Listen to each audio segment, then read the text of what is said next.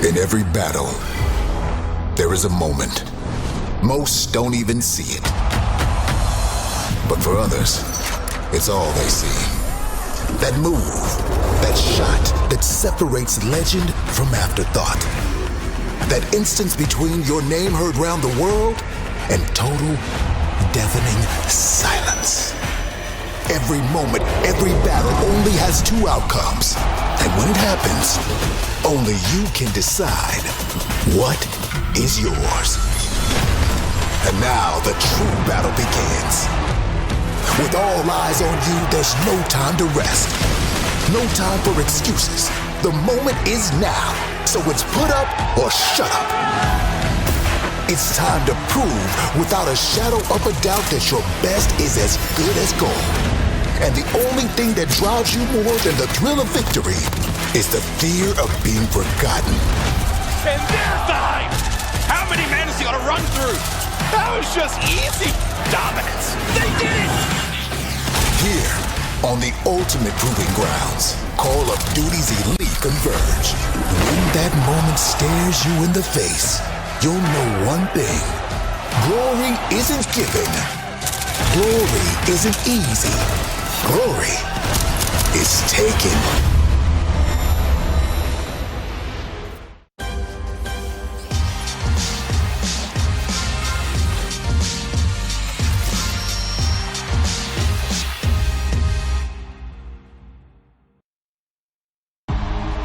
Hello and welcome to the Call of Duty League playoffs. We have had 3 big days so far, and the 4th will certainly be no different. Big risks, big rewards, that is the theme of our Call of Duty teams all season long. And talking of big rewards, here is the beautiful trophy at stake. And of course, the absolutely massive prize pool. If you didn't already know this, I think it's probably the biggest in console history. It is ginormous. There is so much up for grabs, and this is what our teams are playing for. Joining me, I have the duo. I mean, look at them. Look at them. They're always vibing. They're always looking good. This absolutely phenomenal duo. And just to begin the day, gentlemen, I just want to kind of pinpoint something out here. You know, Nameless was kind enough to give his fellow duo and his partner some gas on Twitter yesterday. So let's take a look right now at the tweet and see exactly what he was talking about. Oh, you guys got jokes. Got ya. What is this picture? Yo, you got done dirty yesterday, my brother. Yeah, you could do. Crying. Oh my god, that was I'm trying to stay calm. That was a great tweet. Dude, I saw it and I just went, oh my god, and that was the caption immediately. It was it's just the still of him as well. It's just so uncanny. I love it. Let's have a look right now, of course, at our schedule. We do have a huge day of playoffs today to get through. We've got 4 matches lined up for you. Beginning the day, we've got the Battle of Europe. It's London Royal Ravens taking on Paris Legion. Shortly after that, we have Minnesota Røkkr versus Los Angeles OpTic Gaming, of course. Our Game Fuel marquee match is Atlanta FaZe versus Chicago Huntsmen, the revenge match we're all waiting for, and hopefully it'll be a better ride this time.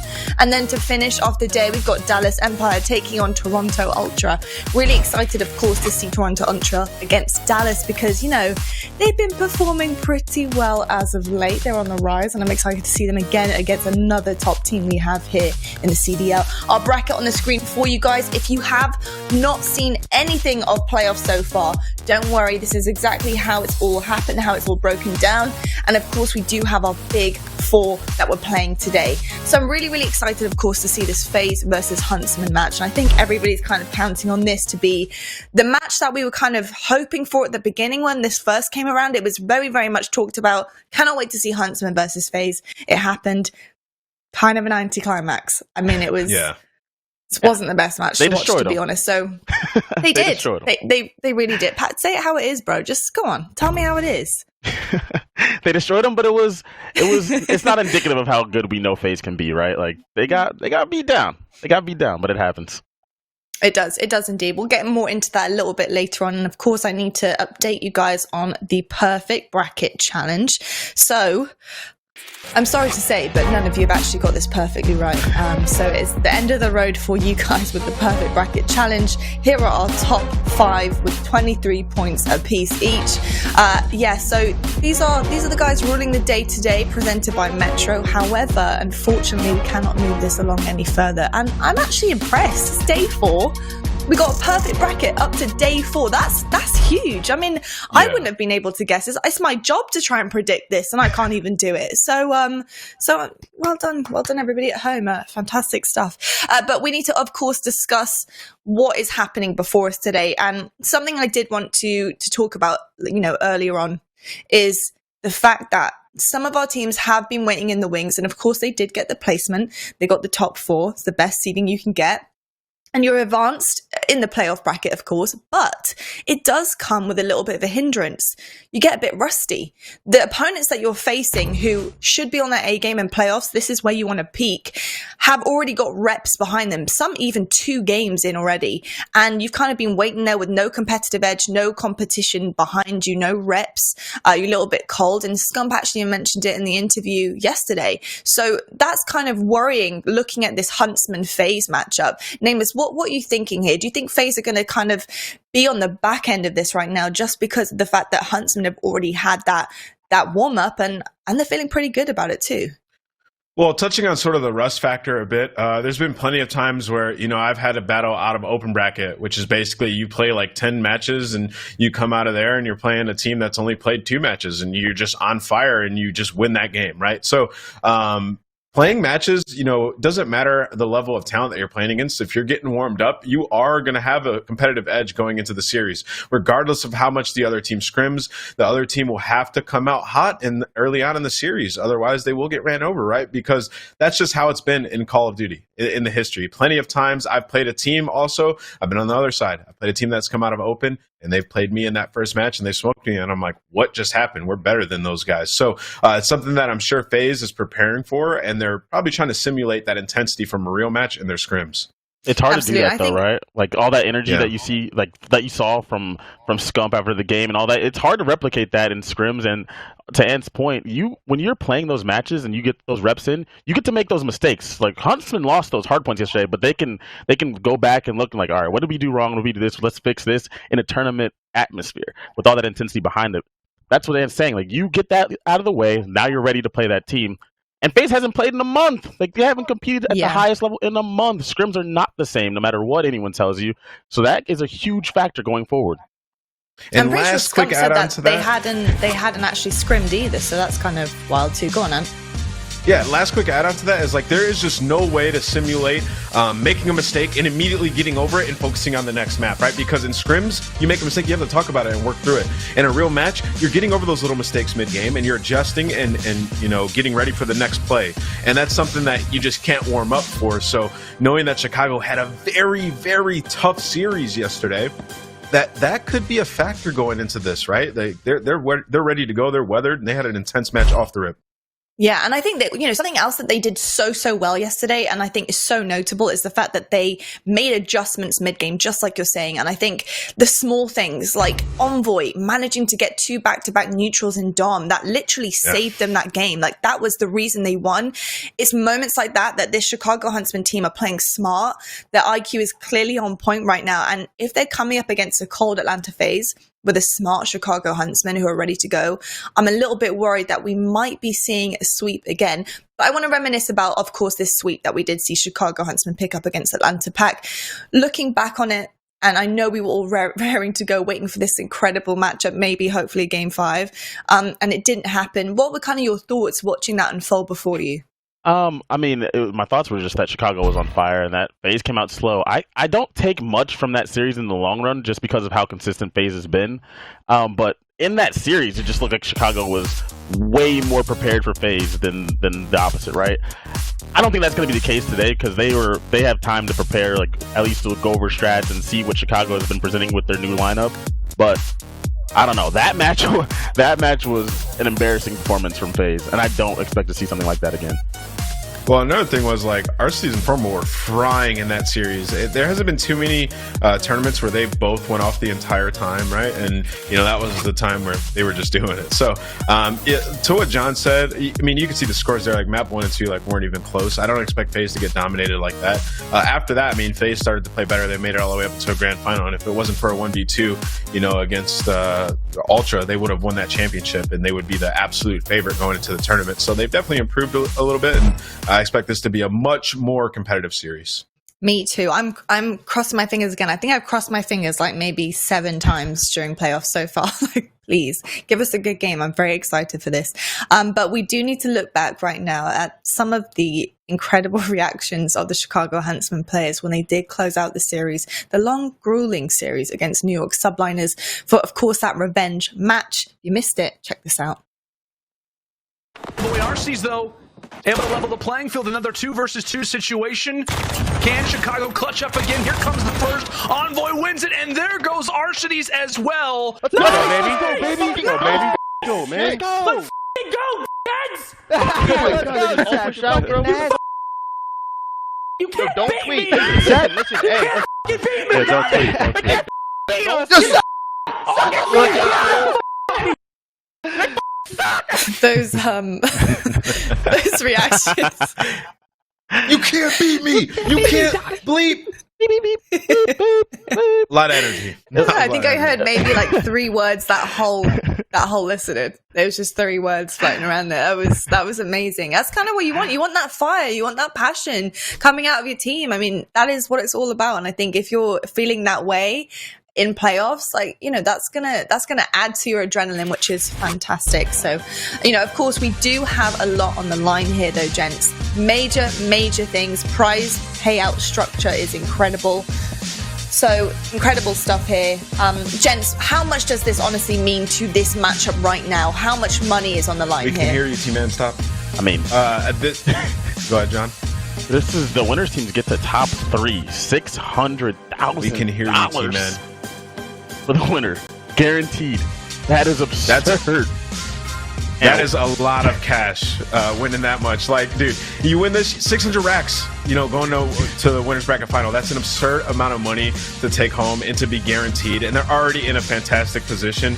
This money is life-changing. This is house money. Absolutely. There's a lot of incredible things. I'm having a couple of difficulties in my ears right now with a lot of chat happening, but it's okay. We're going to get through it. So I can't really hear myself think, but gents, this is okay because it's not about us. It's about the games, of course. And talking about the games, let's talk about the game fuel keys to victory. Let's start right now with London. This is the first match we're seeing. I know we talked a lot about everyone else, but we do have London versus Paris here. Nameless, you're always writing these out and you do an incredible job of it. So what have you got for us today, pal? Yeah, London Royal Ravens. Last time they played Paris, they lost 2 round 11s, right? That just can't happen. Close out the Search and Destroy round 11s. They're last in CDL when it comes to that round in Search and Destroy. Despite being last in CDL in round 11s, they're still 19 and 18 Search and Destroy record. So that's pretty solid, a little bit above 500. But versus Paris, it just wasn't enough. Domination could be their swing mode as well. They have the second worst Dom record in the entire CDL. And in the series versus Paris that they lost about a month and a half ago, they lost both searches in round 11. And they lost the domination. So it's something that they definitely have to fix going forward. If they're winning Doms, they're not even going to game 5, and they avoid even having to play that second round 11, right? So fix the Dom, focus up, and final moments of search. Focus up, guys. That's what Nameless wrote. Get some ice, clutch up. Basically, yeah, that key is like, get some ice, man. Like, focus up and clutch. Absolutely. Love it. What about the game fuel keys to victory right now for Paris Legion? Nameless, what have you been cooking up for us? We've been cooking up some good stuff. Took both S&Ds and Domination at London home series to win versus London. Rinse and repeat, they avoided Western Sniper entirely in Search and Destroy, neutralized him in map 2. Despite scraps going off, they were still able to take it, right? Because they just were able to push up on the map and get control. So it's something that they need to do again. They've been great at Dom throughout the year. They've been great at Search and Destroy throughout the year. In Hardpoint, they're definitely outmatched versus London. So I say focusing on the Search, bring a new look, because there's a lot of data out there playing against London. So they're going to have to bring a new look here to take the searches.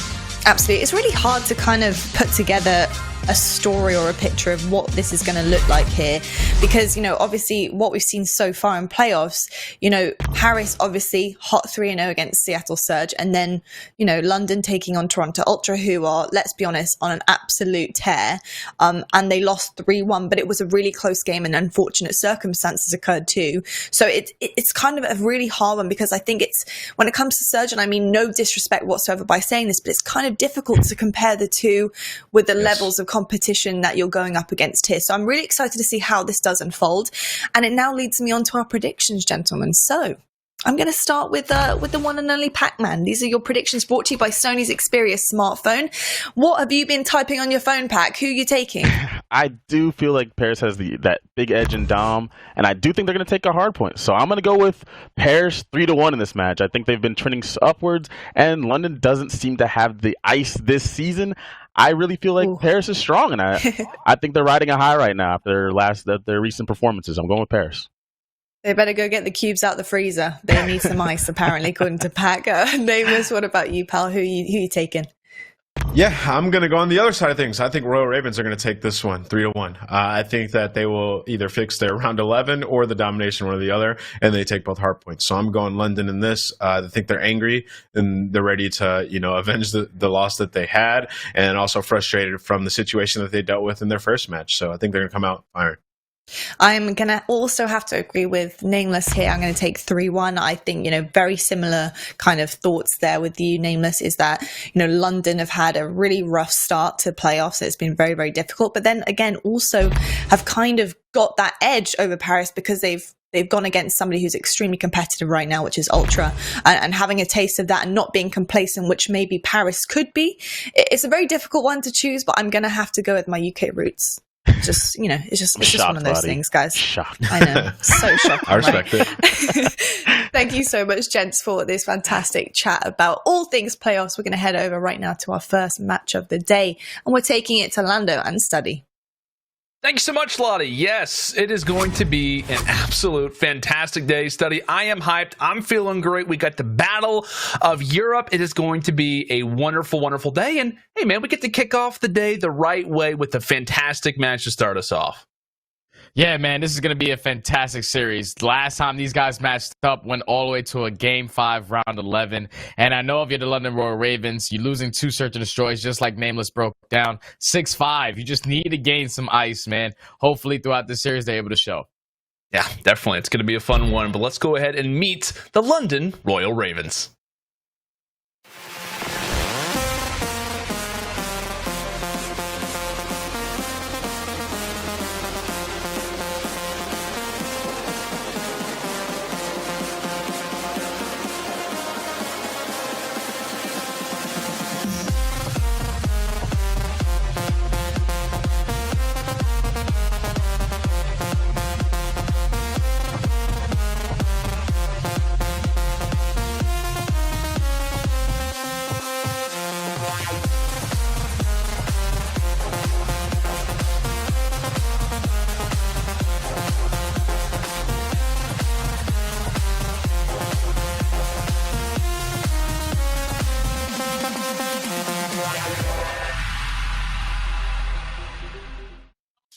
Those are your London Royal Ravens, a team that has had a few roster changes throughout the year, but they are confident with this one as they've had a few new additions kind of throughout the season, bringing in guys like Shawnee, bringing in guys like Zero. And as of late study, these guys have still kind of been in that top echelon. We see them have that top 4 finish back in London, which we'll kind of get into more in depth. But I think it's fair to say the Royal Ravens have been looking great as of recent, and it's just a matter of, like the analyst talked about, can they be aware in the clutch? Yeah, man, the London Royal Ravens overall, they're a great team. You know, when you talk about game modes such as Hardpoint and Search and Destroy, they're pretty consistent across the board. The only thing for me, it comes down to that domination. We watched them versus that series versus Toronto. They were just so hesitant on that gunrunner domination. You heard the comms when you were listening to scraps. They just did not know what play they wanted to execute, if it was pushing towards the home flag or trying to go for a B. So if they're able to at least step it up in that game mode, then I expect them to have this series as well. Yeah, well, the Battle of Europe includes 2 counterparts. It's not just the Royal Ravens, but it's also the Legion. Let's go ahead and meet our Paris Legion.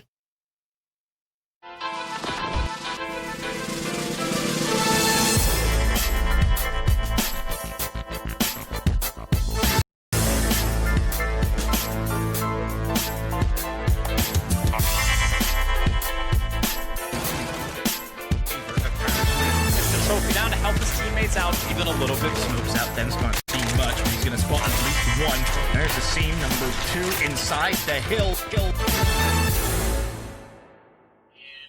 That is your Paris Legion, a team unlike the Royal Ravens, which has remained the exact same since the start of the season. This 5-man lineup has been through a lot together. Study, they've been through a lot of, kind of banter through social media. We obviously have had some fun with them on the CDL broadcast just due to that insane losing streak that they went on, and they answer everybody back, and they come away with a second-place finish back at the London home series.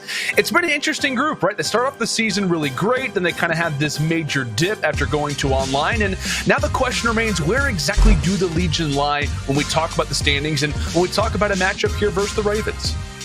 Well, obviously, we can't put them pretty high. They have not won a home series throughout the entire year. They also haven't been really consistent. They've just been able to find their strides towards the end, trying to close out at the perfect time.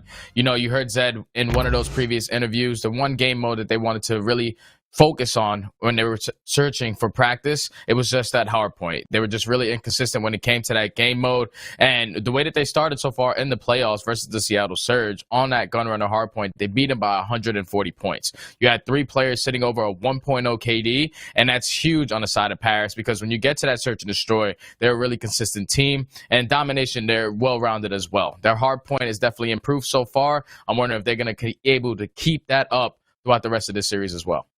Yeah, that's a great point. I think when we talk about the Paris Legion, the big emphasis on them lately has obviously been their Search and Destroy. Kind of at the beginning of the year, and I know we always talk about it, Kismet was kind of under this impression that they were the best domination team in the game. They technically had only really played Gunrunner, but you still get the point, right? It was kind of domination at the beginning, Search and Destroy kind of toward the stretch. And when we kind of take a look at both of these teams, I think the analyst desk kind of covered it well. Search and Destroy is going to be huge for these teams. And as we kind of take a look at a few other things here with the U.S. Air Force Quick Scope, what Search and Destroy, the last time that we saw these teams face off, Study, it was a round 11 in both games.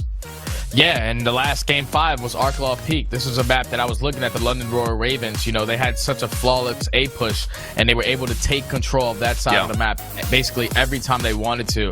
But Paris had a great response to it. They were able to push it back, keeping the map close, going all the way to around 11, and eventually being able to close it out. So if you're the London Royal Ravens, you know, going into that map number 2, you're going to see Arklaw Peak. You need to be able to close that out because, like I said, I just feel like they're a lot more consistent when it comes to that map. Yeah, man. Game 1, Game 2, and Game 5 all the same in comparison to the last time that we saw them face off in the London Home Series semifinals, in which Paris managed to win it. And a crazy Game 5 round 11 study. I gotta say, man, I think there is some potential here. I think there is some potential to maybe see that exact same thing happen yet again. But I want to ask you too, right? We talk about Paris. They're off of a big win versus Seattle when a lot of people were kind of under the impression maybe the Seattle Surge are going to come out and surprise us. Maybe we could see championship apathy back in form. Paris manages to walk away with a 3-0. On the other end, we got to cast the series in which, you know, London faced off against the Ultra. Obviously, an unfortunate way to close out the series. But how much do you think factors into the idea of one team off of a win and one team off of a loss? Well, if you're coming off of a win, the momentum is really high. If you're one of those teams that ended up losing, it's just your back's against the wall. You cannot let any mistakes happen, and you just need to take it map by map. On both sides, I've been on both ends of this table. You know, when you're winning, you're feeling good. You're looking at your teammates like, we're doing really good so far, guys. We just got to stay a little bit more consistent, you know, probably slay a little better when it comes to the hard points, but they just always have that backbone when you go to that search and destroy. Even though they're winning their rounds at 6-4, 6-5, pushing it all the way to the very end, they're just showing that they have that ice and that clutch factor. Yeah, and that's kind of what I actually got a chance to talk to Bance the other day from the Toronto Ultra. It's kind of that same mentality of being on this high of walking away with victories. They've taken down pretty much every top team in the game, and a lot of the time it's kind of been through those clutching moments, especially in Hardpoint and even in Search and Destroy from time to time. But let's we can also get a reference too. When we talk about both of these teams, there have been some solid duo pairings throughout this season as we take a look at our head-to-head stats in which London versus Paris. Wuskin has come through with a lovely 1.45 study. This guy, unfortunately not on that Astro MVP list, but I think it's fair to say he had to be right there when we talk about that listing. Yeah, Wuskin's throughout the entire year, man. He's just been that MVP caliber player for this roster. You know, when it comes to Search and Destroy, he's doing it all with the sniper. When it comes to the respawns, his AR is insane. He's just hitting shots across map, putting himself in great position to set up his teammates, you know, with Dylan, Scraps, and Zero all running in front of him, just baiting for him with that AR. He's just able to clean up all those extra kills. And that 1.45, man, that's insane. But looking on the opposite side, you have Legion, you have Luca and Dens, both that duo sitting across at over 1.0 KD. When I think about these two, I'm just talking about Search and Destroy. Luca has really stepped up in that game mode. You saw him at that previous home series where he was just talking about he needs to be able to show his capability in that game mode, and definitely is stepping up so far for the roster. He is, man. And, you know, there's a few different players that I think could be on that list to maybe drop some numbers today, because we talk about today's study. We had some luck yesterday involving free Chipotle burritos. Is the luck going to be on our side today? I think that we have a great chance of doing it. Everyone's talked about this series, the Battle of Europe. It has the potential to go to that Game 5. And if that's the case, we've got 3 respawns, in which case we could possibly see someone dropping a 40 bomb. Feel free to obviously check out hashtag Chipotle in the chat for more details. Obviously, terms at chipotle.com/COD. Study, I'm going to ask you right now, who do you think is the most likely player in this series to drop that 40 bomb and give the chat some burritos, my man? So I've had the conversation with Kismet, and that's going to be my player from the Paris Legion. This guy, whenever he feels like his back's against the wall, he's a very confident player, and I love that about him. He's so young, you know, fairly new to the scene, coming in last year for his first pro placing, and this is one of those players that I expect to just step up. When we talk about Search and Destroy, he's that individual player who's going to be making those flank plays and making those plays that are heads up, just getting all the information that his teammates are giving to him. And then when you're talking about respawns, he's just so fast around the map with that MP5. I expect him, especially on a map like Gunrunner, to be able to pop off. Yeah, man. When you talk about that champs finish last year, what, 4th with Enigma 6, he and Gutter X. Oh boy, it was a lovely pairing, that's for sure, man. I'm excited to see what Paris Legion could do. Like I said, both these teams in the losers bracket. It's important to mention the loser of this game, they're out, Study. They're gone. Battle of Europe. It has been so intense throughout the season. I remember toward the start of the year when it was, you know, we saw them in the launch weekend. It was this idea of kind of the Paris squad trying to prove that they were a top team. The London were kind of the favored roster coming into it. Paris walk away with the victory. Then we kind of have a few different matchups throughout the year in which London takes Paris down at their home series. Paris takes London down at their own home series. There's a lot of hype coming into this. We've seen some banter on social media going back and forth about a few different things that we won't get into, but this one, it's personal. There's a lot of money on the line.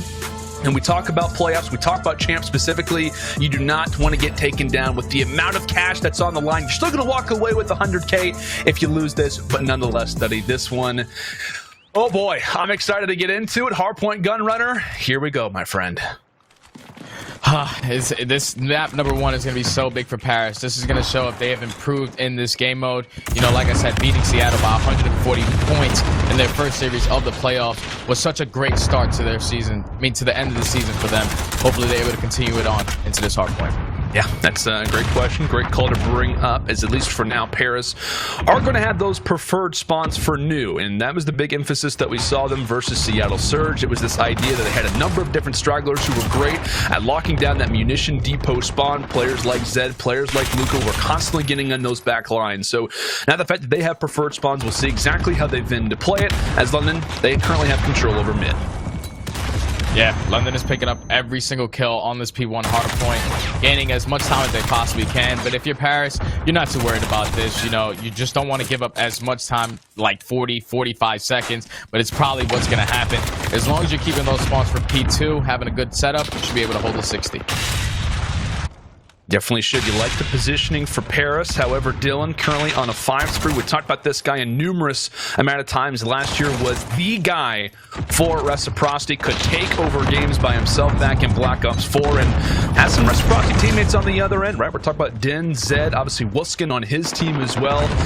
It is fun to see this Reciprocity reunion, but Dylan now finding himself on his 6 spree, decides to go and hop inside the hill. Shox is able to stay alive, but you like that impact coming in from guys like Dylan. He could easily be difference makers, especially on money hills such as this one, Stud.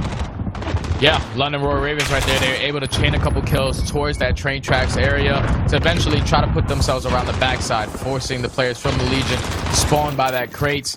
But Legion are doing a really good job right now, just holding this from the front, picking up every single kill. And it's a good bounce back. The only thing you have to be worried about now is rotating towards P3. That's exactly what Kismet is aware of. The guy that you said had the potential to drop 40, and I wouldn't say he's on the greatest of pace, but hey, he's at least picking up the influential kills, the ones that are going to help Paris be able to pretty much track P2 to P3. Another big 1v1 for him. Does he have the reaction? And he does, usually with the MP5, but he can get it done with the M4 from time to time. London still have their spawns there, but it could be a possible pinch being set up. Kismet drops from the front, Shock stays alive from the back, and London will manage to hold on despite what looked to be a scary situation coming through from Kiz. Yeah, Kiz was able to put 2 kills in the back of that warehouse, trying to stall enough time for the Legion to hit through the front side. Both Wuskins and Scraps were sitting there, posted up with their guns, getting every single kill in the front, making sure they were also paying attention to the pinch. Once they did that, now they've been able to hold this for long, for at least 20 seconds so far. But Legion are breaking through the front. Legion are, in fact, my friend, doing a great job at trying to mitigate any portion of time that the Ravens can get it. We saw them lock down P2, and I think you're kind of happy, right? If you are the Legion, you managed to break into this. You have the early emphasis coming through from Kismet. It slowly but surely begins to work out, and you don't allow the Ravens to get a ton of time. We talk about mine, but Cargo, next rotation, currently London with those preferred spawns for P5, which is the big one that we have to talk about, is going to be Warehouse. But again, back and forth on Gunrunner, right? You can kind of get some good time at both mine and Cargo to kind of level out those money hills. We'll see what Paris can do here, as London are still just trying to fight out of their spawn. Yeah, Luka and Dens right there just had them trapped around those minecarts area, forcing them all to run out of the back warehouse. They were just basically uncontested for 22 seconds on this P4 hardpoint. You know, Paris Legion are starting to grow a lead here with about at least 50 points. They need to be worried about that P5 because London are able to bounce back if they're able to get a good hold on that. Yeah, London very well could. Up close, Scraps That's going to be 3 in a row for him. 0, just quickly after, manages to get at least somewhat of an opportunity to make that hill vacant for as long as possible. So good stuff if you are Ravens, but again, if you're Legion, you're happy with what you've got set up right now. You've basically nearly doubled the score of London up to this point. And, you know, Study, as we talked about it, right? This is a huge game one for Paris, just considering how they're trying to work on their hard points as they're going to be sprinting for the break. But London as well, they lost this yesterday, or rather the other day, versus the Ultras, a 250 to 158 loss. And that kind of set the tone for the remainder of the series as Kismet tries to make his way on the flank. That's going to be a no-go. Paris trying to make their way to the front door, but London, their defense, it looks to be too hard for them to break on through. However, Zed still roaming. Zed still hanging out. Does manage to get found. Is Dens. There goes Kismet. Ravens, they're doing exactly what they need to at the perfect time. That's good, man. You know, ending this first rotation of hard points, getting a good hold on P5. Because the way that Paris have been playing so far, this is the same way that they were playing when they were playing versus Seattle. It was just immediate break after break. When you think about the London Royal Ravens, they were rotating early, just getting broken by Toronto in the same exact fashion. That's exactly why Paris Legion had this lead at the end of the first rotation of hard points. Hopefully they're able to get some solid holds going into the second. See if they can do exactly that. Nice spread if you are London right now, right? You've got 2 players, 2 Ravens on the opposite side of the map as Shiny does get cut down. And I believe that squad spawn does come through from 0. So yeah, they will in fact flip the spawns here due to kind of that situational awareness. Kind of have a nice spread throughout the map. Paris did have mid-map control, but again, we're talking about munition. That's the one to have your eye on. So if you're Ravens, you're happy with this, at least for the time, as the nade tries to come through. Scraps looking to contest for as long as possible, making his way on the flank, ends up getting cut down, and his twin brother Wiskin is also looking to try to provide some damage toward that other end. Paris, they're getting some time, but again, it's Ravens with the rotations. They're happy with that. I love their adjustments on the second side of rotations. You know, on the first side, they were trying to fight for that spawn, pushing through the left side, having bad spawns, but they're already set up here early. Now it's all about how they're going to decide to hold this. Like I said, Paris have been breaking their hard points left and right when you're thinking about P3 or P4 through the front side. You see Zed in a really sneaky position around the back. Is he going to be able to make a play? Zed very well. A great opportunity. Does manage to take down one. Quickly does get cut down. Great opportunity, but Paris are going to have to try to do this one again. Luca as well could play massive. We saw him and Zed be major factors in the series versus Seattle. We're trying to see that cross spawn continually coming in, and Paris, they're able to walk through the door. Look at that kill feed. Kismet, Dens, Luca, all of them starting to fill things up. They're getting some great line sights over at tracks, and the final London player does end up breaking. As you called it, Study, Paris, they've been great when it comes down to their breaks, and they make another one happen.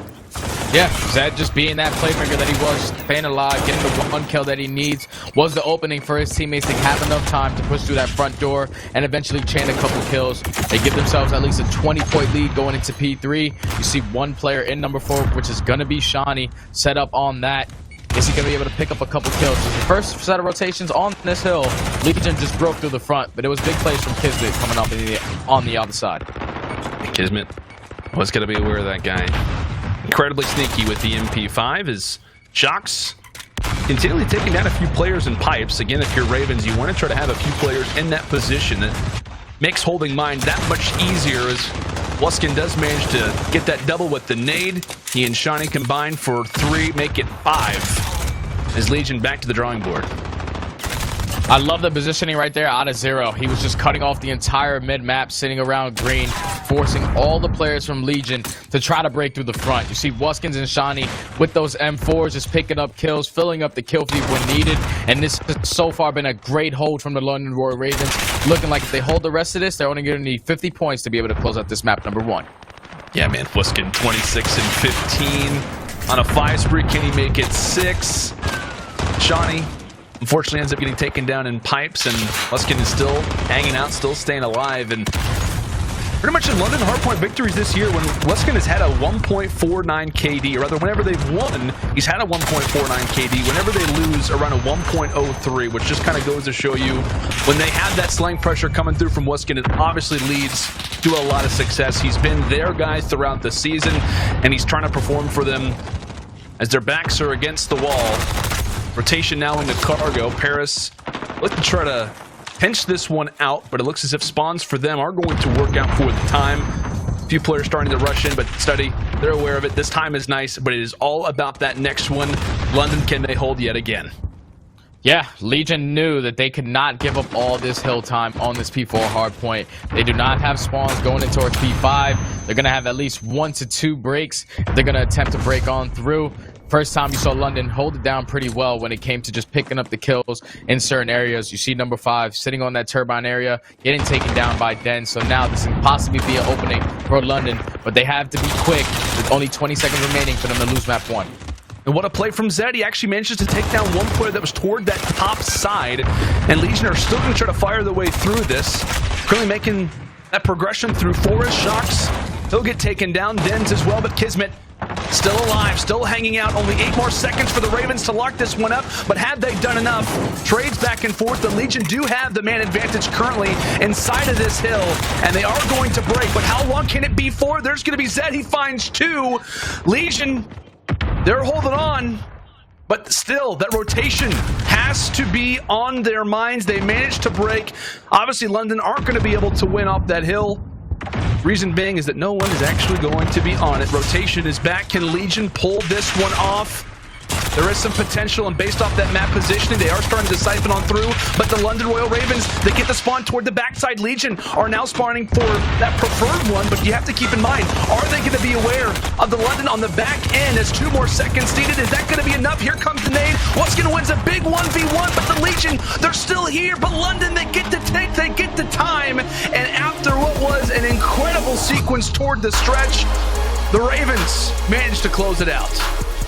Oh man, that one went down to the absolute wire. You could just tell the players from the Legion, they had to play it right. You know, you were down by 50 points.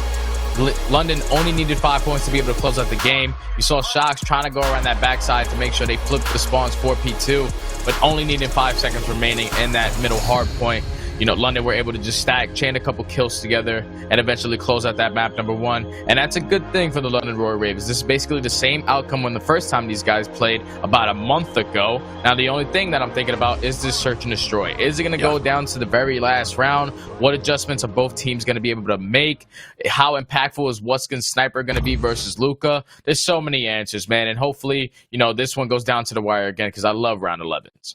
We do, man. We love ourselves some round 11s. The Battle of Europe has treated us to a number of different amazing series throughout the CDL season, and they just granted us a fantastic hard point here. Again, London, they get the W that they need, and now the search and destroy is definitely going to be an interesting one. But take a look at this study. We got a little bit of history lesson here. The Battle of Europe. We got gold medals, World Cups, the Tour de France, the Golf Made. Well, we got all kinds of different things, but unfortunately, CDL champs, it's currently 0-0. But hey, you know what? They go back and forth, my man. Yeah, they definitely go back and forth. I don't watch any of these kind of sports. You know, I'm usually a basketball, football, probably a little baseball kind of guy. So yeah, golf majors, good job. London is absolutely killing you gotta be careful. You gotta be careful with the football term, though. Yeah, soccer. It's okay. That's what I call it. You know? Man, they call it hand egg, and it literally frustrates me to no end. Yeah, it's one thing that I cannot pay attention to. You know, I have favorite players, you know, Messi, he's my guy. Ronaldo, he's my guy. You know, I like the top tier players. Like, I like LeBron in basketball. So it's a good thing. I like that, man. I like that. Shout out to production for getting us that graphic. Like I said, the Battle of Europe, it goes deep, man. It goes deep in these teams. They obviously have a lot of pride. We talk about the Ravens specifically kind of coming into this game. Obviously, all of them kind of being from there is obviously influential kind of toward the start of the season. It was all about Scraps and What's-Gun being together on this team to be able to represent is massive for them. And I know we have to be online right now, but I know when we get back to land that London home series, they gave us something special, and I can't wait to see what they can do next year as well. But like I said, a lot of pride on the line for these teams, and obviously the representation comes through as well. You know, they want to try to represent well. They want to try to get as far as they can. The Ravens, obviously a very hyped up team, and I think it's fair to say they feel the pressure whenever they lose. They want to try to put on for their team, and that last loss, when we talk about the London home series between both of these teams, the fact that it goes down to a Game 5, Round 11, they lose it to kind of what has been their rival throughout the year in Paris.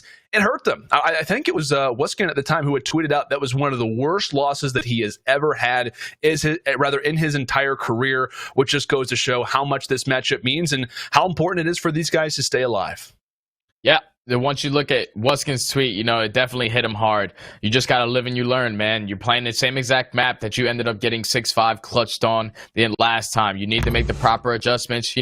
Put yourself in the driver's seat. If you go up a couple rounds here, you can probably take a couple risks. We saw last time Shawnee going a lot on that flank towards that A bomb site. I like him to be the X factor on this map too, because with that AR, he puts himself in great positions to help his team win rounds. Yeah, that AR is going to be a big one to watch out for on Arklov Peak. Obviously, a lot of long line sights. You got the ARs, you got the snipers. But let's go and take a look at our Astro Social soundboard. This is coming in from Kismet. He tweets, "Woke up feeling absolutely dangerous today. Let's have it, boys and girls." What do you think about that, Studies? You like tweets like that coming out from this man? I love it from Kismet. It just shows. It doesn't matter what anybody's looking at, who's watching. The guy is just so confident in himself and his teammates. He's going to come out trying to fire. Unfortunately, they lose that map number 1, but this is the perfect bounce back. Last 4 times these guys have met in Search and Destroy, they came out on top every single time, even though it's only been 3 maps that went 6-5 and 1 that went 6-4. It's all the way down to the wire, but they're just showing that they have that clutch. So I'm looking at Kismet, another player from the Paris Legion, to step up big when he comes to those individual plays in Search and Destroy.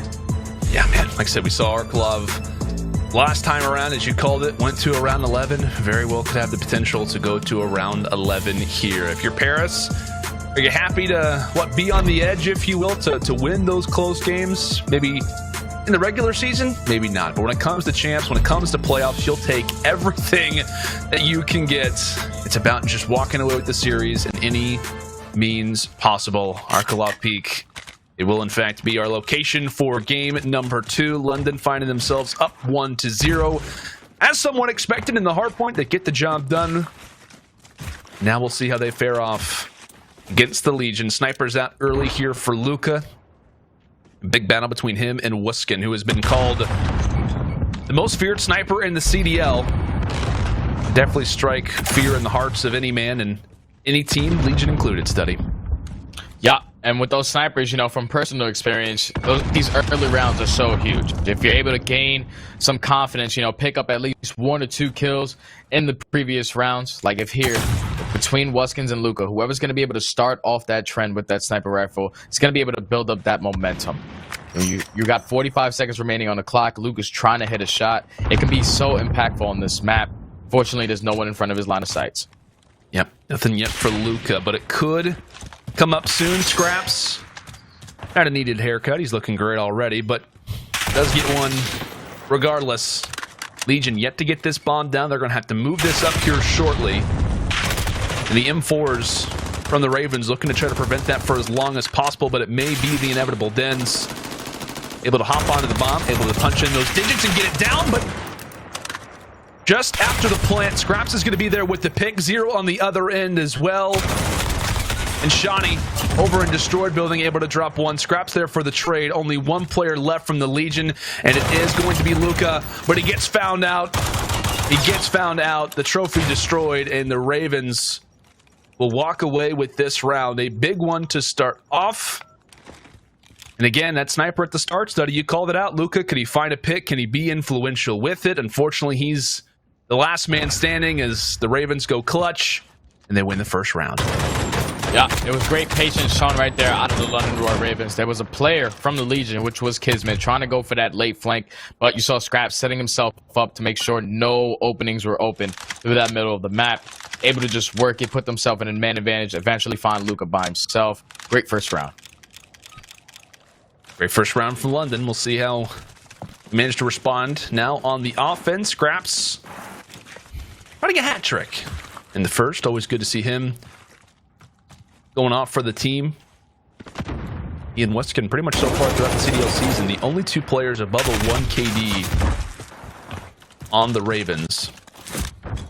Search and Destroy included. Luka still with the sniper. Shock's able to find the first blood. And on a map like Arklov, especially over at this A site, first bloods are massive, especially if you are the defensive side. Luka with that peeker's advantage as Dylan trying to combine for one. Kismet tosses out the nade. That one will be successful. It's just a matter of finding the pick. Zero. He's got that cover watched right now from Wuskin. Zed coming around the backside. Is he going to be able to get a line of sight on the Wuskins? Take down one on the bomb. Takes down Wuskins. Now in a 1v4 situation. An impossible task. Greatly executed by the Legion. Did not panic there. Gave enough time for Zed to come around the backside. Make a miracle two-piece. And eventually win the defensive round for the Paris Legion. Great adjustments there.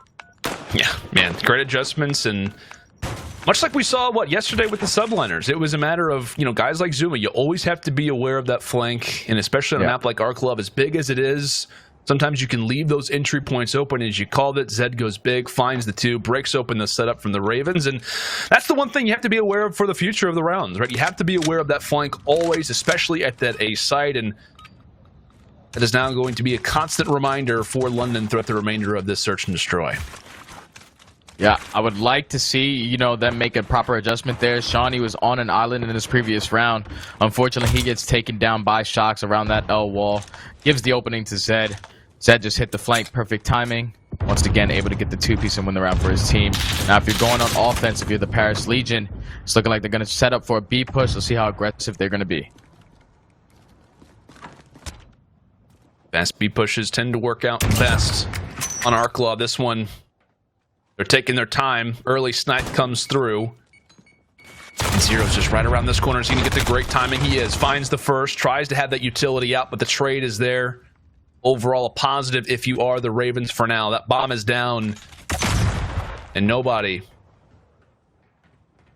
is going to have an easy time grabbing this, just knowing that players could be behind every single corner. Current 3 versus 5 for the Legion. Make it a 2 versus 5. Now,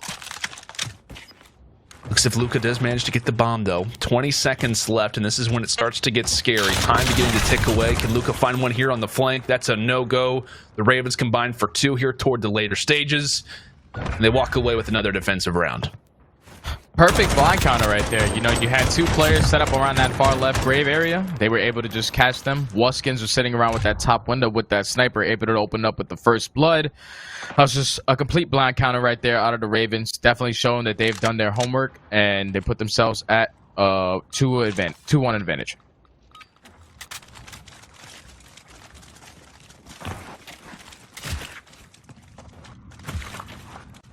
Ravens now, another opportunity. See what they have cooked up for us here, stud. As Wuskin yet again has already been great with this sniper, at least in the last round. You see how careful everybody's being. They're trying to be ultra careful. Being aware of the most feared sniper in the CDL. Somewhat of a slow push off the break here, though, for London, and we very well could see that wrap being bound over toward A, but the Legion not want to give anything away for the moment. There comes the opportunity. Wuskin misses the sniper toward side church and looks over toward that mountaintop. Nothing doing, though.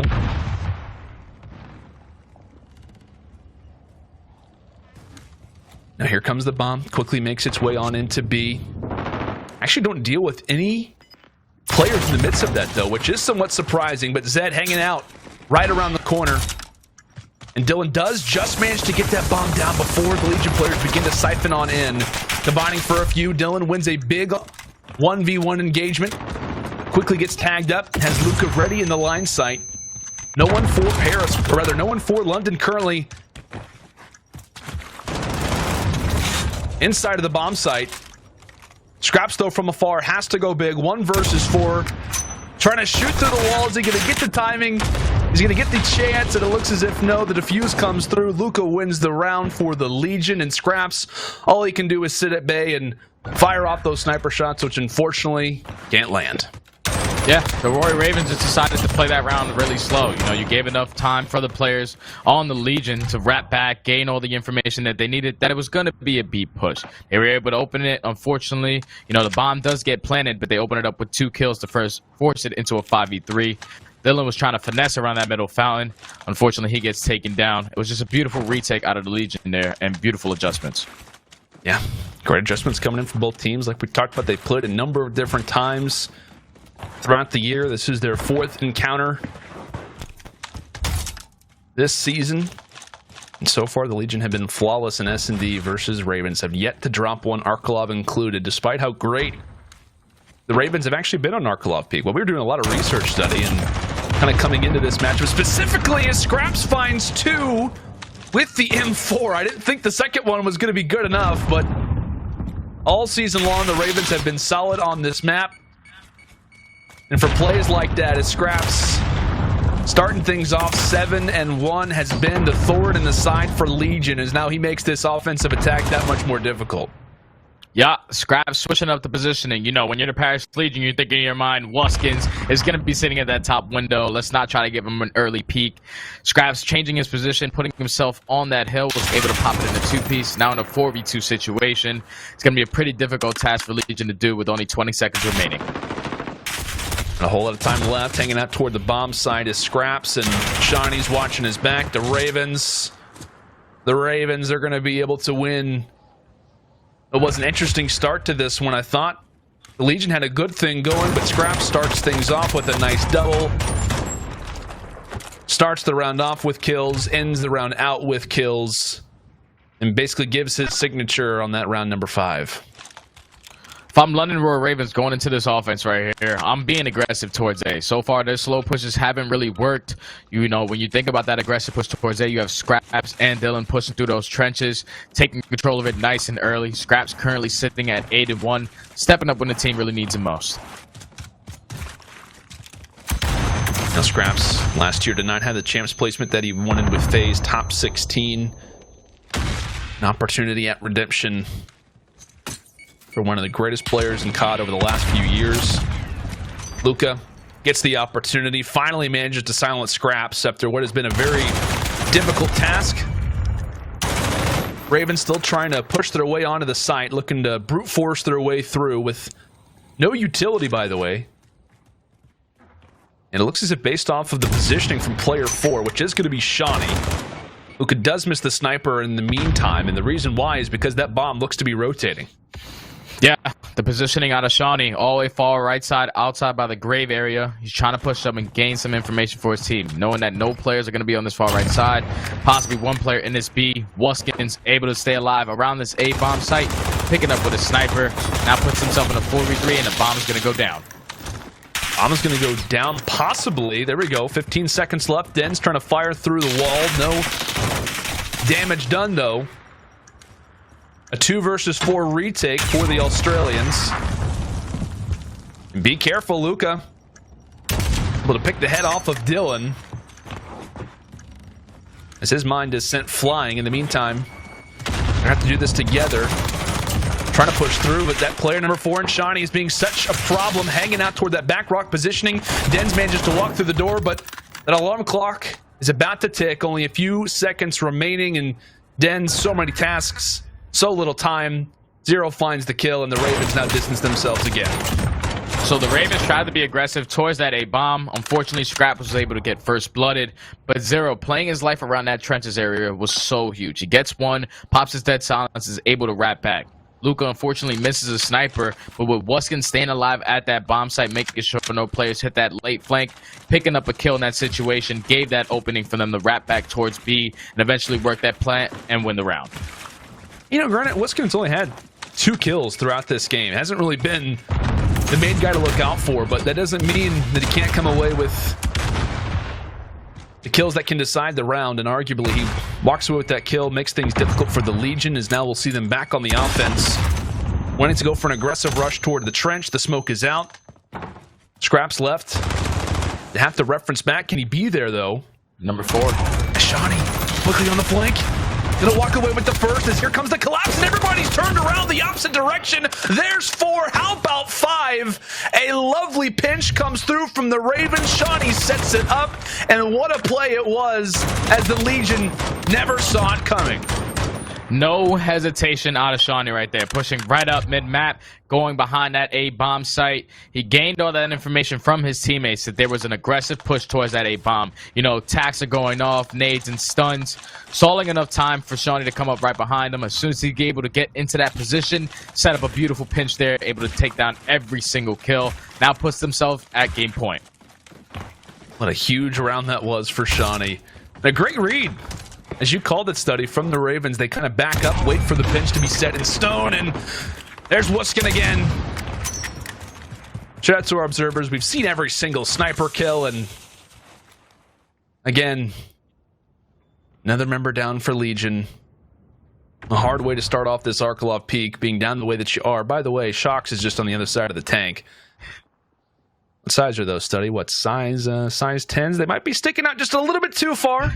Oh boy. Oh my gosh, look at this Shawnee Shocks. They're literally right there. They have to see the barrel of the gun. They do. And Shawnee wins another big one. Shawnee, another major 1v1. Can he make it? 8 kills.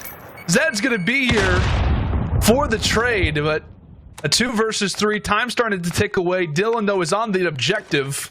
Can he get this plant off in time? He does. And it's going to set up shop for what could be the final round of this game. And there is Wuskin taking down his old teammate Zed, which now leaves Dens in a 1 versus 3 to go up 2-0. This is exactly what the Ravens need. A hungry team with something to prove. But can Dens pull off the impossible? 15 seconds left, and he has a lot of work to do, as he did in the prior round. Able to find the first. And it's really just about peaking at the right time, getting a lot of hit markers, but it's not enough damage as the Ravens continue to surge on through, win this search and destroy 6-2, and Study now find themselves up 2-0 in the series. This is the London Royal Ravens that I was expecting in their previous matchups as well. When you're going into search and destroy, doesn't matter how many kills Wuskin's able to put up. He's sitting at 5-3 with that sniper, but it's so much more impactful, you know, from personal experience than just getting kills. When you're with that sniper rifle, you're able to eliminate sites, you're able to eliminate positions out of the opposing team, knowing that they see that glare across map. I'm not peeking Wuskins. He's going to hit the shot. Wuskins was able to at least open it up with a couple first bloods that was opening the map wide open. You saw Shawnee with that one no hesitation flank, just making that play when needed to, and you could definitely tell that they made the proper adjustments from the last time these guys met on this map, going all the way to a 6-5 to now winning it in a 6-2 fashion. Yeah, we talked about at the top of the show, right? Can the Ravens be clutch? And they really haven't needed to be all that much, especially when it comes down to that search and destroy. You obviously referenced the Shawnee play, and we'll go ahead and bring it up here for our U.S. Army tactical play. It was a big one, the one that kind of set the tone, and I think it's fair to say, Study, this round in particular, it's the swing round. The Legion are looking to pretty much pull off something crazy. They send all 5 through a trench, and it's Shawnee who goes big. Yeah, it was a great job on both sides for the London Royal Ravens. All these players are staying alive in this position, not giving up their spawn to make sure that the Paris Legion players push through. Gives enough time for Shawnee to come around the backside, eventually work the trenches. All 5 kills go in their favor besides 1 dropping. But that was just well executed. Shawnee, like I said, no hesitation, running right up middle map was all that information that London was giving them with all the tacticals that were popping towards that A bomb. Great adjustments there. Now they put themselves up and 2-0 in the series. Yeah, man. Ravens look to be in a pretty good spot, at least for right now. The question, though, comes about and result to the domination, which will be up right after this quick commercial break.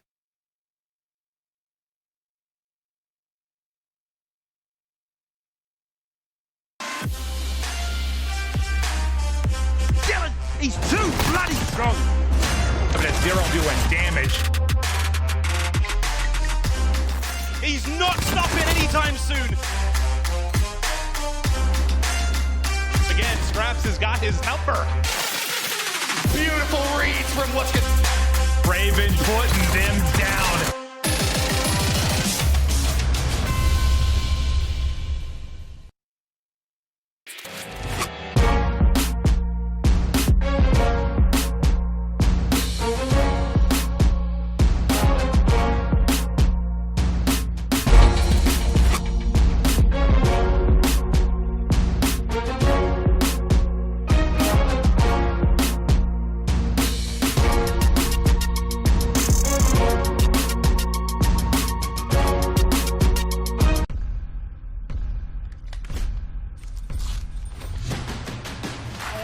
it. He's a trying clutch.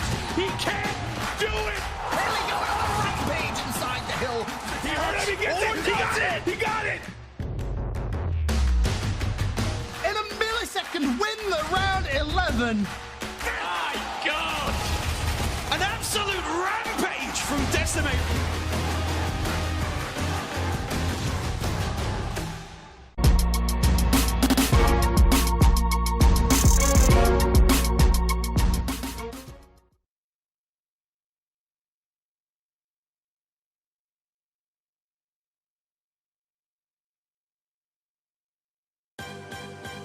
OpTic Gaming, the official controller of the Call of Duty League. Call of Duty League is brought to you by Metro by T-Mobile. Rule your day with the #1 brand in prepaid. The United States Air Force. Learn more at airforce.com. Save money at the restaurants you love with Grubhub Perks. Use code CDLPlayoffs at checkout to get free delivery.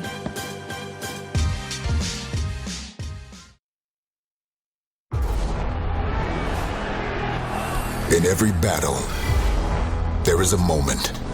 Most don't even see it. But for others, it's all they see. That move, that shot that separates legend from afterthought. That instance between your name heard round the world and total, deafening silence. Every moment, every battle only has two outcomes. And when it happens, only you can decide what is yours.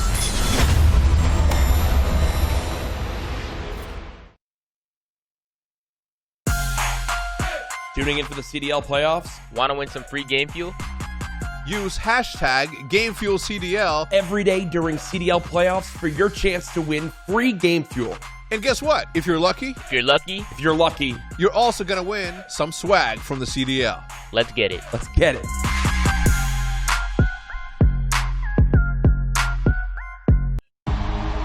Tweet at COD League using hashtag GameFuelCDL and hashtag promo for a chance to get Game Fuel and CDL merch delivered to your front door. Type !Game Fuel in the chat all weekend long for more details. Like we said, Study, we've got Chipotle on deck. Well, we've got a Grubhub delivering stuff to your door. You've got you've got all kinds of different stuff to fuel you throughout the day.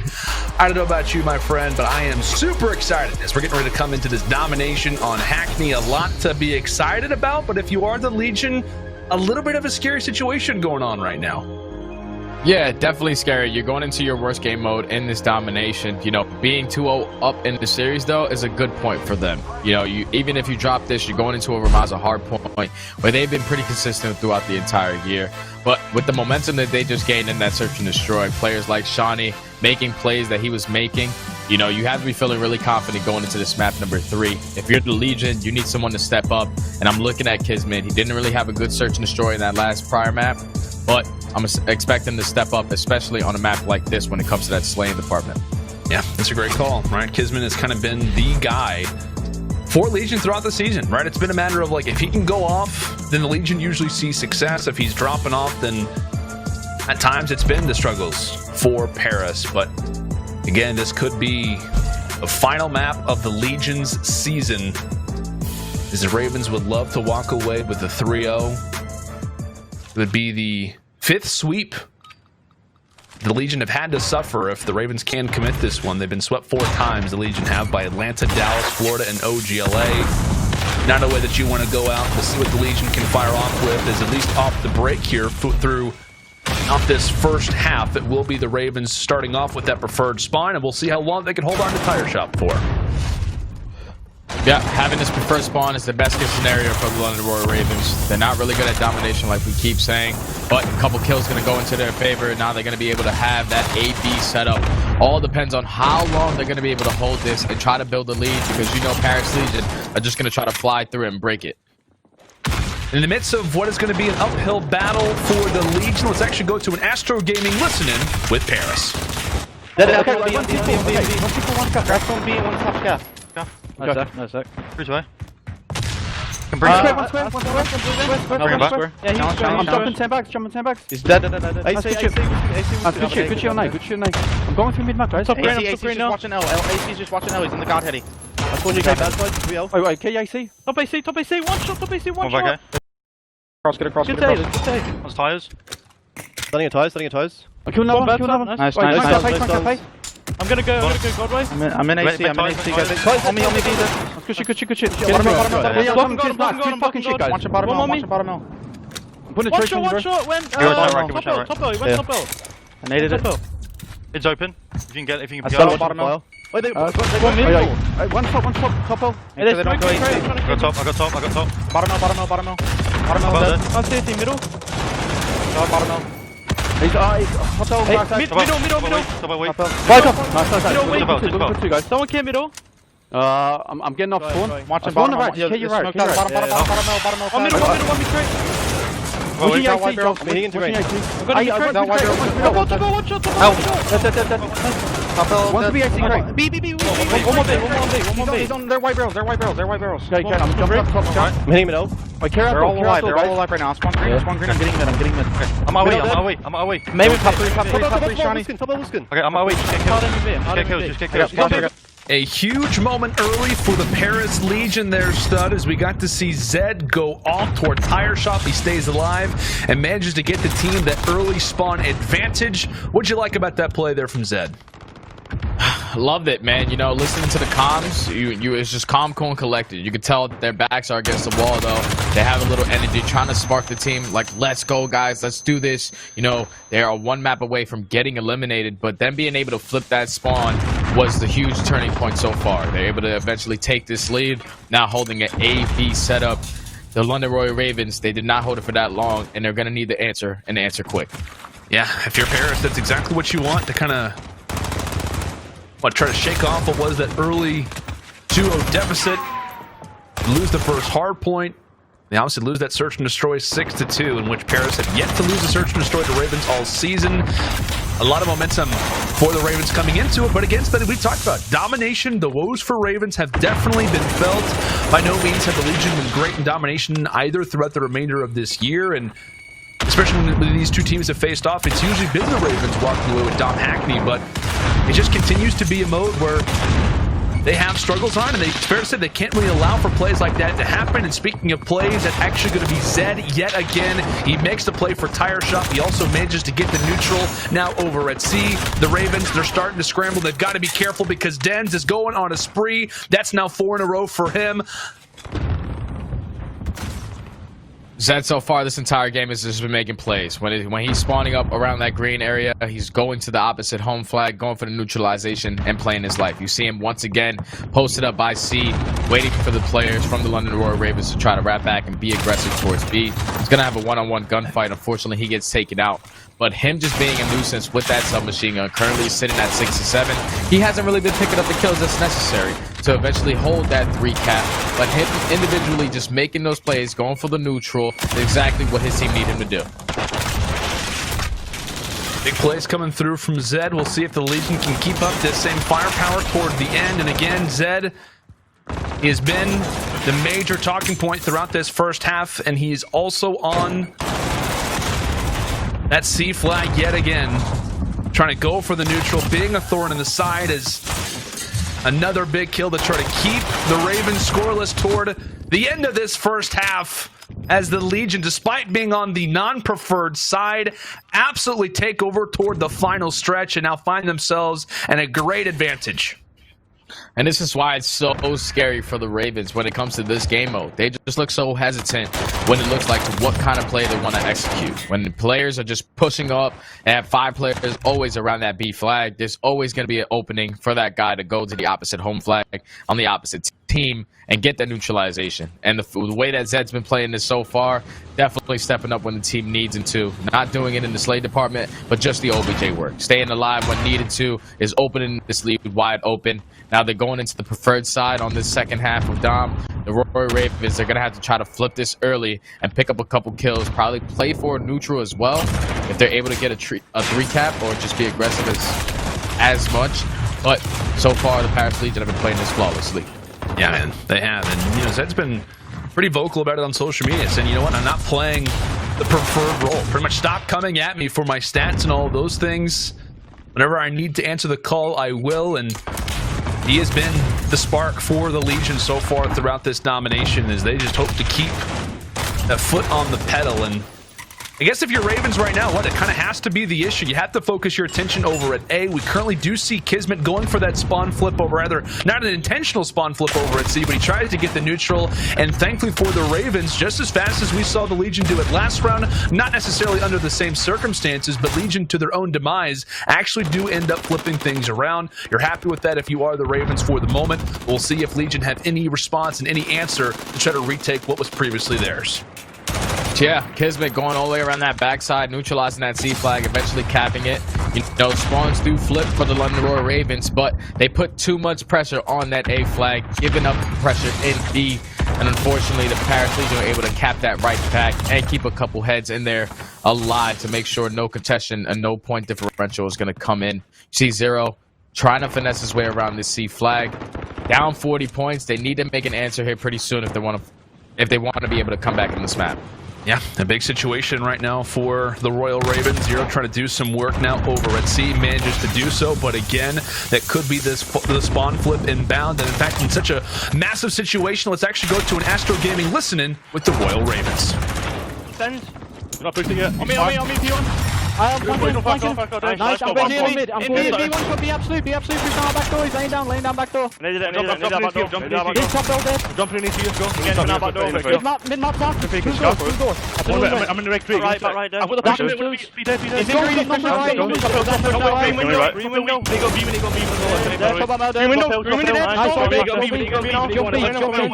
I'm me top right. Top right. I didn't see you. Top right. Absolutely. Then down. Have you bottom L? Please. Stay down to touch challenge room. We need a free I'm on right. Green walls. I'll go.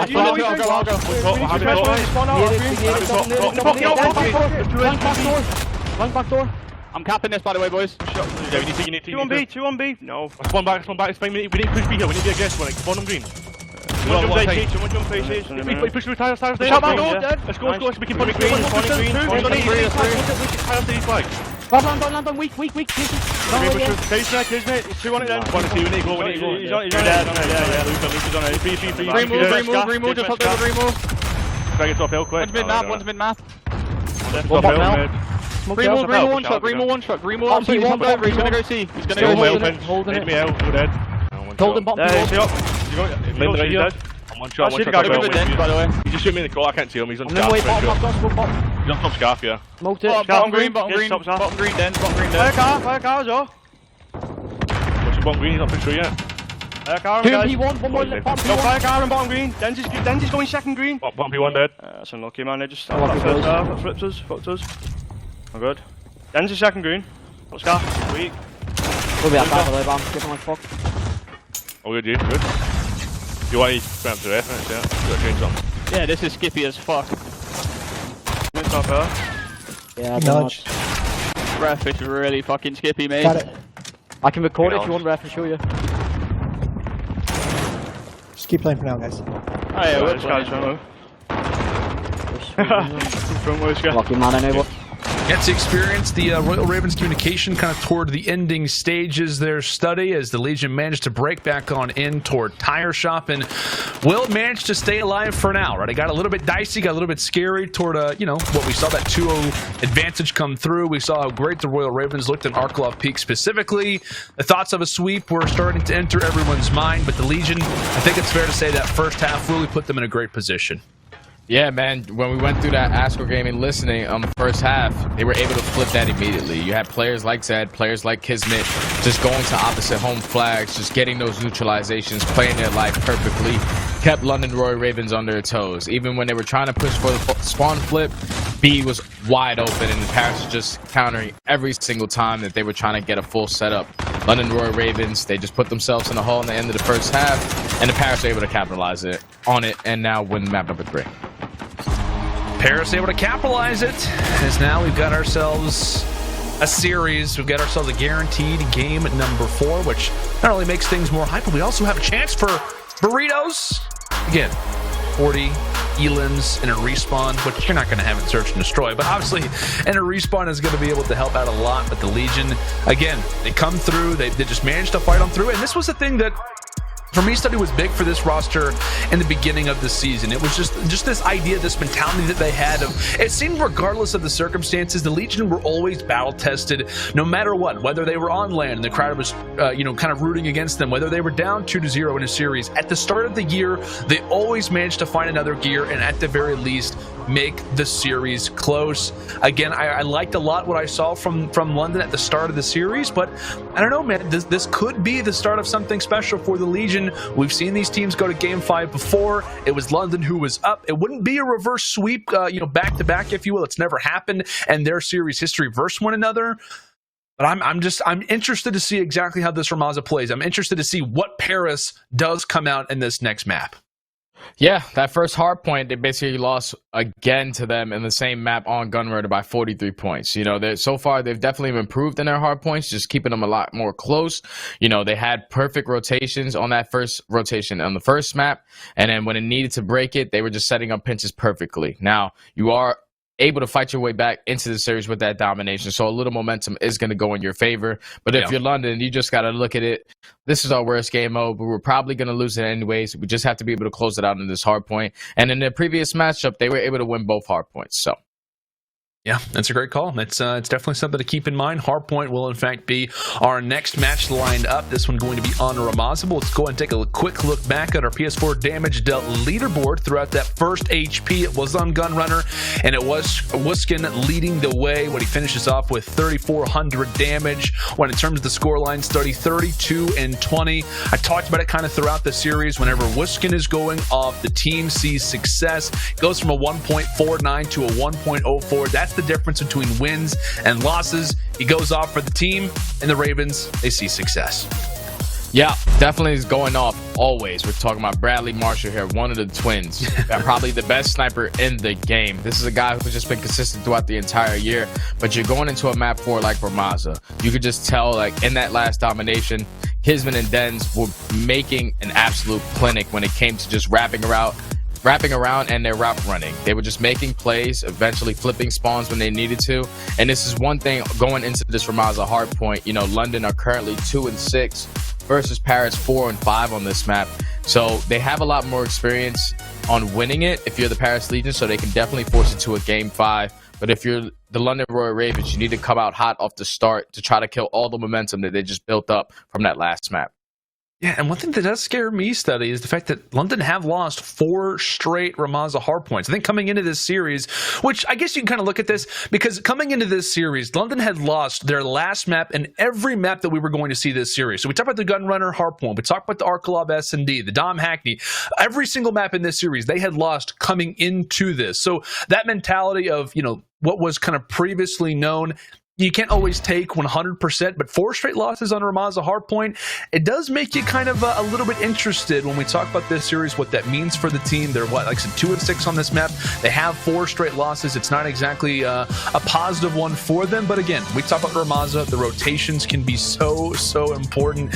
They can be deadly, and oftentimes they decide how exactly one of these goes down, right? What kind of decides the score. Whenever Chance was doing that solo casting mastery with the Subliners and co, it was all about that one break that managed to change up the tide of the game, and that very well could be the exact same thing that decides whether or not we go to Game 5 or if this is in fact the final map of the series.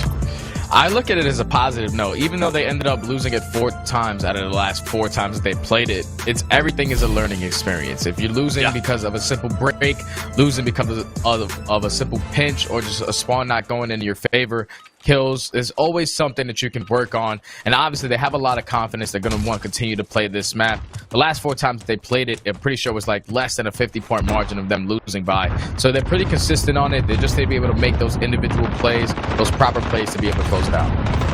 And look at Shox already off the start. Obviously we got to focus on the first hill, but Shox pretty much walks through that back street, realizes, guys, I may or may not have spawns. I may or may not be on the flank right now. A great opportunity early for the Legion, just something to kind of keep in mind. But smokes are out, and Legion are doing exactly what they want to. The Ravens have no answer, at least off the break. They do spawn, thankfully, inside of construction, but that's what you want to see from Legion early. If we want to see that Game 5, it's the slaying numbers early. Yeah.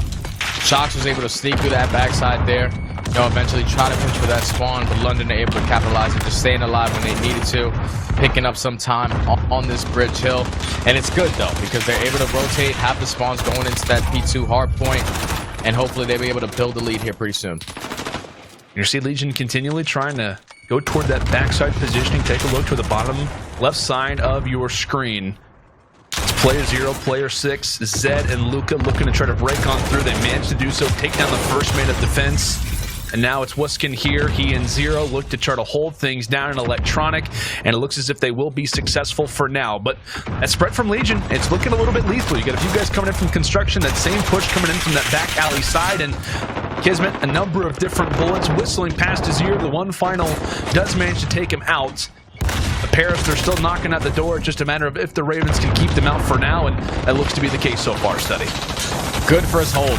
Good first hold. Way to stop their first push. If you're the London Royal Ravens, you had a couple players trying to go for that pinch to eventually spawn them out. So far, they've basically held every single second of this hard point. You just got to be worried about rotating towards that next barbershop. And as I say that, you see number 3, Dylan, stepping up big, going for that early rotation. Is going to have a big one-on-one gunfight versus Luca here pretty soon.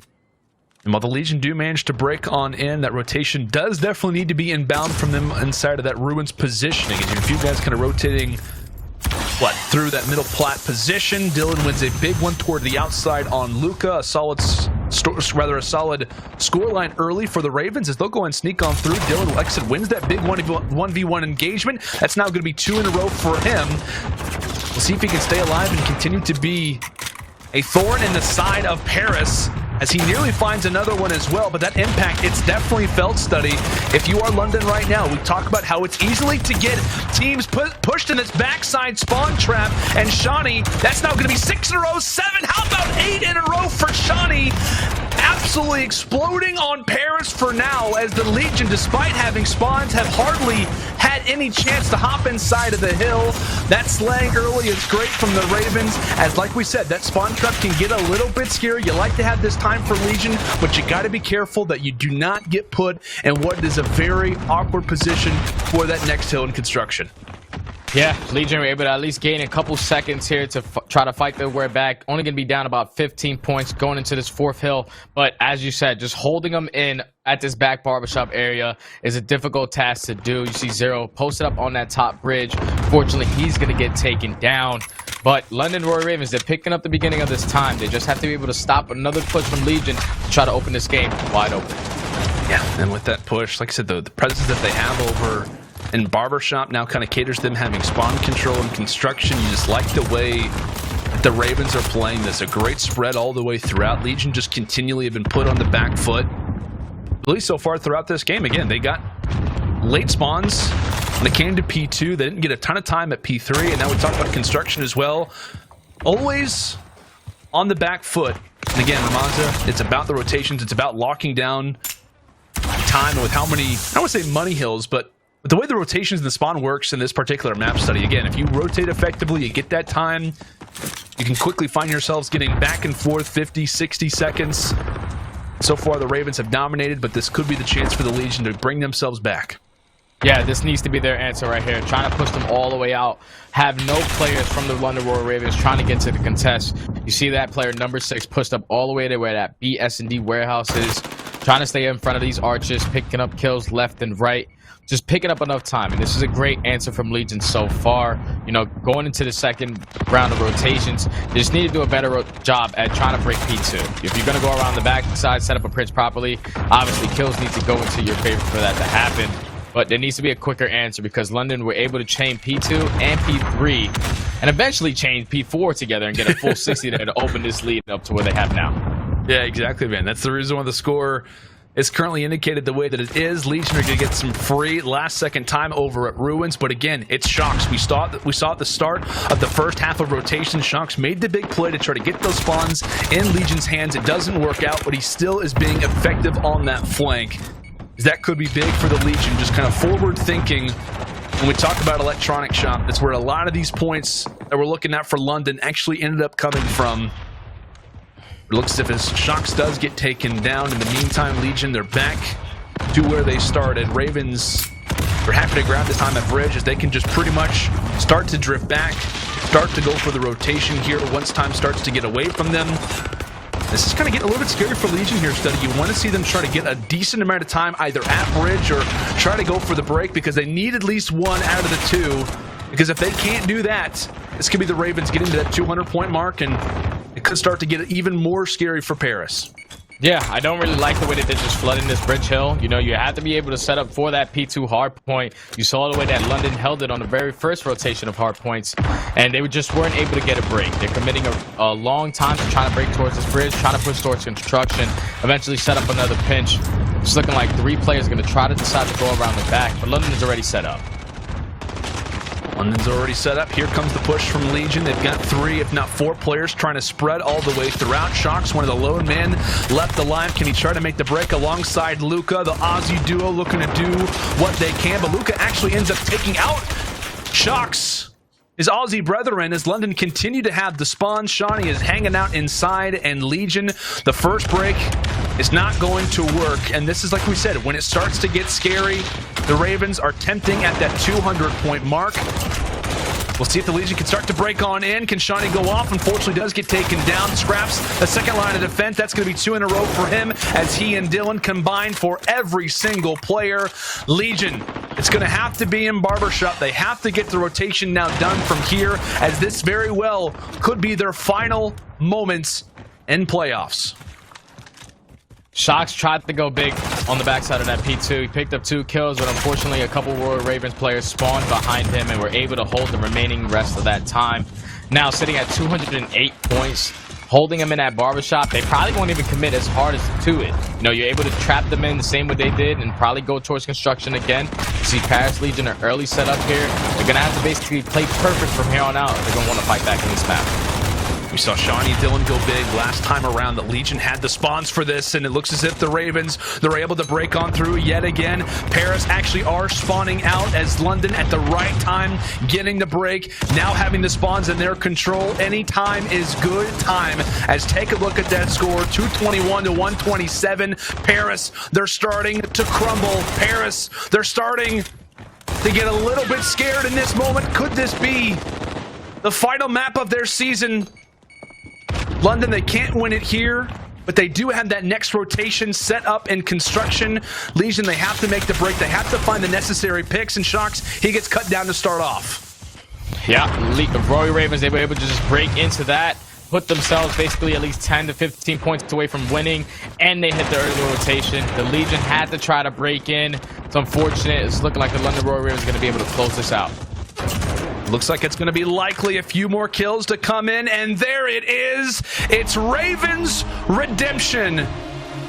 As in the rematch from the London home series when Paris gave them one of their hardest losses of the year, and that Game 5, Round 11, when it matters the most here at playoffs, London, they get their revenge. They take the Legion down in a 3-1, and they make it look dominant here on Ramazo, winning this one, Study, 250 to 128.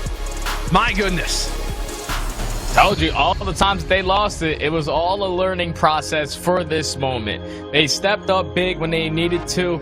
Paris, I didn't really like the way that they were playing their rotations. You know, Shock was individually trying to push towards P2. They ended up getting full 60 on twice at that hill. And then there were just players like Dylan sneaking through on the rotation by himself, winning huge one-on-one gunfights throughout this entire map. They were just able to expand this lead as the game went on. As you see, 250, 128. That's not what you were expecting, because this was a team in the London Royal Ravens who have lost it 4 times prior. But players like Shawnee stepping up when he needs to on an 8 spree. 28 and 18. We're usually talking about Wuskins being that all-star player, but Shawnee for me is that X factor, and him playing like that can be really scary for other teams. Yeah, I mean, like I said, we talked about Shawnee when it comes down to construction. How about Shawnee over in the barbershop, giving the Legion a nice little fade? But my goodness, what a performance that was from the Ravens. And again, like I said, they start off 2-0. That was the big emphasis. We talked on the hard point. We talked about their domination woes. They continually don't win in domination, but at the very least, you find yourselves up 2-0. You're always going to be in a good spot. As like I said, the Battle of Europe, it's come to a close, at least when we talk about the regular season. When we talk about playoffs for the inaugural year of the CDL, and the Ravens, at least for now, do have the final laugh. So we'll take a look at our scuff play of the game. We talk about that Ramaza hard point. Obviously, we talk on the big play that goes down over in bridge. We're talking about a number of different things at this moment, but it really was Shox trying to do everything he could, Study. Again, it was this big emphasis on Shox. He's on the flank, but he really didn't have any team support. Yeah, I just didn't like their commitment towards that hill right there. They were just consistently head bashing the front side. You had one player in Shox individually trying to play for spawns every single time. He was just getting traded out even when he was picking up a couple kills, and it just really set them back. They were just not trying to give up as much time, knowing that the clock was going down to the wire there.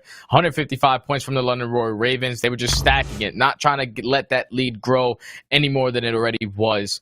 It's unfortunate their rotations on that map just weren't as good as the London Royal Ravens. A lot of gunfights went in favor of the Ravens there, and it definitely showed. And congratulations to them on winning the series 3-1.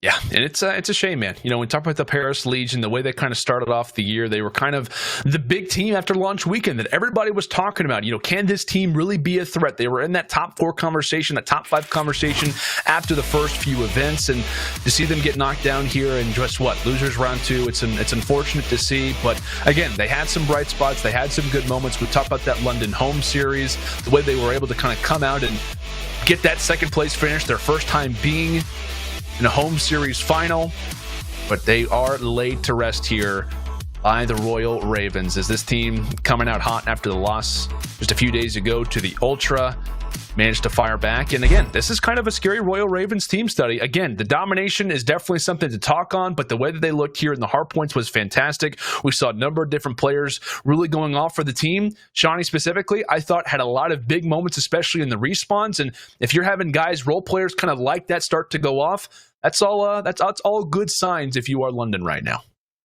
Yeah, definitely good signs. The only thing, if you're London, you should still haven't beaten one of those top 4 teams. You have beaten multiple teams out of the top 4, but you have to get one of those wins to really boost your momentum to go all the way in this kind of tournament. You know, they have a next matchup versus the Subliners, and that's one that they're definitely looking for revenge. You know, the Subliners did previously beat them at the home series, but if you're the London Royal Ravens, you do have that momentum to come up, and hopefully throughout the rest of this tournament, they're able to show why they deserve to be in the position that they are. Definitely, man. Well, a lot to kind of think about, a lot to kind of, be aware of, at least for the remainder of CDL playoffs. Let's go and talk about our PS4 Challenger teams. Again, we've talked about this a number of different times. The opportunity that Challenger players have had throughout the season has been absolutely fantastic, as we'll talk about our APAC winners. We'll be talking about the Legion, their kind of strong APAC presence. Well,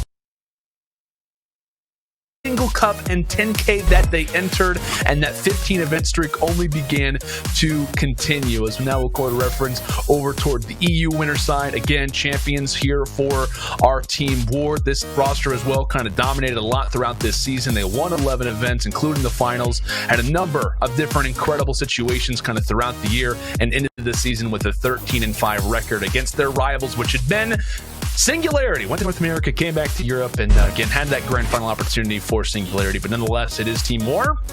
And finally, for North America, the victors here for the Challenger side is in fact Triumph. They won that $50,000 from the regional finals. The only other wins this season were in Dallas and Florida. Runner-up was Carnage, but again, Triumph, we saw guys like Royalty starting to go off. He was personally, for me, probably my NA Challenger MVP, but a lot of stuff to be excited about. And we talk about Challengers this year. It has been interesting to see the impact that we've had when it comes down to the CDL side as well. But that's going to do it all for us. Like, the Battle of Europe has officially come to a close. The Ravens are, in fact, victorious. We've actually got Lottie standing by with Scraps for an interview. Thank you so much, gentlemen. This is your instant reaction presented by PlayStation. And yes, I do have Scraps from London Royal Ravens joining me. Scraps, yesterday, of course, was a really, really tough situation for you guys. And, coming into the game today against Paris, I want to know, what did you kind of discuss as a team? Were you kind of thinking about what you were doing as a whole group based on how you played them last time and trying to make sure you got that W at the end of the day? Well, to be honest, I think what we focused on the most was staying composed with obviously the situation that happened the other night. And I just kept telling the guys, let's just forget about that, sort that out afterwards. We're lucky to have one more chance at this, and let's make the most of it and try and go as far as we can. And that's exactly what we're doing. Absolutely. That's a great mindset to have coming into today for sure. Now, big S&D game from you guys, big S&D from yourself as well. Have you been working on some new things coming into Search, obviously for playoffs, to freshen things up against some of the big teams? Yeah, everyone started to counter us. Everyone was copying us, especially on Arc of Peak. Oh my god! So we had to, implement some new things and change a few things up. But other than that, we look pretty solid in S&D. Oh, you did indeed, pal. Solid doesn't cover it, trust me. But then obviously Hackney Dom, not your best performance. Paris were just flipping spawns, really holding that A/B setup, and you guys really struggled for a large amount of time to get that neutral at B. So talk to me about some of the pressure that you're under, in domination at the moment. Was it just a Paris thing, or is this something that you're still trying to work on and perfect?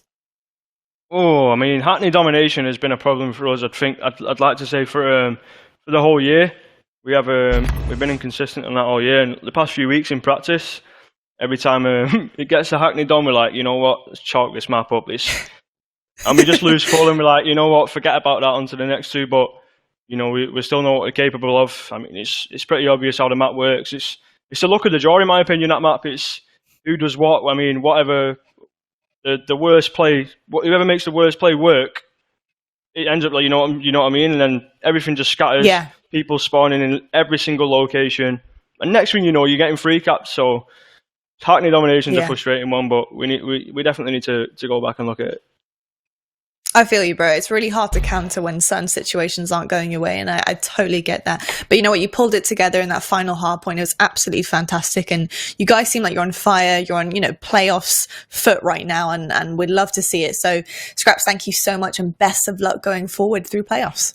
I appreciate it. Thank you so much. And shout out everybody supporting, especially everyone back home. Hey, yeah. I love that. All the love from the UK, I'm sure. That has been your instant reaction presented by PlayStation. We are heading to a break right now. But when we come back, we have so many more games coming your way, including the Minnesota Røkkr taking on the incredible green OpTic Gaming. We'll see you after this.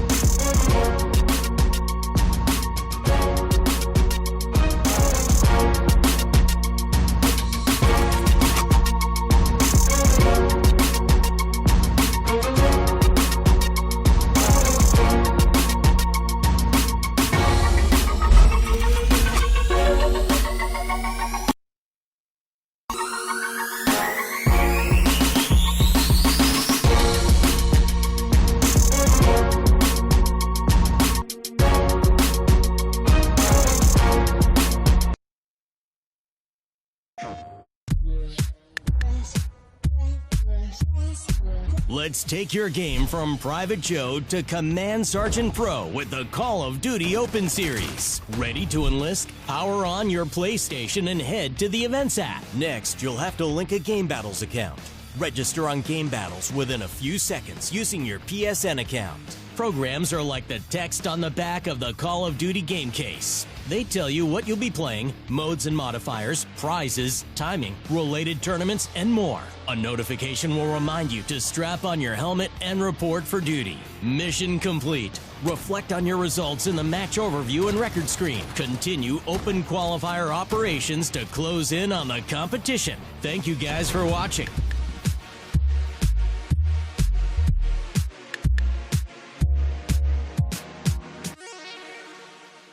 PlayStation.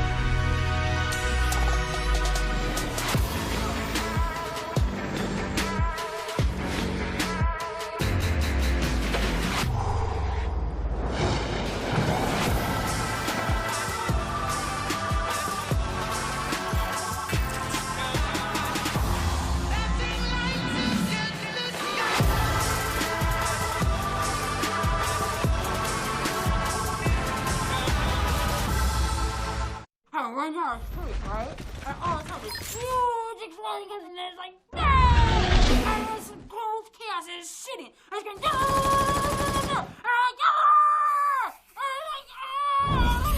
Download now.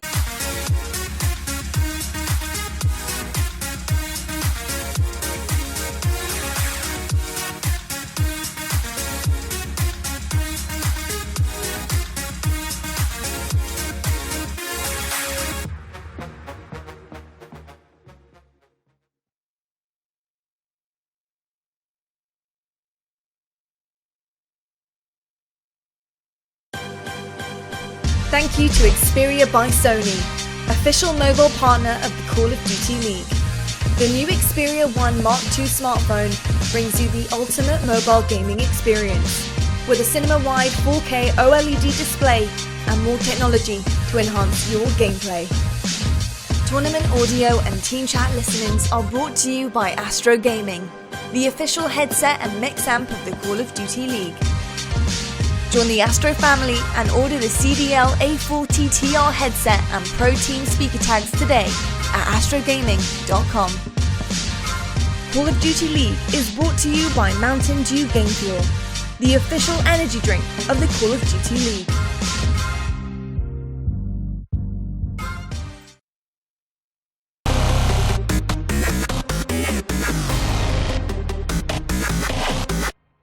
They get the break, Celium goes huge. Celium once again finding those kills.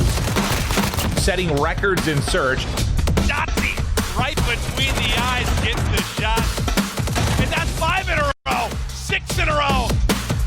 Envoy continues, what a play from him.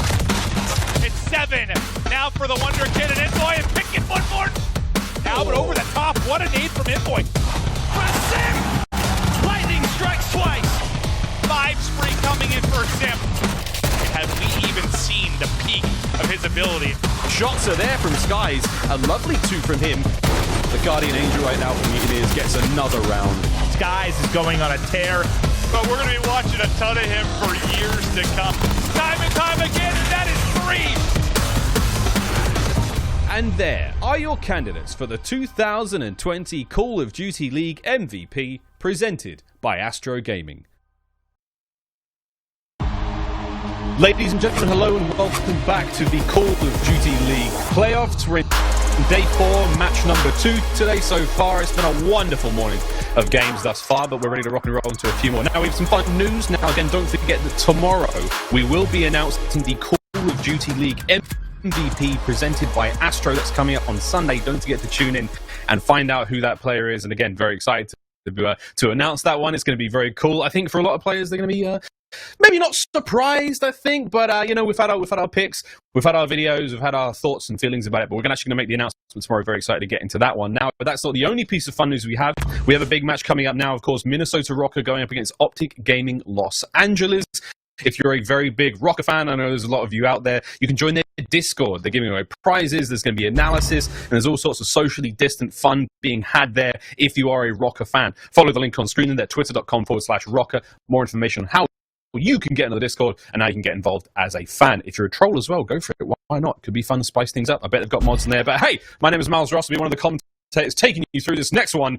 Chance, how are you, my friend? I'm doing fantastic, Miles. I appreciate the intro. I don't know if incentivizing trolls is the best idea, but it should be a good time. And again, we've stated this at almost any given opportunity. Røkkr has been an incredible organization throughout the year. Their watch parties, when they were in person, were great, and they had themed drinks based around their team colors and whatnot. But the socially distant aspect of it, of course, ever so important. But an incredibly interesting series we have. When you look at the side of the Minnesota Røkkr, obviously the big story is going to be Exceed. He's the new man on the team, and from what we saw from him the other day, fills into the roster pretty nicely, is discussing with this sniper rifle for just the brief moments we got to see him. And of course, on the flip side for OpTic Gaming, they also had 2 new players come onto the roster. This is the 3rd or 4th tournament that we have seen with these young men, and it's just going to be an interesting little battle. Not a ton of information. It is a Game 5, Round 11, has it written all over this match, and I'm excited to watch too, because one of the themes we had for at least Exceed in the Minnesota Røkkr was we want to see them them on the sniper maps when it comes to search and destroy, because we can see how the young man can fill GodRx's shoes, and he's 1 for 1, right? The one map we got to see it, he was incredible. One map was all we needed, but Chance, we're going to talk about that one map again. We had Dashi, the Dark Knight, dived right on in that moment of peril, and possibly, well, he did definitely save OGLA, but mate, talk me through that match in itself. I mean, it was quite the series, but Dashi himself, truly the savior for OGLA. I mean, that genuinely has to be one of the most, like, single best performances we've seen at COD Champs, right? Like, this man, not warm at all, just, like, gets the call up randomly, has 5-10 minutes to get prepared, and then comes out and dominates and just shows you a glimpse of how great he can truly be. And it's an interesting situation as well, right? Because on this map, Piccadilly, the record for OpTic Gaming on the entire year is 1-4. The only time they have won this map is when they played with Dashi on super short notice, and they got the win, and it was a sight to behold. So you got to tip the cap to Dashi. It was a great to see him back on the sticks. Good to see him back on the sticks. Good to see him back in the swing of things here in the Call of Duty League. And again, he's been missed. But mate, we've got to roll into this game. We've got to get going, brother. We've got a lot of Call of Duty to play today. Let's have a quick look at the Game Fuel keys to victory. Minnesota Røkkr up first, Chance. Absolutely, and Exceed again. He is just filling in, being that new role, whatever they need him to do, which of course the pacing issues was the biggest thing, but really it's the seam, right? Like, he is that speed demon. He is the reason why, well, he's not the reason for the issues necessarily. He's playing at the speed that he needs for the team. It's someone needs to be able to keep up, and of course Exceed needs to be that guy. And frankly, I think a couple players across the board, pretty much the entire team, needs to step it up just a little bit more, because it's do or die. You lose now, your tournament and your year is over. It's going to be over indeed. Game Fuel keys to victory now for OpTic Gaming Los Angeles. This is it, dude. Can they keep the run going?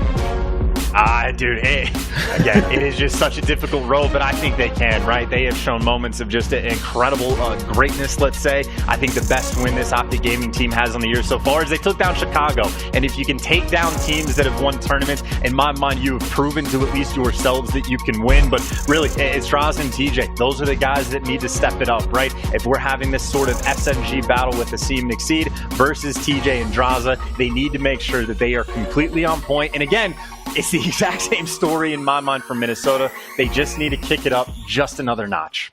One more notch. Can they go all the way? Let's have a look at our predictions now, Chance. Mate, I think this one for me, I mean, I'm looking down at my screen, I'm seeing these two teams. I know what I gave production, and I think still, I'm not sure who's going first, but it's probably going to be. And again, this is the predictions brought to you by the Sony Xperia smartphone. Chance, I think I'll go first, mate. I'm just going to take it. I actually think this is an OGLA 3-2, brother. I really do. I don't know about you, but I think it's going to be a 3-2.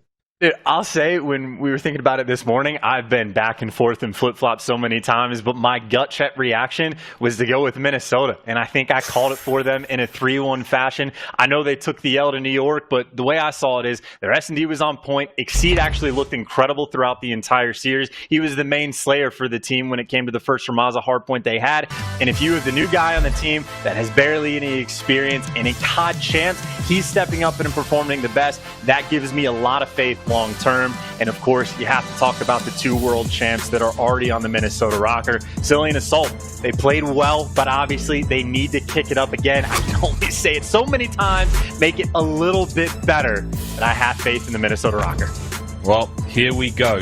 Game number 1 in what should be a very exciting series. Now, lest we forget, friends, this is an elimination matchup. The loser will be going home. The winner will advance onwards. I believe we'll play the Florida Mutineers. There's going to be a long road ahead of them, Chance. Let's get into this one, my friend. Azir Cave, map number 1. Røkkr versus OpTic Gaming. Let's get into it. And Azir Cave for the Minnesota Røkkr, it has been a sweet spot for them all year long. It's one of those situations where they have gotten so detailed with the map that Silly has been consistently pulling out the ground for, I believe it's the 4th hill that we have. So they're particular, they have everything down to a science. And of course, that just means they need to execute. Well, that's going to be the question, whether or not they can truly execute. Røkkr with the first few moments here in the hard point, but not a whole lot of presence in the middle of the map, and that's going to be almost a clean 5 for OGLA. They managed to pick up 4, and now a quick dive into the hard point. They still have favourable side of the map. Oh, no, they don't. Number 1 just spawned on the right-hand side. Number 1, 3, they're spawning. Draza's let them slip through. That's an unprecedented turn of events to start things off. talk about the nitty-gritty. They know the spawn so well that they're like, hey, let's lose the opening break to make sure we get set up long-term. And of course, that flip is a massive impact on a map like Azir Cave. Of course, though, OpTic Gaming still inside the actual hardpoint, still able to accrue at least a little bit of time. Frankly, if they're able to get the final 15 seconds, yes, it's unfortunate they lose the spawn, but they're still able to build themselves a decent little lead.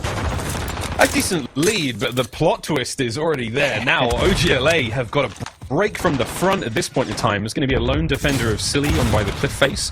Two members of OGLA making his way forward. Exceed's going to be watching the center there of the cave. Finds himself another one. Nice bit of work. Is he able to get TJ? No. TJ now will open that lane of attack. Assault still spawning at the back. And it's going to be easy pickings for one of the finest ARs in the Call of Duty League up front. 45 seconds remaining in this hardpoint chance. We're going to see a lot of time go the way of Minnesota Røkkr. However, 10 kills for Quavo already. The relentless assault now from OGLA. It's got to be on. And already, this is just a battle effectively between slang power versus ability to, well, die and get the better spawns, because OpTic Gaming, that 15-point lead, but Quavo already 10 kills to his name. The second hill is not even over, and he's letting it ride, able to pick up 2 more. And frankly, if anything, this just highlights how difficult some of these hills can be to break. The fact that OpTic Gaming is slaying like that, picking up double kills left and right, and they can't even have the time to go and pick up those final few seconds to scrap. They're forced to go for that rotation. But the good news for them, Hollow already has the trophies out inside the point. You see Quavo's got the mid-map cuts unlocked for that rotation, and OpTic actually just pouring the pressure out towards this well side. Asim's going to get dropped, and well, Silly, at least the lone man for a moment on this side. Again, OpTic, the pressure they have with all of these M4s right now is outstanding. Yep, Assault Rifle Man's world right now. Silly can only get so much done alone, and Exceed now brings the MP5 to the fight, gets it done at range there onto Quavo. Slash is going to be up next, and Exceed finds himself a third in a row. How much longer though can he hold the hardpoint? Now as he trying to push these members of OGLA back, Hollow's going to find a nice kill. Nasim and Røkkr now pushing that front line forward, trying to keep OGLA as far away from the hardpoint as possible. Now the lead will change. We're already seeing rotations go down chance. We're seeing those plays taken over Cave already. And again, that rotation right now, it's effectively a 1 versus 4 for TJ Halley. The only man over there is waiting for Draza to come up on this full flank. And of course, Minnesota, Johnny on the spot. They know where the pressure is going to be coming from. They deal with Draza on the flank. They deal with TJ on the front side. And now Hollow is the next lone man for OpTic Gaming. You can see the way that Hollow's playing it on the mini-map, waiting for his teammates to potentially go for that full flank. But Minnesota not going to be waiting. They're going to push out nice and aggressive, try to make sure that they keep this cave pushed out and just force OpTic Gaming to flood all the way through the front, and you can see the struggle that OpTic Gaming is having. Yep, and crazy thing too, because again, Quavo, 17 kills already to his name. His production so far has been absurd. His engagement's on point, and you see the pressure maybe just enough for OpTic Gaming to start to push through, to start to see maybe a small crack in this Minnesota Røkkr's defense.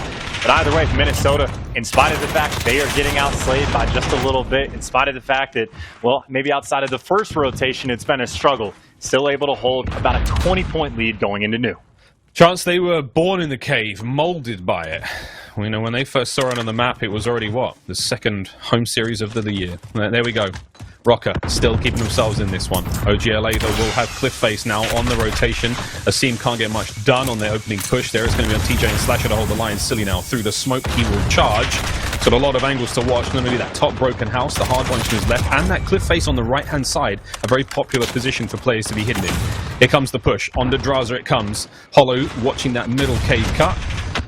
And the kills are going to keep coming through. Alex finally managed to get one there. Is this going to be enough of an opening for Røkkr to finally get on the point? No. Hollow finds himself 2 kills, pushes that line out once again. Great stuff from OGLA to keep themselves in this.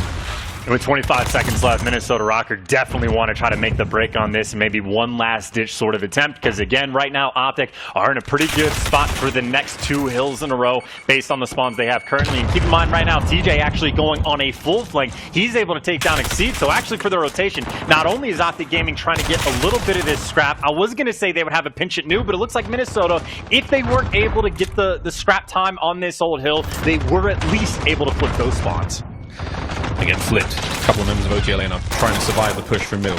Minnesota Røkkr clearing his Cave set up one building at a time. 4 kills go their way. It was the last player left alive there was going to be Draz, I believe, just holding that line as best he could. Now Hollow trying to find something here on the point. Makes his way forward. Kill number 1 and goes his way. There's the hard point made safe. Hollow finds himself 2. Is it enough to now get his boys in on the point? Spawns once again, though, in the hands of OGLA for now, chance. And you can bet that Draza, number 0, you can bet that they're going to dig in deep on that far right-hand side of the map and not let the spawns flip again.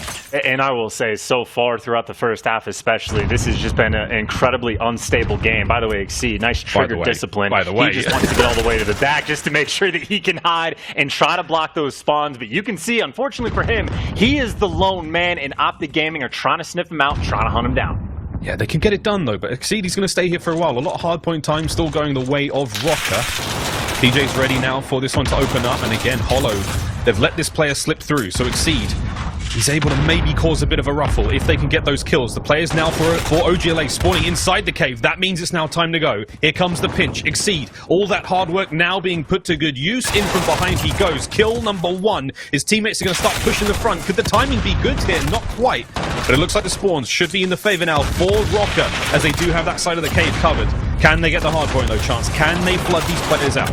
I mean, whether or not they can, already the big play has been made. This is a money hill, and they have stripped away a ton of time that OpTic Gaming was looking to get cut back at the lead. But frankly, still a dogfight in the point. No one can manage to stay alive because all of these M4s for OpTic Gaming are at least keeping it controlled and making sure that not too many players are able to get in. Slasher, by the way, nice awareness, knows if someone jumps in the hill, they're going to be in that corner. Snaps on that player, and Draza tries to make the hero play and take away an extra few seconds. But either way, OpTic Gaming, in spite of the fact that Exceed made a nice play, they still have a very strong setup. You see the middle cave cut off, the right side of the map is going to be cut off, and you even have a man watching the flank. That means at least the first 20 seconds, this first push for Minnesota is going to take a very long time to get there. Yeah, Minnesota Røkkr may be playing this brilliantly, but it's the true grit and resolve of OGLA that's getting them through this so far. Alex succeeds. Billy kills now as they flood in towards that soccer field. TJ Halley trying to find something here on the flank. He's able to catch that player just in the center of the map. Asim goes down. Good stuff. Quavo now trying to break from the top side of the cliff. He will win that gunfight. Exceed goes down. Or excuse me, Silly goes down. Now it's on Exceed to try to pick up the pieces here as he moves forward. Opening shots. The nade's going to be there. That may deal some damage. There it is. Slasher goes down. Quavo goes down. Exceed. Will he get the third here on the point? No need. Alex is there to back him up. Røkkr play this one like a fiddle. Can OGLA keep up the pace? This is another situation where that strat time, just neither team already 2 minutes on that game clock just because of how scrappy, how back and forth this game has been. But now we go to that FaZe smash. It is over on this new hill. Last time around, it was Minnesota that was able to get the setup on the preferred side of the map. This time, OpTic Gaming with that ever so small advantage. The advantage does not amount to much. If you get Silly within AR in those spots over the side of cave, he gets dealt with. OpTic Gaming now attempting to pour that pressure on, but where Silly falls, Assault is there to back him up. All of the M4s in the kill feed on both sides of the table, and again, neither team able to stabilize anything at all. We started this hill with less than 2 minutes on the game clock. Now we're down underneath a minute and a half. I don't even know how many times we've seen it this year, Miles. It might have only been once or twice. This could potentially end up turning into a game where the game clock becomes a massive factor. Just something that you have to keep your eye on. And of course, for Minnesota, what they're keeping their eye on is the rotation. Right now, up by about 10 points. It'd be a little bit less than that as this rotation pops, but they have a ton of map coverage. Quavo, though, well, he deals with, it seems, the most aggressive player out there for Minnesota. So now Minnesota a little bit turtled up in their spawn, and this is when the M4s inside the hill for Minnesota need to shine. Do or die. 5 point flips. Assault now. Going to be that front line. Alex trying to keep that left-hand side of the flank safe. Asim's watching through the center of the cave, and Silly's up there by top sandbags. This is a great-looking hold right now from Røkkr. 3 kills now in a row for Assault. The push now through middle. Silly finds his first. Draz is going to be up next. Can Silly take him down? He can. That's going to be a second kill going through middle. The middle of the map safe. Now it falls to the cliff face once again. We are going to break 200 points now for Røkkr as they have held cave wonderfully. Finally, the kills for OGLA come through. Are they able to secure the next 20? Silly goes down on point. It's going to come down to Alex now. A Slasher manages to finally get his toes into the hard point. Can't win the 1v1 as Alex is going to get it. And we're going back and forth, Chance. But it's going to be Røkkr for the final 10. And they will have center of the map going into next. And we saw Røkkr make the same play that OpTic tried last time with Exceed going on that full flank just so he can make sure to get control of both sides of the hill. And it looks like he's actually able to win a pretty big one-on-one. But Quavo, the man that has been on point all game long, picks up a big 2 just to make sure that they keep Minnesota out of hill for a little bit. And keep in mind, when nobody's in the hill, that's when that game clock is ticking down. Now less than a minute. But frankly, for Minnesota, they're less than 40 seconds away to win this game. I don't know if the game clock will be a factor anymore. Well, could be. 35 seconds remaining on this hard point. Salt with a nice 2-piece there to clean things up. 4 kills in a row for him. He's been playing out of his mind. 33 overall. Now Alex trying to get involved. Also 33 kills to himself. Can't quite get 34. There it is. But again, the crossfire there from OGLA in the center of the map. Once again, they do have spawns for the right-hand side of the map for Cave East. However, they still have to maintain those. We've seen 2 little moments of magic from Minnesota to get those spawns. But again, that tenacity, the vigor of OGLA to hold on. Can they get it done again as Minnesota Røkkr starting to walk away with this one? Here comes the break towards next. Slasher with a high ground. Asim goes down. We're going to see some bit of life now from OGLA. They have to hold Cave East for as long as feasibly possible. It is desperate for that hold, Minnesota. One good break on either this hill or the next, and they're going to be good to win the game. So OpTic Gaming, not only do they need to stay inside right here and keep Minnesota at bay, but they have to set up for the rotation as well. And frankly, OpTic Gaming, the kills starting to light up in the kill feed. At least job number 1 so far is being done. They are keeping Minnesota trapped at the top left, and now TJ effectively is just setting up and going for these spawn kills. And Minnesota may have just decided not even to push ult. They might be fighting super hard for this rotation, and TJ right now doing a phenomenal job of dealing with those players. Well, I hope some of you are hungry because Quavo may have just broken a certain number. More on that later, but still, here we go. 11 points now for the win for Røkkr. Can they get the break? As there's no one there from OGLA just yet into the point. And again, you have to hit the rotation. And it looks like Røkkr are gearing up for this one in a big way. They're going to have full soccer field control. They've got it for now, but they have to get those players there onto the point. It's a quick flood now from OGLA. Last ditch attempt for them to now get involved. Alex looks left, looks right. He may have just let that player slip through. And now he's caused a bit of a ruckus, but I think Slasher may have escaped through. He's still alive, so now the hunt is on to try to get him out of the point. Try to get him out of these... Oh no, Quavo with an 8 gets it done, but Draza now still on point as they do get a few moments there, but now Røkkr in there. 10 seconds for the win now, Chance. OGLA have got to scrape them out of the hard point, and they've got to get themselves in there faster, sooner rather than later. OGLA now with a break.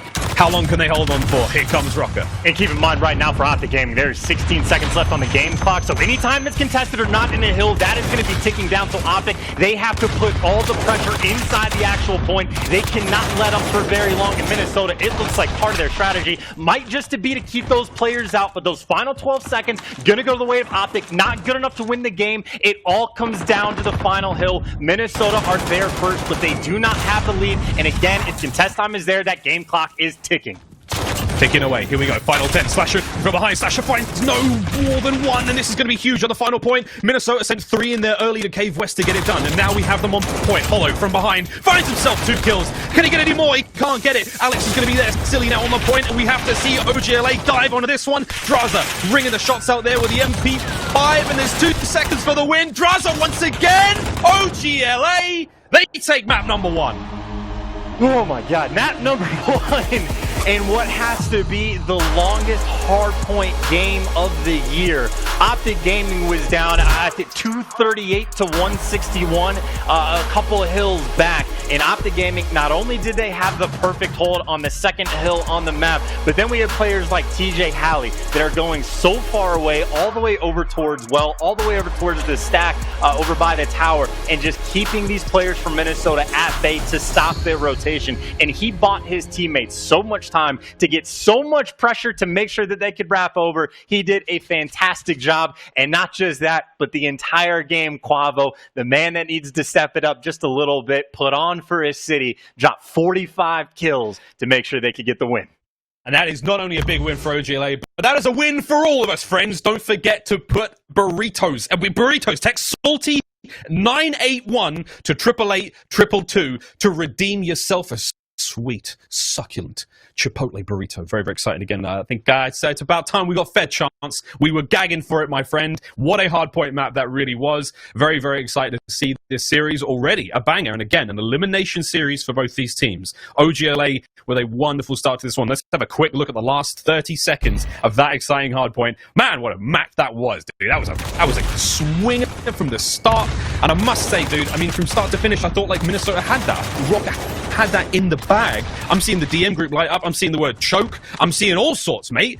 What are your thoughts? I mean, choke is a great word to describe it. Clutch is another for the side of OpTic. Again, that was an 80-point lead with a couple of hills left, and Minnesota just needs about 10 seconds to get through. They get so close, but that is like 2 hills that they should have had a guaranteed rotation win, and OpTic Gaming constantly was able to just get 1 or 2 players to make it messy. Hollow with the perfectly timed flank through well, and even though he only gets 2, I say only gets 2, does an incredible job. Even get shots in the third player to make his teammates' job that much easier. And I can't possibly begin to express how difficult of a comeback that is for OpTic, how many things they had that they needed to go right in those final moments. One of the better clutches, or one of the better chokes, I guess, that we have seen so far this entire year. But even still, looking at the U.S. Air Force quickscope, you can already see not only how close that first hardpoint was, but how close this series is likely to be over the course of the year. It is a 1-match difference between these two teams, and at least in the wins column, only a 2 maps different between these two teams. The slaying power maybe was the bigger advantage Minnesota had, but Kenny, well, Quavo, whatever the hell we're calling him, made sure that was no more. Completely went off in game number 1. Maps and modes brought to you by the US Air Force on screen. Now Piccadilly Search and Destroy up next. And Chance, we had a fun stat for that one. Again, the only time that OGLA have won this map this year was when Dashi came out of Gotham City for a quick bit of a soiree there into London and had some fun. But before we get into that one, we do have our Grubhub picks of the day coming up. That's picks and picks. Boys and girls, ready to get into this one as well. But mate, what a hard point that really was. Very, very exciting stuff, mate. Let's get into our Grubhub picks. I went with Slasher, man. I was feeling Slasher's performances. You know, not necessarily in the Search and Destroy on Piccadilly in their first series against LAG, but I think just today he's coming in swing, and I saw his face light up when they managed to pick up that hard point win there. But mate, you went with Asim from Røkkr. I mean, Asim really started to kind of elevate his game in these past few weeks and be that sort of a shining light for Minnesota, even when things started to get dark in the twilight. So in my mind, he was the guy that, again, it's mashing with the seed, matching that pace, and try to make sure that they can be that strong front line for the team. And he did okay in that game, but obviously, apparently, Kenny was the Grubhub pick that we should have gone with, because, again, completely turned up in the game number 1. They really, really did. Well, let's have a look at our photographs now, Chance. What were you eating today or last night, or whenever you took this beautiful photograph, my friend? I think you're up first, dude. Walk me through it. Look, I'll be honest, at this point of the year, I'm just nervous about the Grubhub picks. I think I went with sushi this time, but I've just gone back to standard because I am just fresh out of ideas. Like, I think as far as this duo goes, you are clearly the more creative of the two, and I think I've burnt up quite a few of my my best plans. So, unfortunately, the food was delicious, I will say. The picture, I'm very scared of being outmatched. So, dude, I also went with sushi, but I was running out of ideas too, but I thought I just had to go 10 out of 10. I had to go 10 out of 10 and just get, what, quadruple the amount of sushi as you did. Admittedly, I'm also feeding my wife at the same time, but I did actually submit another picture that I think I might just have to put up on Twitter because I don't think it was going to make broadcast. But hey, man, we've got plenty of time. Charles, we've got plenty of time to get through this one, mate. But again, do what you can, friends, to support your local businesses in the area, as Grubhub are, again, from the times of 5 until 9 p.m. your time zone. Grubhub are giving orders of $30 or more, $10 off. And again, go to the perks section of the app. Grubhub, keeping us all alive during these trying times. But mate, into the search. Look, Miles, just real quick, by the way I see it is if we're lacking with the Grubhub pictures, that just means the players need to make sure that they make up for the excitement levels with the gameplay. So shout out to Røkkr and OpTic Gaming LA for at least making sure that map one was fire. And again, that is basically the way I see this series going down. It has round 11s, it has down to the wire respawns written all over it. It does. It really does. And Piccadilly has been no stranger to crazy moment throughout the year. I mean, of all the maps in Modern Warfare, this one has brought a smile to my face a few times. Not as much as Arklov, not as much as St. Petrograd on the Search and Destroy front. But here we go, friends. Game 2. Elimination matchup here, Røkkr versus OpTic Gaming, Los Angeles. Let's get into this one, Chance. And of course, just to keep it in the back of your mind, Exceed yesterday, it was only one map that we saw him with the sniper in his front pocket, so to speak. And, well, he went off with it. A map like Piccadilly, we expect a ton of snipers to come out. TJ going to be the man to make up for the dashy roll. Misses his first shot, but plenty of players still alive. And Quavo keeping the guns hot, able to strike with that first blood. Exceed continues to impress in Search and Destroy. Don't forget his performance yesterday on Octave Peak. Crazy stuff. Well, the day before, excuse me. Wonderful stuff from him. Quavo now. He's got his purple card ready. Needs to be in and out of the tube. TJ, what more can he find with his snipe? Because again, he's no dashy, but TJ in his own right. It's an absolute warrior. And again, holding that B cross, that is the position the snipe's going to be in. Quavo, though, he's getting done with the M4. The snipe hasn't really had to come into play too much. Silly with the bomb grab in this 3 versus 4. Let's Mixie trying to find an opening kill.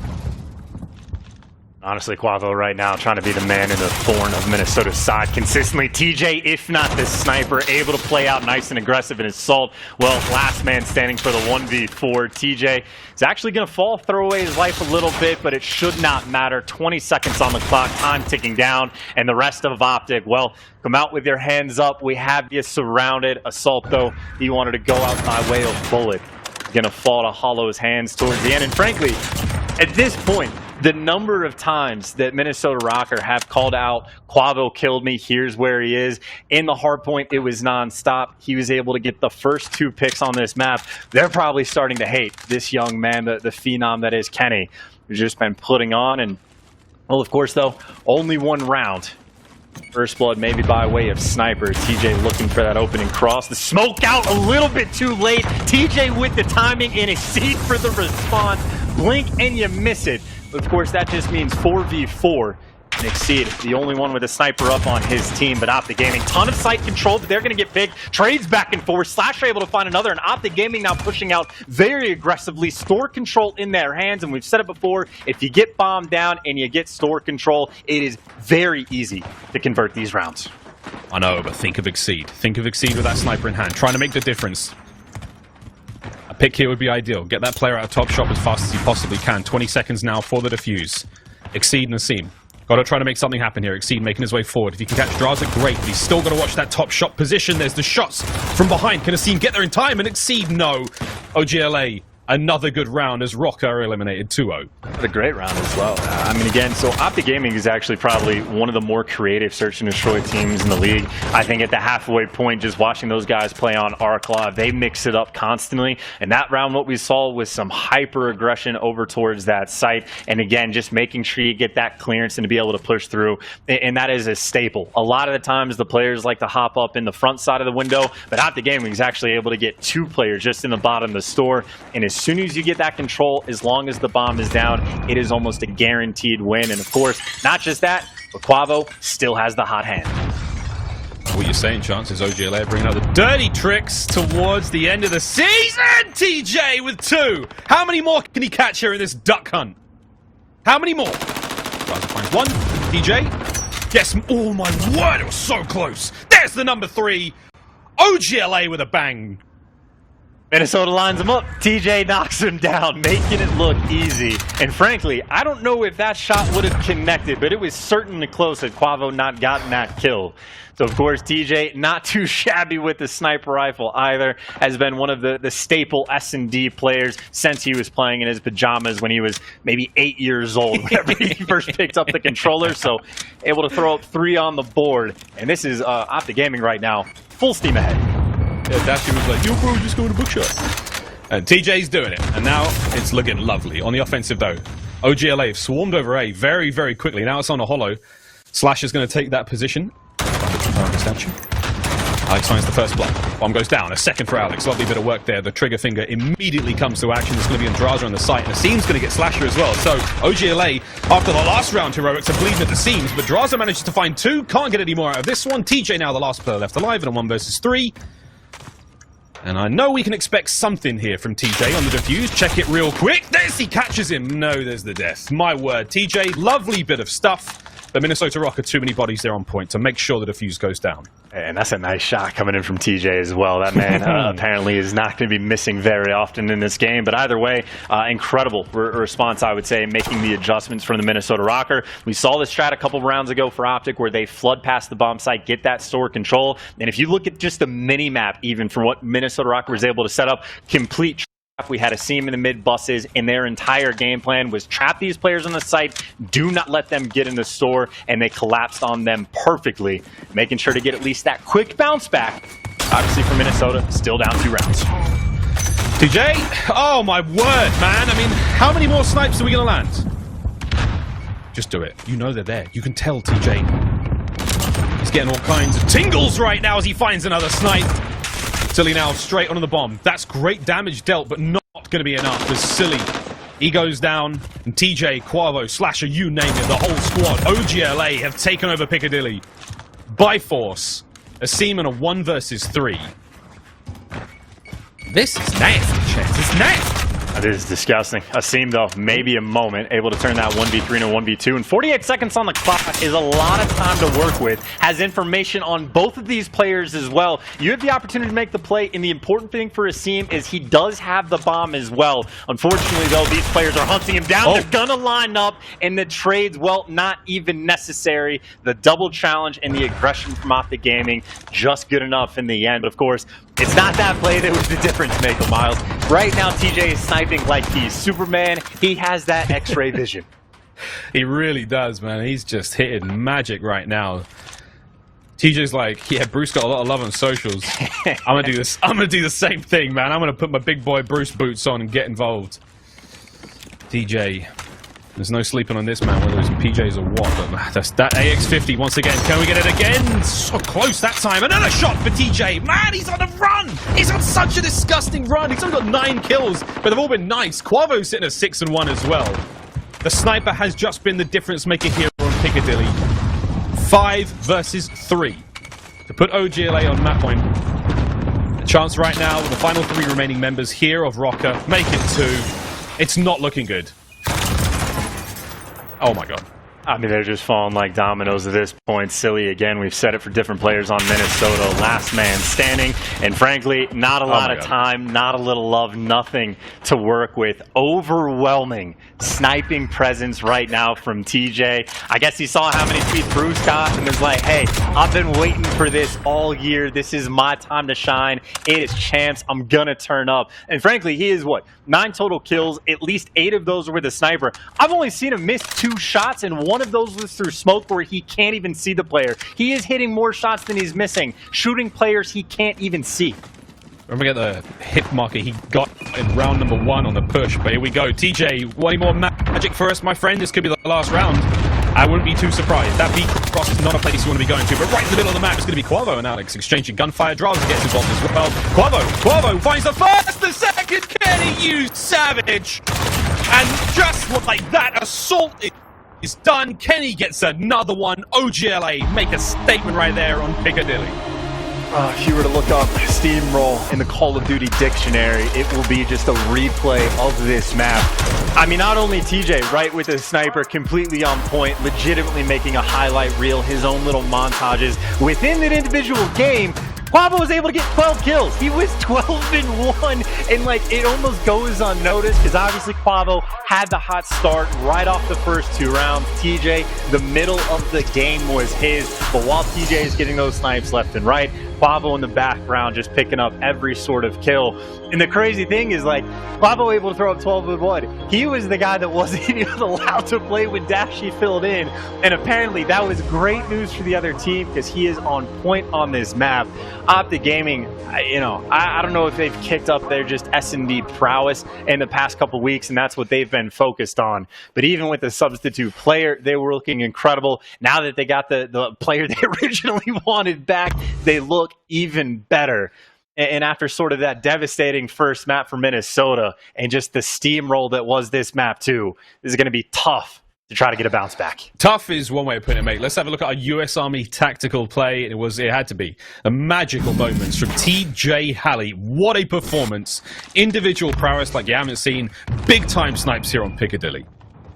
And frankly, like, there was just like no hesitation. I mean, he is just going for quick scope. He misses a shot. He knows exactly where to look for the next guy. Second player tries to cross, and he just makes it look so easy, to the point where, again, the X-ray vision, as soon as the player's shooting up top, he like perfectly angles the headshot, even though Quavo's there. But every single time he was getting a kill, every single shot he took, he immediately was centering on to exactly where he knew those next players were going to be. That is next level sniping skill, next level awareness, and frankly, one of the best pure maps from a sniper we have seen all year long. Unbelievable stuff, man. I mean, I've seen aces in clips and whatnot, but like against top level players and this kind of high stakes tournament, really, TJ Halley getting it done. What a run that was. OGLA really looking something special here in this lower bracket run. Quavo, TJ, Slasher, Hollow, and Draza, the two newcomers on the right-hand side of the screen there. Again, they've made their own impact, but you cannot forget about those staples, those superstars we bring up time and time again. TJ Halley, Quavo, and of course, Slasher at the helm. OGLA looking fantastic in this matchup. Again, shout out to the Minnesota Røkkr fans who are watching there in the Discord party. For Alex, Asim, Exceed, Assault, and Silly, this series is far from over. They still have a chance to hit the regain button and go for a big run now with a reverse sweep, starting with a domination. But they have to get it going sooner rather than later. Domination again, a truly unforgiving game mode. And this could well be the last chance we see here for Røkkr. They've got to dig deep. Is this the Fimbulwinter? Is this the beginning of Ragnarok, the big end? Or are they going to be gearing up for that fight in Valhalla? We'll find out after this break.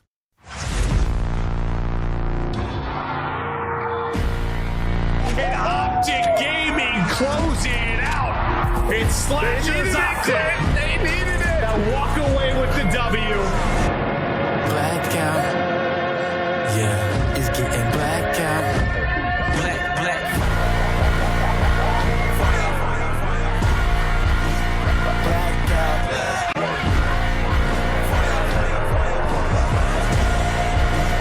Fire in the street.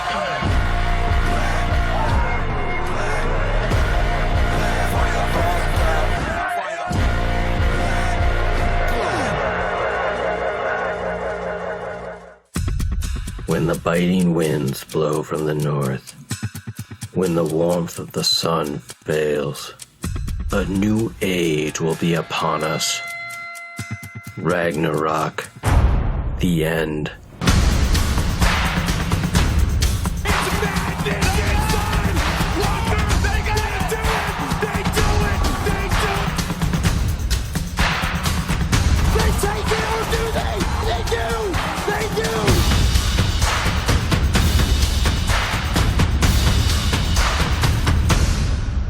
We are the end.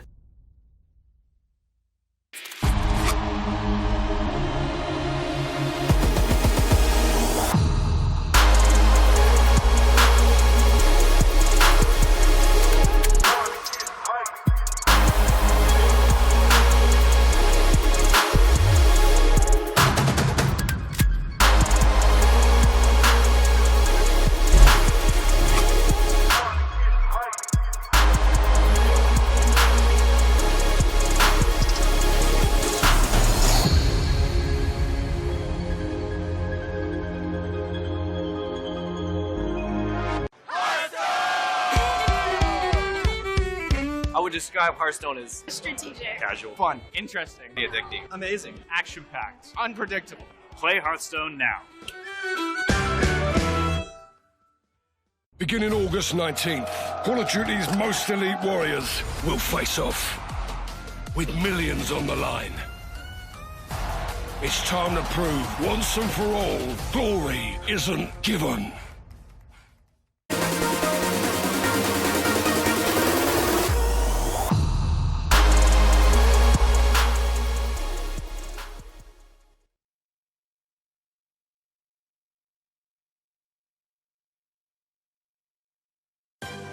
TeamSpeak, the official broadcast communication partner of the Call of Duty League.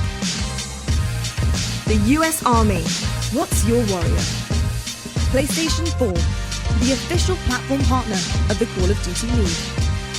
Call of Duty League is brought to you by Metro by T-Mobile. Rule your day with the #1 brand in prepaid.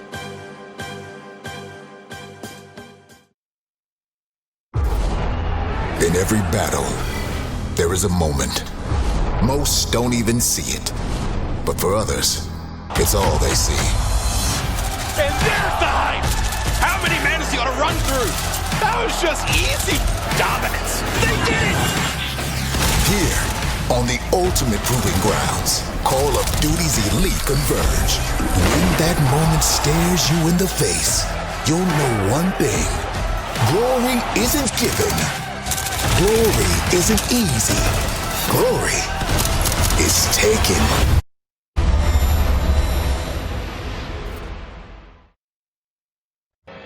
Ladies and gentlemen, welcome back to the Call of Duty League Playoffs Day 4.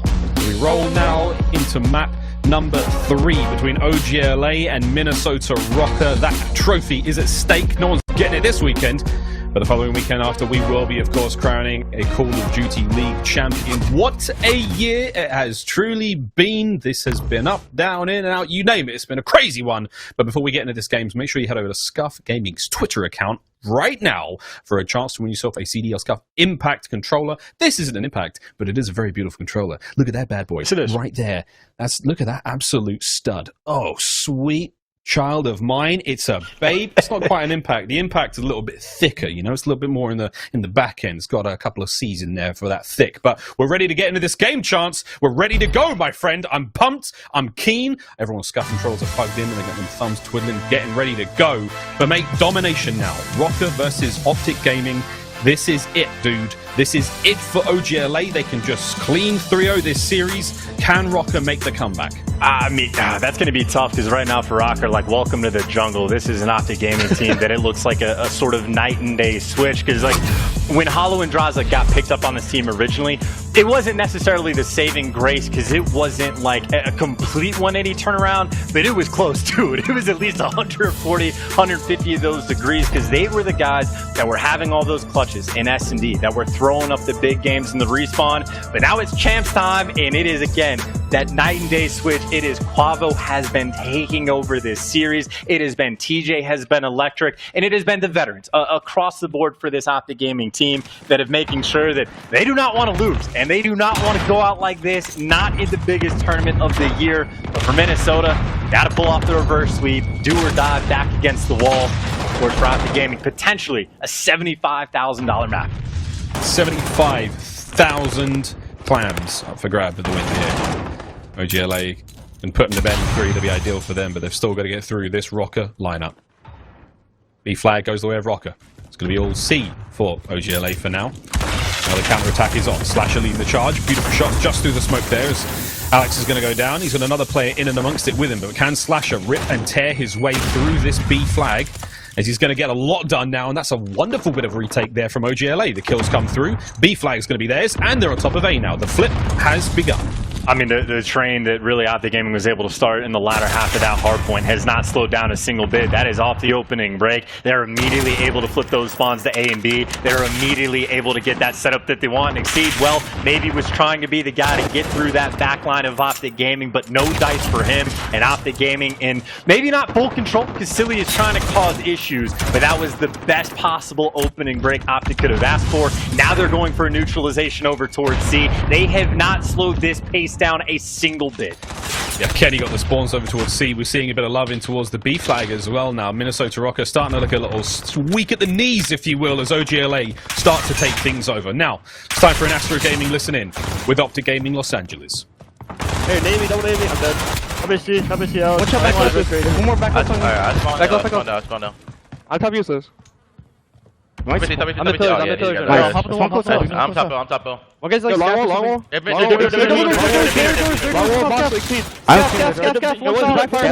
one shot assault. Did you jump in? The fuck? Oh, he's in there. He's on you. Nice, gaff. I'm leading under scaff.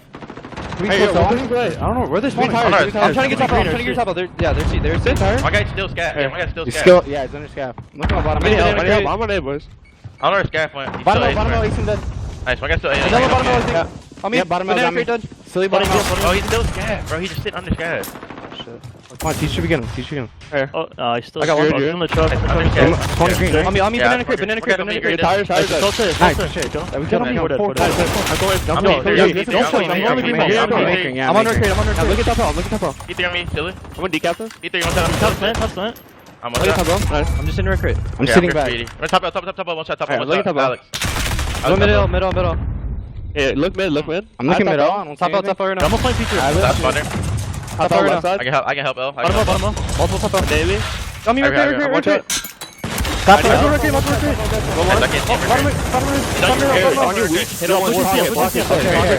crate.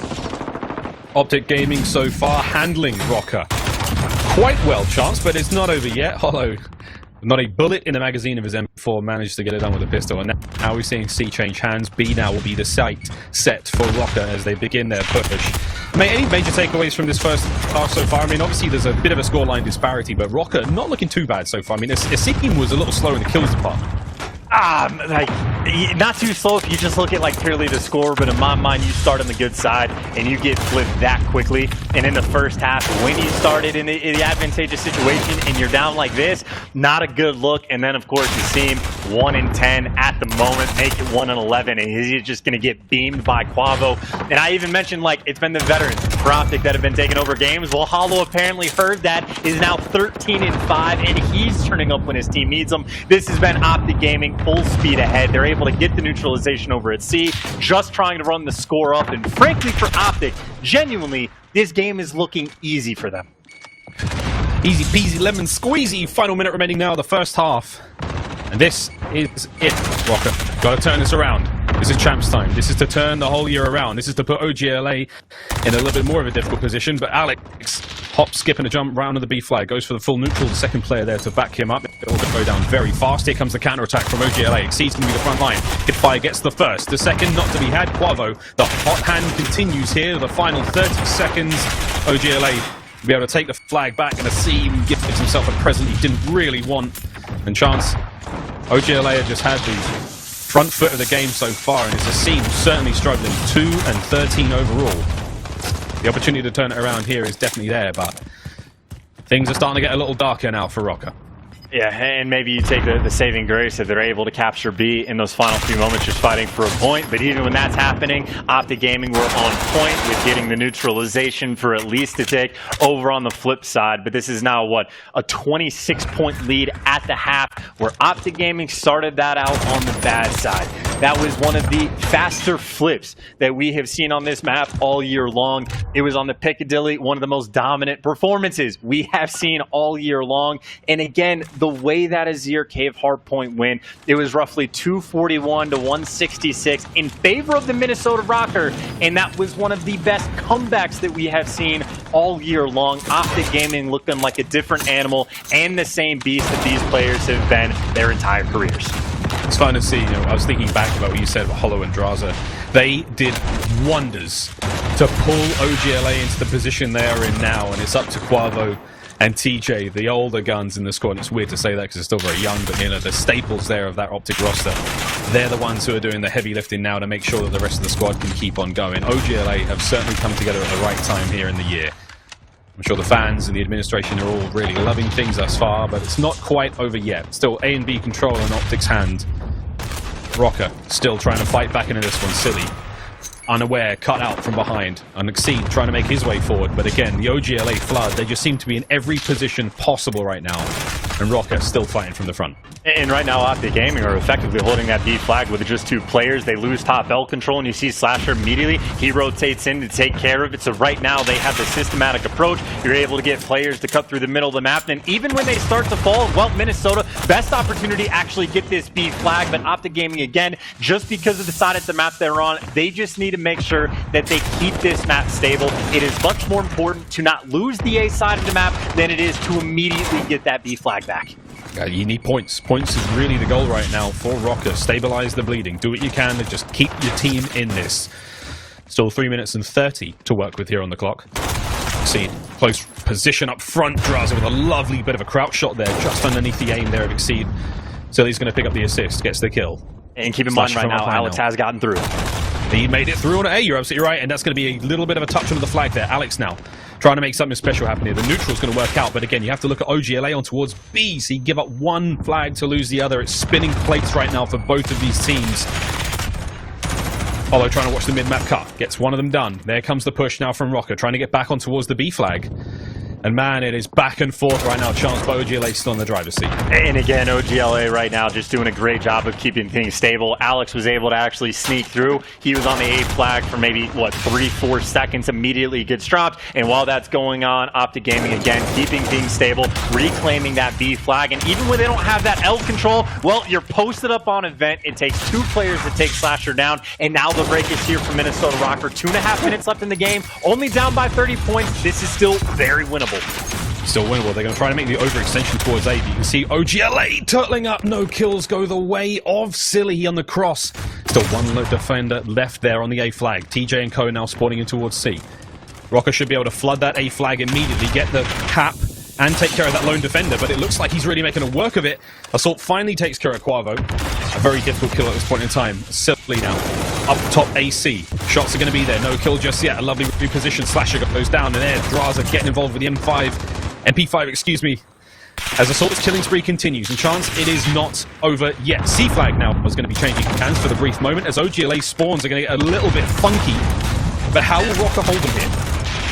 Oh, Assault is actually doing a very nice job, responsible for keeping the A flag, and Quavo, who got traded. Alex is going to be there as well. And Minnesota, by the way, they needed that C flag play. They were able to hold this triple cap for just long enough that I think they're down by, what, maybe 18 points with 1.5 minutes left. I think they might be close to the point where they can just hold the 2 flag setup and win, but maybe OpTic Gaming with that neutralization have forced Røkkr's hand. They might need to neutralize C for just a tick or 2. It's going to be close, down to the wire. This is going potentially down to the wire as Quavo keeps these kills going.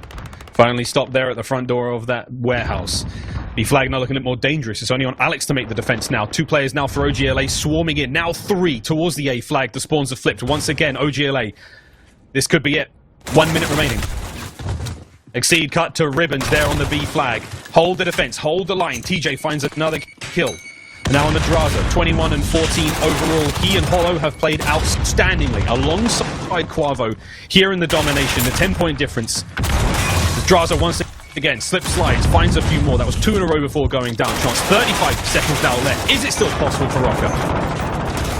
It's looking pretty tough right now. They got to flood that C flag. TJ's responsible for being down by 9 seconds, 30 seconds left. Røkkr already to the point. They're going to need the triple cap, but with the pressure that they have with OpTic Gaming slaying like this, it cannot be done. OpTic Gaming able to get the hot 3-0. If it wasn't the veterans, well, across the board, everyone throwing up numbers to get the final stamp on it. Draza with 24, Slasher with 22. 20 plus for everyone across the board, and on the flip side, obviously not the case.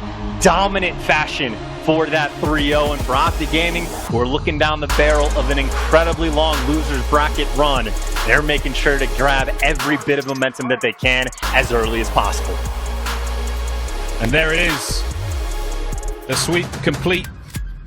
It is a clean 3-0 as OGLA will continue the run here at Champs.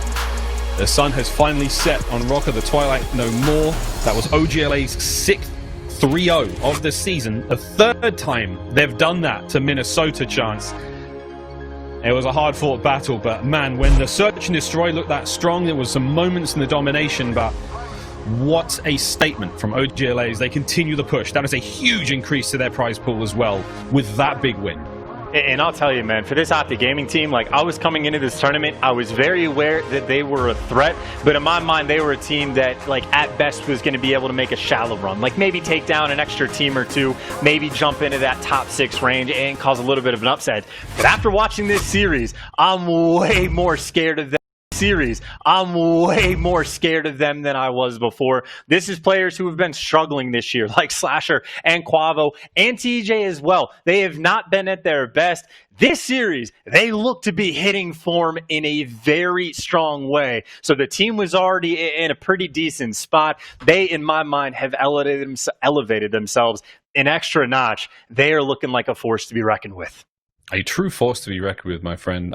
This was a scary series for sure. I mean, Minnesota, we both had sort of different, very, very different predictions going into this one.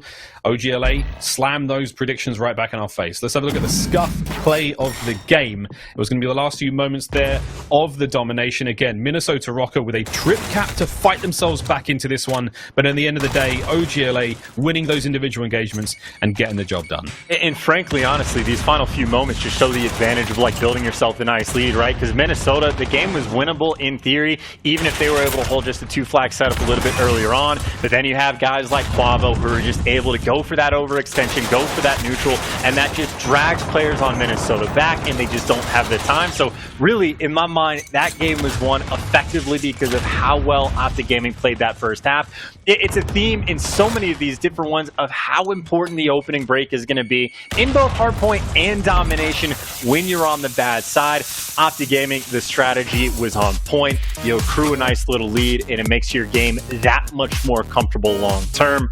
And of course, though, you talk about comfortability, OpTic Gaming, not really a moment to breathe and relax because they have the Florida Mutineers up next that they have to deal with. That is going to be one hell of a series. One hell of a series. OGLA to upset Mutineers at this time of the year with all the hype surrounding that squad. Unprecedented scenes here potentially in the CDL, but the Mutineers, again, one of the most formidable squads in the tournament without a shadow of a doubt. One of the most dangerous teams in the league. Going head-to-head with OGLA, it is certainly going to be very, very interesting. Of course, we have the Royal Ravens taking on the Subliners as well, my friend. And we got our schedule presented by the US Army. But dude, what were you going to say? I was going to say, just to jump in and talk about that bracket. Actually, you know, well, I'll just say, last year at Champs, it was 100 Thieves, right? It was Slasher and Quavo that had to go on a massive tear through Champs. They started out in losers bracket 1. Or losers round 1, excuse me, and they're in a similar position. And that bracket is starting to look a little bit similar to me. But of course, the postseason schedule we have presented by the U.S. Army. Next up, is anyone going to be mad at it, Miles? We got FaZe and Chicago going head-to-head.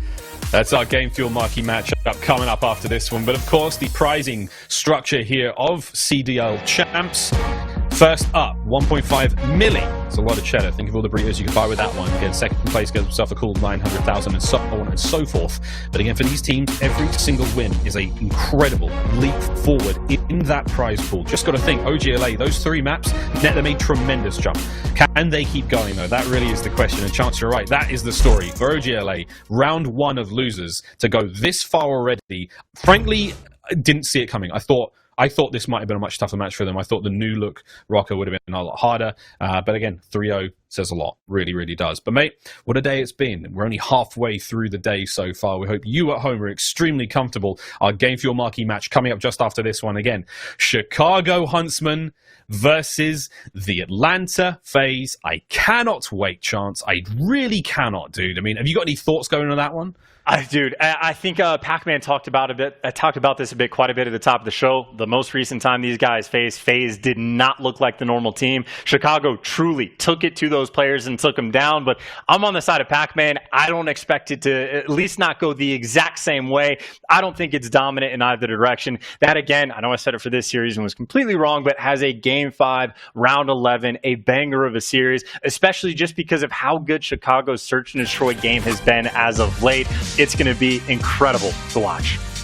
It will be truly incredible. As for a social soundboard, this one comes from Pamage. He's saying Atlanta FaZe versus Chicago Huntsmen, COD champs online, OMFG, which I believe means something along the lines of only men forget grips or something like that. I'm not sure what exactly he meant by OMFG, but we can look that one up on Urban Dictionary a little bit later, my friend.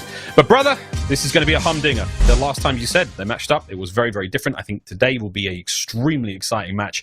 Can't wait to get into this one. Of course, I think Merc and Maven will be taking that one. Very excited after this break. But mate, that's going to be it. That's going to be it for Røkkr. The end of the run, the end of the season. It started off with a bang and it went out with a whimper, sadly. But again, they can now put their feet up. They can think upon the year and look forward to what's coming next. Again, Cold War. A little bit of news coming up a little bit later, I think, as well. Very excited to see all them trailers and whatnot. All them teasers have certainly got this pickle tickled. And I think after this, mate, God, I don't even know. We've still got 2 series left today, brother. It's gonna be. I mean, so yeah, the way we set up champs, it's like the 2 matches every single day. Now we're getting into the nitty gritty. Now we're getting into the thick of it of where the matches really start to heat up. So it's a longer day for sure, but in my mind, that just means more Call of Duty to watch, and that means a great Saturday that we're gonna have. It really does. It really does. Of course, this upcoming match against Chicago, Atlanta, a rematch. Last time was a 3-0 chance. I mean, what do you think is massively different again?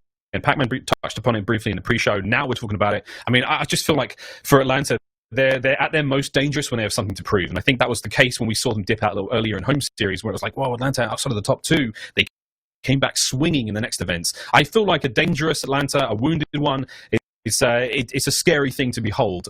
I wonder if that's going to be the case today. Again, it's champs time. This is playoffs. This is it. It's all or nothing. They got themselves top seed throughout the entire year. You've set themselves up in the best possible position. Do you think they give up that advantage in this first map? I don't think any advantage is going to be given up by either team. Like, the way I see it is these two teams have been expecting to play each other repeatedly the entire year. This is only like the second time I think we've seen them match up, but these teams both knew the past 3 weeks when they can go for those game planning that they're going to be facing each other. They have all the time in the world to go and focus on the maps that they're expecting to play, to focus on these strategies. If you're on the bad side on a Hackney hardpoint, you know that they're going to be spending a ton of time just to figure out what their opening break is going to be, see if there's any stuns and nades that they can truck at a specific player to find that open lane. When you talk about the amount of detail that these going to be paid attention to by these two teams, it's going to be nothing more. And of course, we've seen a show from the Chicago boys against these guys before. Their S&D has been on point, but like, that's honestly like part of just like the fun for me, right? Like, Chicago's S&D has been on point recently. It has been their saving grace. They've been phenomenal, but that's been FaZe's bread and butter all year long. It is very much maybe whoever wins that map one gets that little bit of advantage, can run away with it. The domination can be the swing match. Like, it is impossible to predict exactly how this series is going to go. But Miles, it is going to be fantastic to see. So frankly, I want to get out of here just so someone else can take over and watch it. And that means we'll have Atlanta FaZe versus Chicago Huntsmen after this commercial break. Mate, thank you very much for the hard carries, my friend. Thank you very, very much, mate. Well, we're not quite going to throw to a break just yet. We have Lando. Right, I got ahead of myself. It's all right. You're excited. You want to get in the green room, enjoy the show, but we've got our PlayStation Insurrection. Lando is going to be talking to Quavo. Lando, take it away. I want to know what Kenny's going through right now. Absolutely, Miles. Yeah, I've got Kenny standing by. Of course, it is your instant reaction brought to you by PlayStation. I'm Lando. Kenny, OGLA, well, we just saw a fantastic W coming in from you guys, but it would be a sin for me not to ask, right? I have to take you back to that hard point on Azir Cave. Things are looking grim, right? What, Minnesota's up, was like 230 to 160. The hard point time, for God's sake, is starting to tick down. Everything is looking like it's about to be a Røkkr victory, but you guys make an unreal comeback in what is probably one of the best hard points that we've seen all season long. What sparked the comeback, my friend? Honestly, I personally didn't realize we were down so much.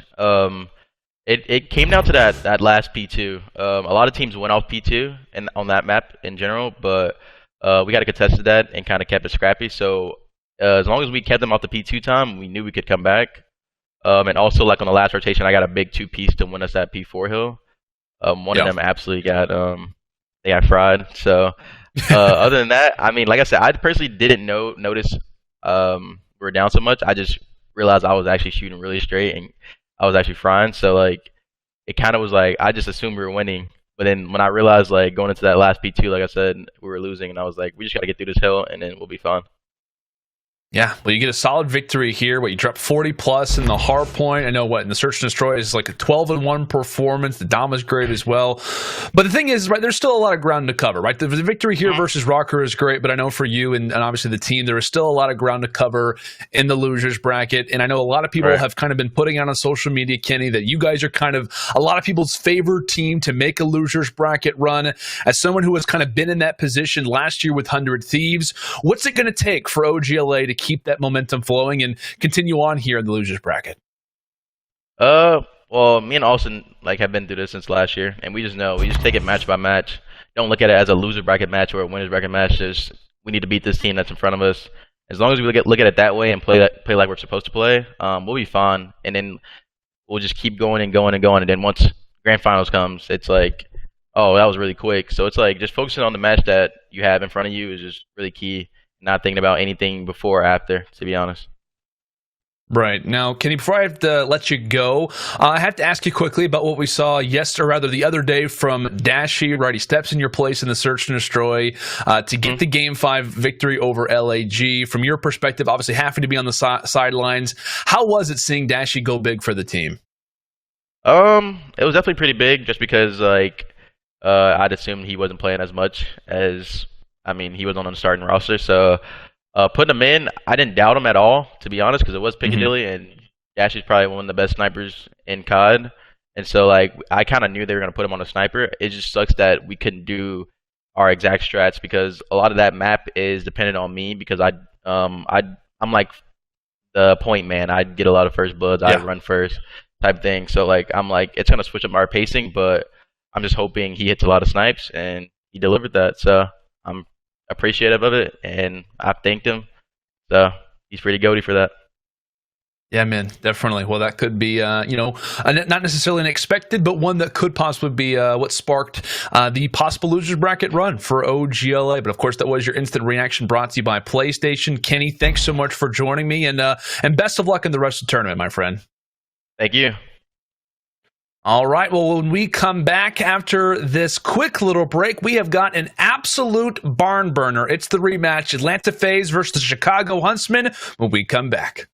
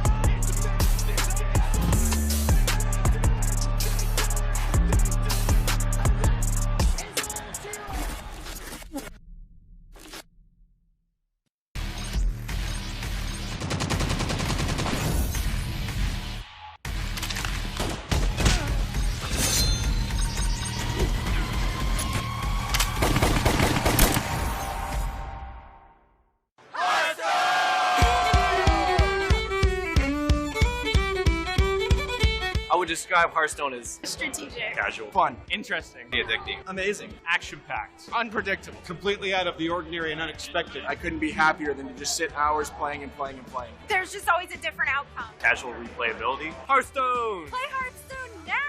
Play Hearthstone now.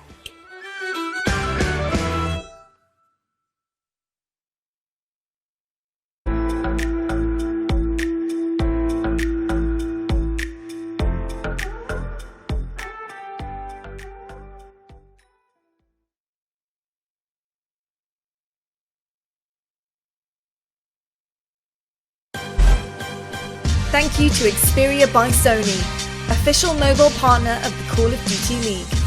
The new Xperia 1 Mark II smartphone brings you the ultimate mobile gaming experience, with a cinema-wide 4K OLED display and more technology to enhance your gameplay. Tournament audio and team chat listenings are brought to you by Astro Gaming, the official headset and mix amp of the Call of Duty League. Join the Astro family and order the CDL A40 TR headset and Pro Team speaker tags today at astrogaming.com. Call of Duty League is brought to you by Mountain Dew Game Fuel, the official energy drink of the Call of Duty League.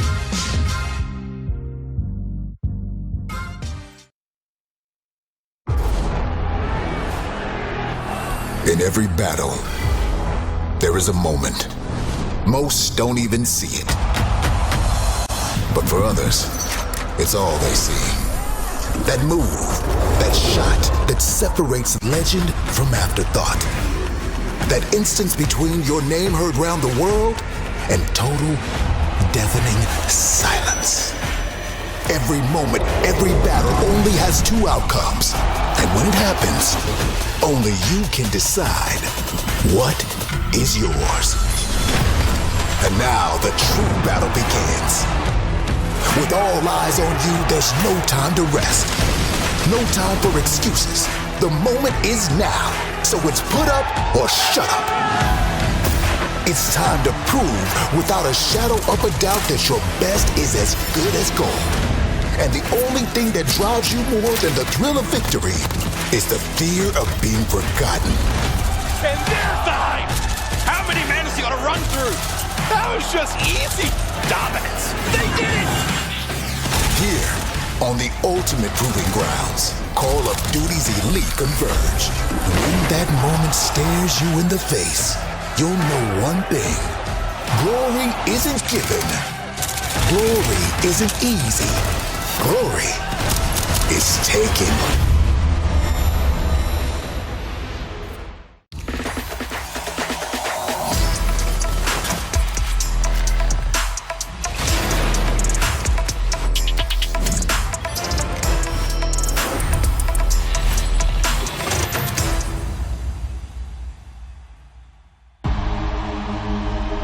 Look at that beautiful trophy. Joe, we have an incredible day here ahead of us. Still 2 matches to go.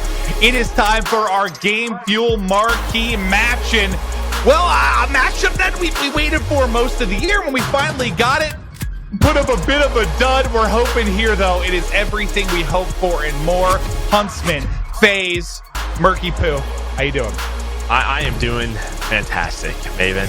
Some great games already today. London rolling, OpTic Gaming rolling, and now it's the big one, right? Atlanta versus Chicago. As you said, we didn't get it a lot this year. It stunk, but we're getting it at the right time. It's the big one. It absolutely is. But now let's look at our Game Fuel featured player, and that is going to be the King. We're going to look at Scump and what a map 5 he had the other day to get them to this point. We know he has been one of the best players in the history of Call of Duty, and in this particular matchup, you feel like he's got to be the King.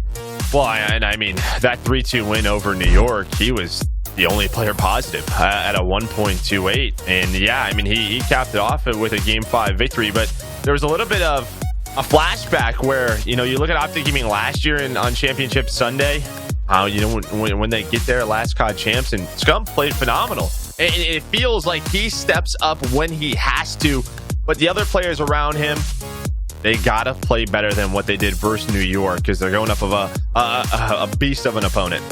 No, that's so true. I kind of forgot about that last year because I think everyone was on the Dashy train last year. The rest of the team was kind of struggling at spots, but he did really turn up when it mattered, and it looks like he's doing it again. We'll take a look at the stats now for Scump and see how he's looked throughout the course of the year. But yeah, monster performance at the beginning of playoffs, and now looking to keep it going, because this is going to be no easy matchup. It's the team that had the most CDL points leading into the playoffs. FaZe has been the best team throughout the course of the year. This, I'm hoping, is the bloodbath, the insane matchup that we wanted all year long. You would hope so, yeah, because as you said last time, Chicago, they ran away with it. Priesta had like a 0.6. It was a really off series for him. But yeah, Atlanta FaZe, they they haven't missed a semifinal. And I think sort of this format, when you talk about it sort of day, and then maybe if you win this, you might not play until this next weekend. You need that consistency, right? Because that's what this year has been about. So that could absolutely play into their favor, but they have to play better than last time, plain and simple. Certainly. But let's get into our game fuel keys to victory. We're going to start things off with Chicago. Joe, can you take us through this and what it's going to take for them to get the W? Yeah, you see that. They just simply outslayed versus Atlanta FaZe. RC's played extremely well. 1.35. Scum, 0.84. But what's it matter when you get a 3-0? If he plays like he did versus New York, that's that. It doesn't really matter at all. But yeah, we're going to look for a rebound. We're going to see how RC's is going to be playing today. And really all the players, besides Scump. I mean, Envoy had a couple of key moments, I think, especially in domination. He's always going to make smart plays in search and destroy. But for me, it's RC's, it's Formal, it's the AR duo. Can they step up? Can they play better? We'll see if they can do it. Now let's look at the game fuel keys to victory for Atlanta FaZe. You got to forget about the past. They've had some tough losses, especially in the finals. And when you talk about the matchup they had against the Huntsmen, they get destroyed. But you see, I mean, the sweep we were kind of talking about, the KD not where you want it in that loss. All the players that have been like MVP candidates, like you talk about the 5 people who we've had as finalists, Selim and Sip are on that list. I think if I had one more person I'd toss in there, if I had a 6th man, it would probably be a BZ with what he's been able to do this year. But the Tiny Tears and maybe one of the best flexes in the game didn't have the performance we expected against Huntsmen. And that's why when you look at it, there's not a lot to say other than just don't stink. Like they just didn't play well in that series. They just weren't good. They've got to play a completely different team in this matchup. And we've seen that at times with this team. It feels like they make the game tougher on themselves. Sometimes they lose fundamentals, and the reason that they've gotten to semifinal after semifinal after finals, they're just so talented, right? When you look at this 5-man roster, it's insane from top to bottom. They can bail themselves out, but versus a team like Chicago, you cannot make a lot of mistakes because they have the firepower to match them. They certainly do. But let's talk predictions. We're going to get to our Sony Xperia smartphone predictions. Joe, I'm going to start it off this time. Yeah, I win Atlanta 3-2 because I think it's going to go differently this time. Like the pressure is here. There is no slow start. Everyone has had so much time to prepare, and I think we're going to see the phase that we saw throughout most of the year. Which way did you go? I went the opposite. I went Chicago 3-2, and there's very much a reason for this. I do look back at the match that they played. If it was opposite, I would be very afraid for Chicago. I think it was a mental battle. It was a mental victory that they needed. Sure. Look at OpTic Gaming versus 100 Thieves last year. They just couldn't beat them. I know they've only played once, but I think if Atlanta FaZe were able to win that matchup at that New York home series, it's a mental game going into this. Atlanta, they're going to be fine. They're going to play well, but I think Chicago, that helps them, that motivates them. They know they have the edge. Okay. All right. That's a good point, Joe. But let's meet our rosters. These 5-man teams, so stacked with talent. They've been dominant throughout the course of the year. First off, let's meet the Atlanta FaZe.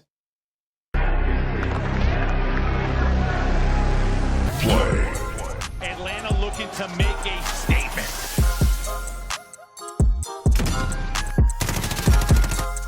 Have we even seen the peak of his ability? 1, 2, 3 for Major Maniac. Selim is the best player in the game. He might be the MVP if he keeps it Stays on, baby. What an individual play from Priest. FaZe dominate the late game.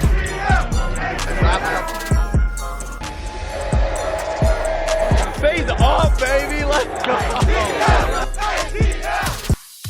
And that is your Atlanta FaZe, the Tiny Tears. This team, one of the first to form at the beginning of the year. Like, they knew what squad they wanted. They went out and got it.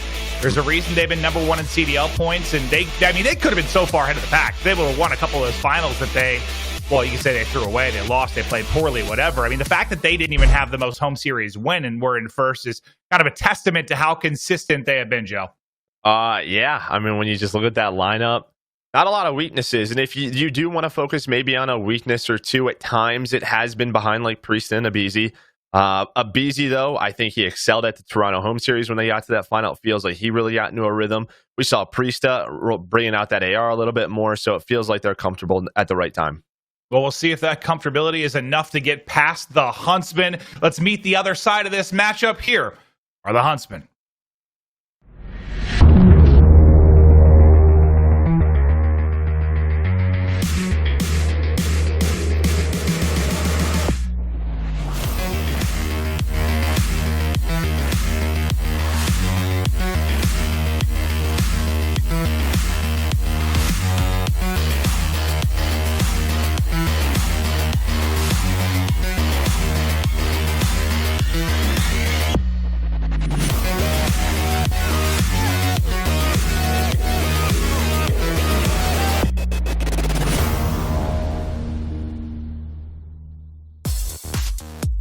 The Huntsmen filled with all sorts of duos. You got T2P and Scump Informal. You got the twins in Pristini and Arcides, an Envoy, an MVP candidate that has been playing in terrific form all year. A squad with a threat to any team and a chance to make a run and win this entire thing. Yeah, I mean, Envoy's got his MP5. That's his duo, right? You know, that's his duo. You know, the odd man out, but it doesn't matter to him because, as you said, he has been an MVP candidate for this squad and just juggernauts across the board. Veterans, world champions. Arcides and Pristini, by the way, are going for back-to-back world championships. We'll see if they're able to pull that one off. You know, Formal and Scump want to win another one. Envoy's trying to find his first. So a lot of storylines here between these two teams, and you know that they are fired up. And Joe, just to maybe remind people, because I don't think we've mentioned this yet, winner of this is guaranteed top 3. How much money are they guaranteed? Was it 600,000? I think maybe. Yes, Joe, I believe it is $600,000. So that is what's on the line right now. Now, if you lose, you still have a chance to go through the losers bracket. Yes, you could get that same payday or better, but you are guaranteed $600,000 with a win in this best of 5. That is a big chunk of change. But we're going to kick it off on Ramaza. Start off with Celium, one of the best players in the game all year, deadly with anything in his hand. We'll see what kind of map one he can get rolled. Yeah, we talk a lot about rematches and the map veto process. And after getting 3-0'd, no surprise here, Maven. You are not going to see any of the maps that we saw at that New York home series. We're headed to Ramaza Hardpoint. You know, we saw this for Chicago versus New York, and they actually dropped this one. It was just a slow start for them, but still 7-3 overall for Atlanta FaZe, one of their least played hardpoints at 2-2. Well, we started off with FaZe, but when we get a chance, I'd love to check out our Game Fuel featured player. It's going to be Scump. We know what a threat he is, turning up at Champs time and putting on a show. What a series he had to get them to this position already so far this week. It's been incredible, but for now, we'll stick with Simp's POV. And he's sort of been like it's interesting because it's been like Scump has been the king, right? The crown's been on his head. He's been one of the best sub players in the world. It's like Simp, a lot of people think is like the second coming of that. Like the next man up. Well, how fast he has made an impact. Yeah, we'll just see if he can. Obviously, he has the skill set to do it, but if he can do it as long as Scump, right? I mean, Scump's just playing since I've been playing. I played with him for a long time, but here we go. We're on board with our Game Fueled featured player. The Atlanta FaZe, they win those spawns over towards the electronics shop. They're set up in the hill. Scump trying to work the back with his teammate Arcides. They know there's someone all the way back there. Nades going over. He's trying to slide on through. And here comes the fight. And we'll stick with him through spawn and see what he is able to do. But now battling over towards our next hard point. FaZe will be set up inside. They've already got 52 points on the board, but in they come rolling. It's the brother duo. They get it done. 2 for Arcides, 2 for Pristini. And there's the break inside for at least the scrap time. But the big focus is going to be over towards mid-map and rugs, where everyone trying to vie for position over towards Barbershop. As Scump, the Game Fuel feature player, will just be soaking up the remainder of this time and then working in transition. Who's that trying to lock him in? I believe it's Celium that's going to try and hold him in on the cross. But he's going to wrap back towards mid-map. And honestly, yeah, you get half of this time if you're Chicago, but you take that if you're Atlanta FaZe. You get about 20 to 30 seconds. You win the rotation on Barbershop. They got the spawns that they wanted, and now they're set up for another hill, but Scump with 2. Up to 6 and 4. Going to fly behind that. You hear the smoke behind him. And Nade is out, and he is getting aggressive. And look at that. I think that's Celium already trying to just sneak out on the minimap. Celium does not want to get trapped. Back Barbershop or construction, and that is big from a BZ Major Maniac, because Chicago, they have the numbers on the hill, but Atlanta, they're still getting this time. They're spawning out now. I love the way Atlanta FaZe played that sequence. Well, they play it well, and they've got a 40-point advantage. They'll now rotate over towards construction, but I believe it's Formal that's able to get a pick on one that was rotating towards top. So it's kind of a 2-on-2 now towards that side, but as Formal drops, you have the numbers, at least for a second, over towards FaZe. But these key and crucial battles will now go down towards the hard points. Scump is able to take down 2. Scump still trying to finesse inside. He's 8-5 on a 2 spree right now, just looking for more. So we'll hop out to the third-person cam, take a look at our next hard point. Yeah, you see the difficulty here for Scump, right? He gets across, but his team spawns so far away, but he makes the heads-up play. Arcees is there, Formal is there, 4 go down for FaZe. aBeZy trying to do what he can, but what a play by Scump. Makes another big one, 9-5 now on that 3 spree. Yeah, I mean, he stays alive that whole time, right? Like, he's able to play sneaky and pop up when it counts and the team gets there, but I mean, that had to have been, what, 15 to 20 seconds since he got in position. He kind of had to wait for them to flood on through. Just taking a look at the stats. Pristine, another slow start. It wasn't happy. He was not happy with how he played against New York whatsoever. So we'll see if he can turn things around, especially in those respawns. Chicago, you see what they're trying to do. They want barbershop spawns for this Ruins Hill. Atlanta FaZe, they're going to have to hold it from the front. The pressure is going to be here right away. When you're a player like Pristini, like, how important is that first match when you're someone that maybe struggles a little bit with confidence? I think it's pretty important. Yeah, I mean, it's just sort of, he plays at such a fast pace at times where I just think he needs to slow it down a bit. Right, you're playing on a map like Ramaza where if you don't have spawns, it can be very punishing. He just needs to win key certain fights, hold down certain areas, and hopefully just let the game come to him a little bit. Just slow down, L-Trigger, play that corner. But when they don't have spawns a lot of the time, it can make the game difficult no matter what you do. Yeah, we'll see if he can turn it around, but Simp, I thought, was going to be able to knife 2 inside, but there was a big rally there from FaZe where I think it was 5 or 6 straight kills for them. They'll get basically all the time inside of Ruins, and we'll get ready to head into our second set of rotations towards top rug. And Scump, I thought he was in a great position, but Simp able to put him down and get the first check mark off the list of breaking towards this bridge point. Smoke now out. Priesta looking for an opening. Priesta able to find it. Trophy out as well for the cover. They see up to 14-8. Again, when they played Chicago earlier this year, he had a horrendous series, but they've been figuring out the roles. Who's going to run that second AR now? It is going to be Priesta. This man can do it all. That's what makes FaZe so special. But Formal, he's going to break that hill behind 3. Finds 4, not able to find the 5th. aBeZy fast with the trade, but you got to get him going. But again, the story has been about the spawns, and who's there first. And you can see when we go to Electronic Shop, Atlanta FaZe, they have the side of the map that they want. What a play there by Formal, though. It's always great when you see your name on the kill feed 4 times in a row. It typically means you're doing something right, but a nice stun and push as they're able to try and break through towards the backside. aBeZy still lying in wait towards the old hard point. 10 seconds remaining, so we look to get set up, but as you highlighted, terrific position for FaZe. And yeah, you're nailing on Priesta and how he had a bad series against them, but Priesta was just bad against everyone during that stretch. Like, he just wasn't playing good Call of Duty. Like, he wasn't in a good place. Yeah, he wasn't playing well, and now the AR maybe turning that around, and I've heard pretty positive things about scrims for them recently, so it seems, because they've done a couple changes, right? Like, Selly and Major Maniac swapped at one point, now Cell and Priesta swap. They've made some changes, but that's what's nice about having a really versatile team, right? It feels like everyone can do everything. Yeah, that's what it helps when you have some of the most talented players in the world on your squad that could sort of do it all at any moment. And, you know, they can make those adjustments and make sure their teammates are comfortable. And now with 25 seconds left on the hill, this is big for Atlanta FaZe. They're actually spawning out Ruins, so they're trying to win Electronic Shop and Barbershop again.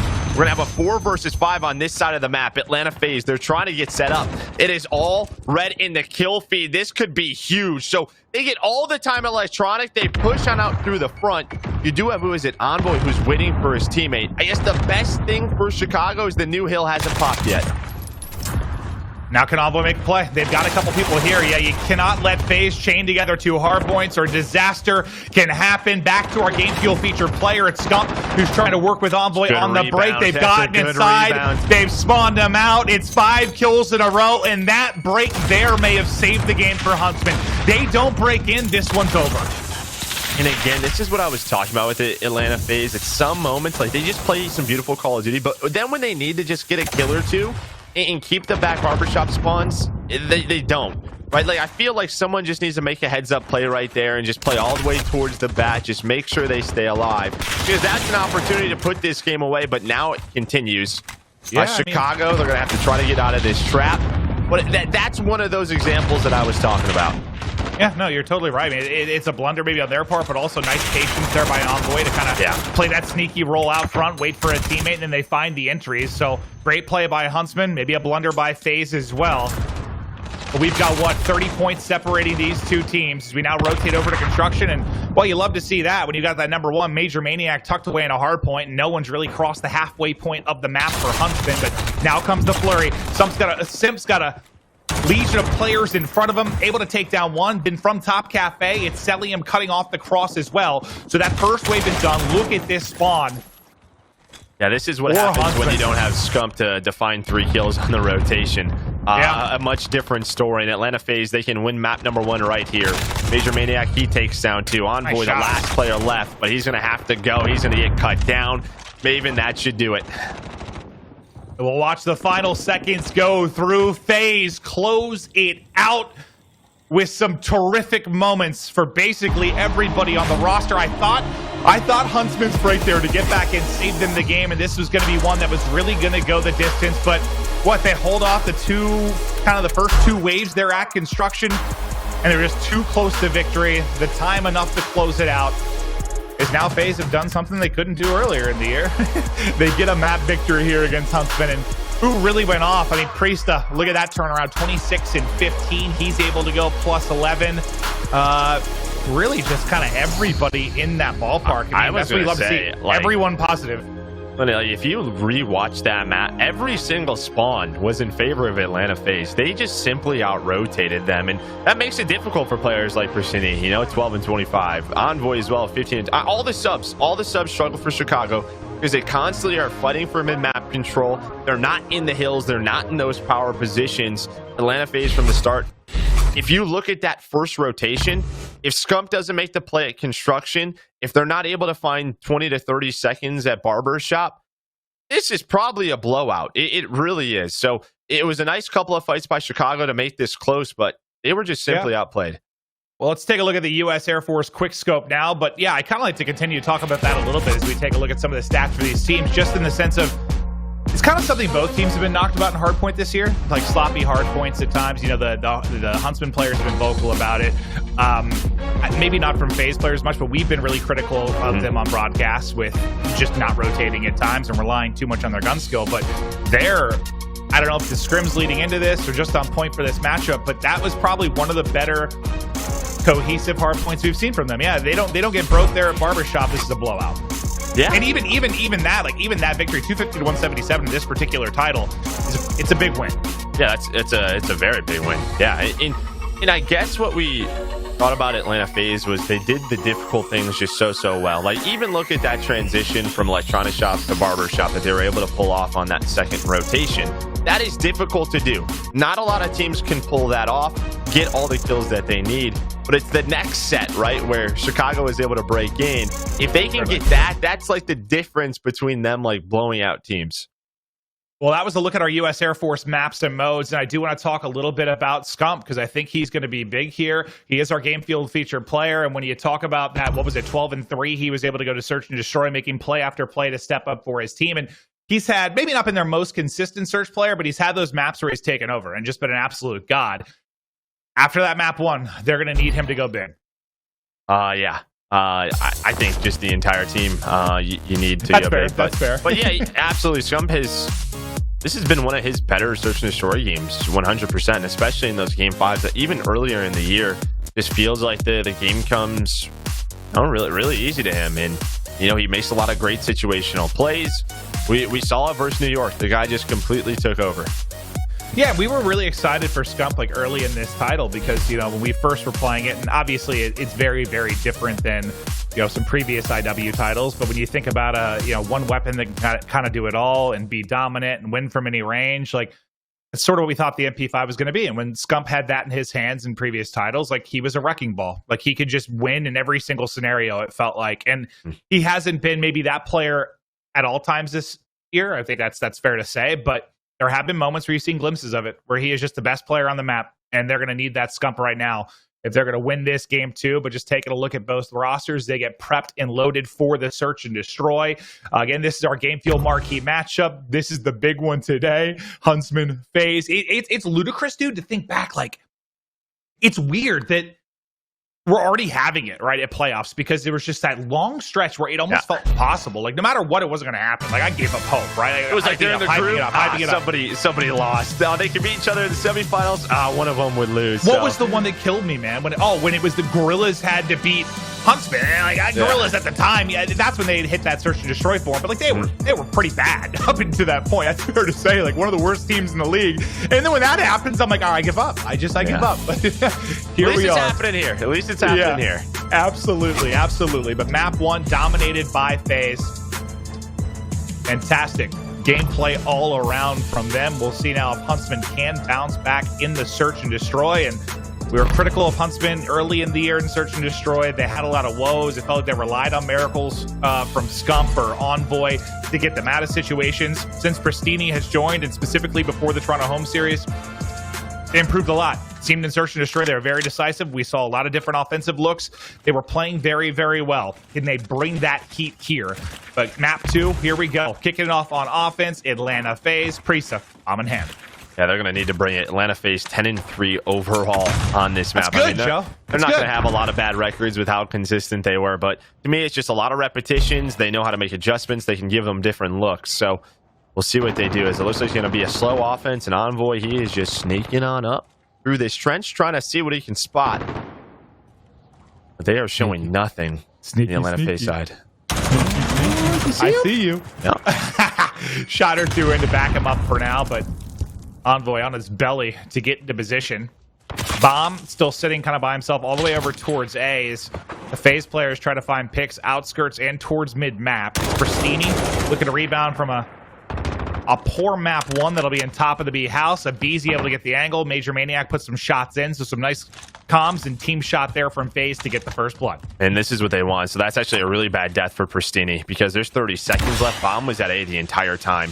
Scump has to rotate back over, so you have 2 towards B. You only have 1 player back trench. That's going to be Arcides. And they just take their time. They work that first blood. Now you have a Beezy who, guess what? Where Scump was, that's where a Beezy is now. Just that first blood opens up the map so much for Atlanta FaZe, but as Envoy on the flank, he can do it on so many different maps. Can they make this retake possible as Priest takes down Arcides? Oh, he's going to be the one key player here. He's on the other side. His teammate's going to have to push from the backside of the bomb. 4 versus 3 still for FaZe. They look to hold. Formal gets 1, but the trade comes in instantly. It's Priesta desperately trying to finesse from this bomb site. He's got a trophy out as well, staying up as long as he can, but he will fall. Now 2 versus 2. 14 seconds to go. Major Maniac wins a big one. Envoy last alive. 1 versus 1. Not enough time to defuse, as FaZe will get it done behind that first pick on Pristini. Yeah, that's all it was. I mean, that was such a slow offense from Atlanta FaZe, to where the point, if it's still a 5 versus 5 and there's 25 seconds on the offensive on the clock to plant the bomb, it's first round. You don't have a trophy. You're probably going to get naded. But what happens? Pristini goes down. Scump's like, okay, they could still go B because we don't have any information. He has to rotate on over. That opens up the middle alley. The execute on towards that A site, where there's only 2 players for Chicago. If Pristini doesn't die there, Scump's there to help A. Maybe they can nade them off the bomb. Yeah, I mean, that's a example of when FaZe's patience pays off. But I know, what was it, months ago we watched this on Petra. And they were it was so slow that it like gave me a migraine, because they just ran out of time so many times to get the bomb down. But there it works out. Now, what can Huntsmen look for on offense? Where will their opening come? As they are stacked heavily towards that A side. It's Pristini that's already moved up towards mid-map. I say Priesta was there. We saw him middle boxes. I thought it was actually going to be Pristini who was going to find the opening, but it's not. Smoke goes down, and there's that middle rotation that goes in, but Major Maniac, he gets naded. So now we're in a 4 versus 4. You have bomb site control if you are Chicago. You just got to get the plant down. There's a smoke on one side. Who's that being sneaky? It's Priesta. If we can switch to his point of view. Priesta's in such a good position right now. He can stop this bomb from being planted. Where is the trade? How fast is it there? Priesta trying to play his life. Simp watching over him. Yeah, well, the trade would have been there. It does eventually come through, but Simp, the Guardian Angel, now Scump has to win a very difficult gunfight. 3 versus 3, though. Bomb getting planted. Oh, sorry, 3 versus 1 now as bomb's getting planted. It's just going to be Simp, last alive. See if he can clutch this up. I like this from Envoy. He pops dead silence. Maybe just trying to get into a strong position. Because what is Simp probably thinking? He's just going to back up, right? Like, he has bomb planted. Simp, though. Dead silence popped. Does he read this? Does he read the corner? He finds them 4. No, Envoy finds them. And Envoy with the plays. I thought Priesta was going to shut it down with that snipe as well from Simp. But it's Envoy who cleans up. He has just enough time to plant that bomb. Am I insane, or did the top banner, was there a delay in the portraits disappearing? Because I was just staring at that to see what the situation was. You're like a 3v1. Yeah. I was 1 versus 1. No, I know. I was looking at the portraits, and then I look at it again. I'm like, it's a 1v1. Like, well, I'm just staring at the minimap. I think they were delayed, or I'm out of my mind. But Joe, great job. Yeah. And the superstar. I swear I stared at it. There were 3 alive on both sides. The superstar all year for Chicago from Envoy and Search and Destroy. 6-0. Showing you why he's an MVP candidate.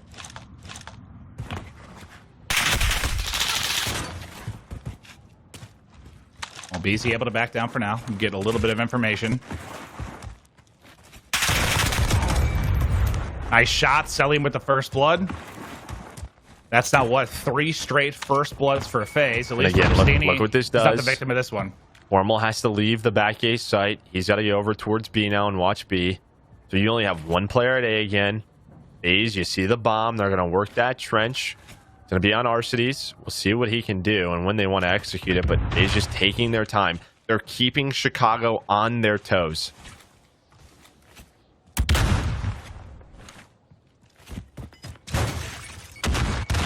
Now to work up. Get this plant down. Trophy in a great spot, and you still have Sellium lurking all the way on the other side of the map, ready to collapse and work the flank. Yeah, Pristini, he had an idea of it, and he's worried about it. I don't know if he spotted him, though. Formal just taking care of trophies. The BZ's going to find a kill. Major Maniac inside. Can Pristini find anything through the flank? Sure can. Pristini able to pick up 1. Snaps onto Simp, but can't quite finish it. 20 seconds remaining on the clock. All going to be down to Pristini now. And he is stuck between a rock and a hard place just trying to locate these kills, and it's not going to happen. Simp backs up, wins it with the pistol. 2-1 advantage. All 3 first bloods to FaZe, and this round, I think I knew how many people were alive. I'm proud of you. I'm proud of you. Yeah, but Pristini gets through. Sellium gets through on the other side, though, through the flank, so he was able to come through the middle alley of Chicago. It's just a numbers game. Once again, FaZe playing it really well, working those offensive picks. And Chicago's thinking, do we want to stack A? Do we want to stack B? For the most part, you're going to stack B because A, you can retake it behind utility. But nice offensive rounds from both of these squads. Well, back over to Huntsmen we go. A little bit of a different look this time around. Aggressive on A from FaZe. They've really pushed up. I think it's Priesta has already got position past the bomb. They're going to fly at this. They're going to be running right into the bomb carrier on the other side of the map. Simp's able to hit the shot. Pristini has now been first blooded in 3 out of 4 rounds as his woes unfortunately continue. Where's Priesta is already... Yeah, he's already torching the box. That's actually a huge kill because of, like, the positions of Atlanta. Bomb site is wide open. Major Maniac was the only one there, and now Priesta's going to get stunned out. Close the door, please. Close it. All right, we're gonna leave here. I'm not going into that house.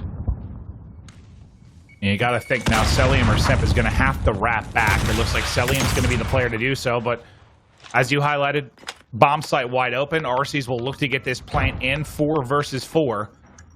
And you've got just this crazy pinch opportunity, I guess, if you're FaZe. You're going to spread all over the place, but part of that pinch through mid is going to drop. It's going to be on Priest to likely make a play on the flank, and the other 2 players to stay up while that develops. But backed up the entire way, I think, is Formal, and Formal finds the position, able to get the kill with the pistol. Now all on Simp and Sellium, and not a lot of time to go. Formal hits a snipe. Formal's doing it all. Sellium now last up, and he will drop a round win for Huntsmen. And it's 2-2, but it's still, I mean, they're Huntsmen having to pull out these rounds. Considering it's right with 4 first bloods for FaZe.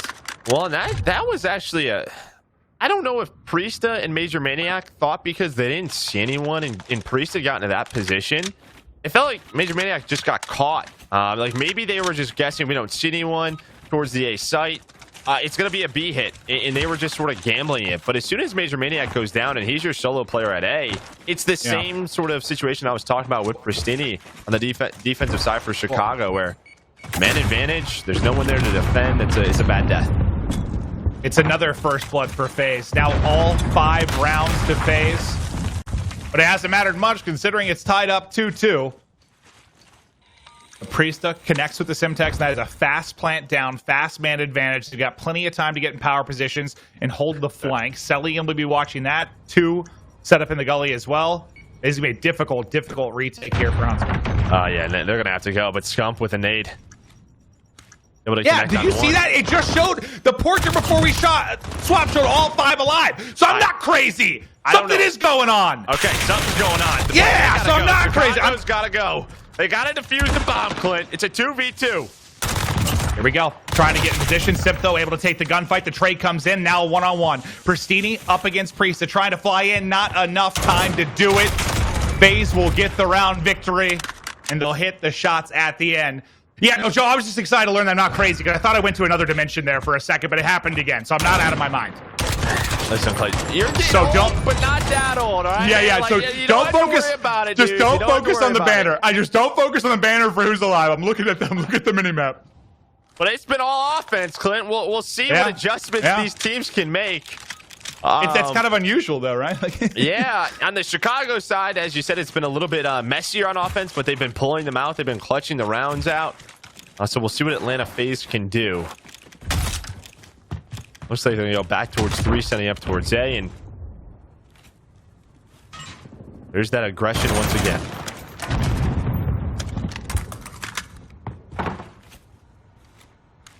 Now, BZ going to have a lot to deal with as they've gotten right towards the front of this B house. Simp has got a nice little line of sight here. If no smoke comes in, can he hit the shot? Well, that's able to call out to a BZ. It's not an easy one, but he gets a lot of information, right? He's seen at least 2 of them cross. Not sure if he spotted the first.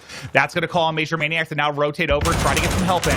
But they've all now worked into this house, trying to get some wall bangs in through the window. But a BZ with dead silence up, just trying to finesse top. Little slide cancel out. Envoy, though, who's been on a tear, is ready and waiting. First blood to Huntsmen. Yeah, there's just a lot of angles in there. I thought Celium, he's just worried that someone's lurking towards the grave side of the map, but there hasn't been, so now he's going to have to go. 4 versus 5. You have 2 players set up back of the Chicago house, so they're just going to watch the bomb defuse. Hopefully you have a smoke if you're Atlanta FaZe, but you need to get some kills. You got to go now. Priest is going to find 2, but there's Formal with the snipe. There's Formal with the snipe. Just misses that one, but Envoy's still alive in there. All offense, Clint. It is all offense. Someone's going to win a defense eventually. Somebody. But Chicago also get, their first blood. So that's a solid for them, but we'll be tied up at 3-3, and it's not often in Search and Destroy unless we're talking like Gunrunner or something where it's like, who's going to win a defense? That's not typically the conversation we're having, but here we are having it anyways. It's a playoff time. Anything can happen. This is our Game Fuel marquee match where miracles happen, dreams are crushed, and someone makes $600,000. It's a lot of money. It sure is, Joe. I didn't know what I would do with that. Now, it's split amongst the players, but I'm just going to pretend that I get it all. There's another first blood for Huntsmen. Pristini, victim of a couple first bloods early in the game. This time, he gets the last laugh as Celium will drop. It's first blood from the defensive side, too, so surely, maybe, possibly, potentially, we'll see a defensive hold. You have RC's in a great position inside of Broken, so he has some help at A with Formal watching that cross.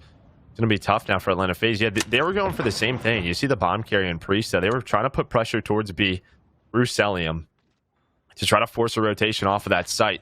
But Chicago, they make the adjustment. They play aggressive on the outer part of the map, and I like that. And you get Pristini going. But here comes the push now. It's going to start with a BZ through middle. Will the offensive trend continue? 24 seconds to go. Oh, they Got don't to know. work this plant. They don't Here's the know. position from RC's. There's the pick off of the bomb. Snaps on a Major Maniac, but can't finish it. The call should be in, and he likely will get dropped. He will. Simp now going to be last alive. No time to do anything from this spot mid-map, so there's a Simtex into your mouth. It's like an orange that explodes. What? I don't know. Okay. It's an explosive orange, Joe. All right. Sure. Yeah. I've never heard of that. He was hungry. Neither have I, Joe.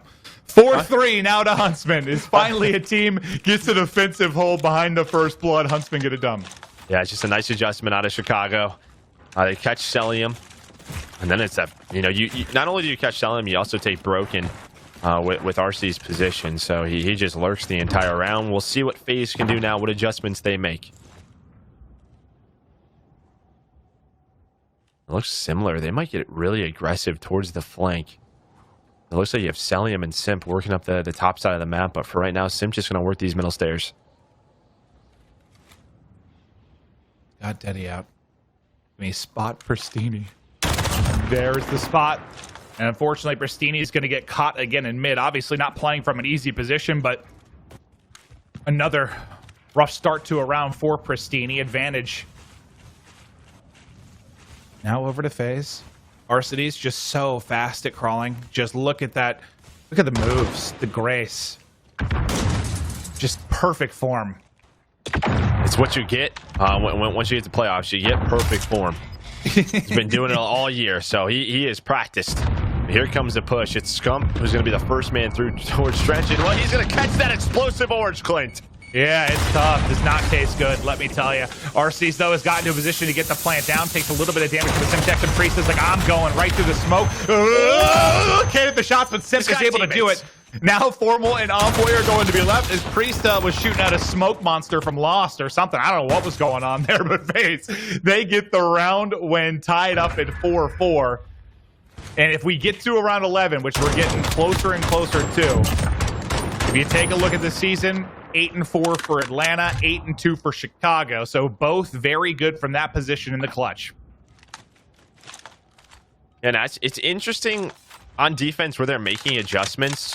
Both of the first bloods for the defensive side came through the top side of the map where, there's not a lot of bomb. Typically, there's not a lot of activity, but it's Simp who gets aggressive towards middle stairs. It was Pristini last time around who got aggressive through Graveyard. So we'll see what comes out from the defense this time. It's Envoy through the middle alley, but BZ's already there. BZ just trying to stay alive. Not going to happen. Scump, nice Simtex toss in. Formal just trying to get away. Pristini's in a great spot to get in the middle of the map.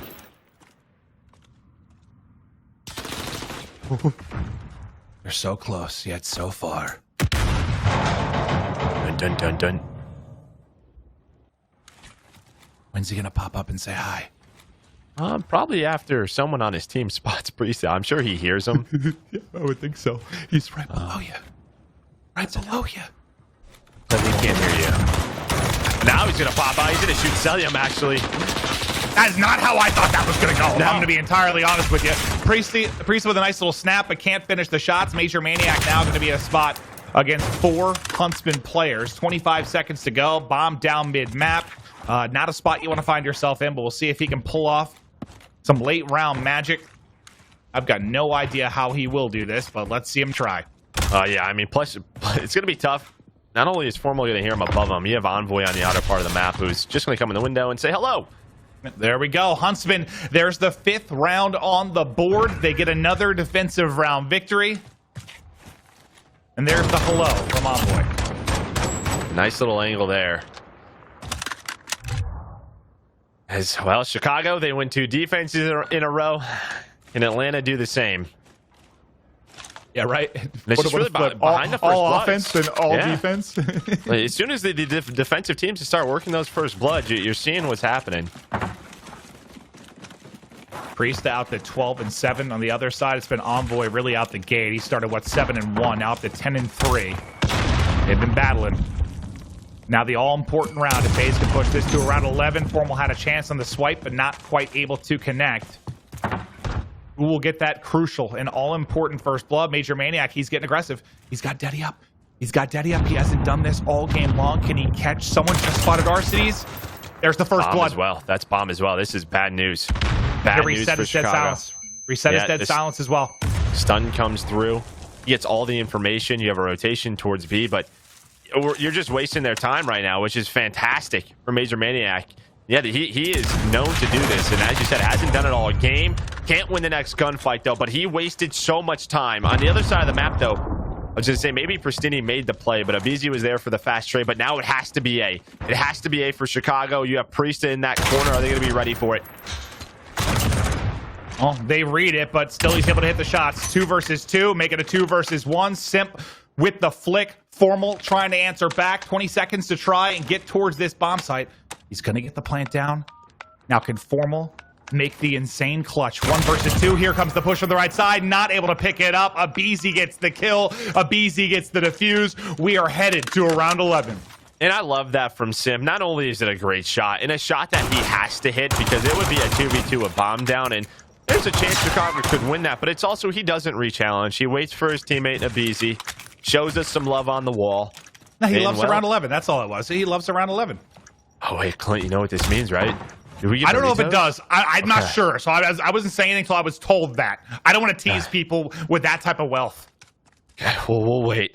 We'll wait until we're told. 5-5, round 11. If you're just joining us, FaZe took the hard point.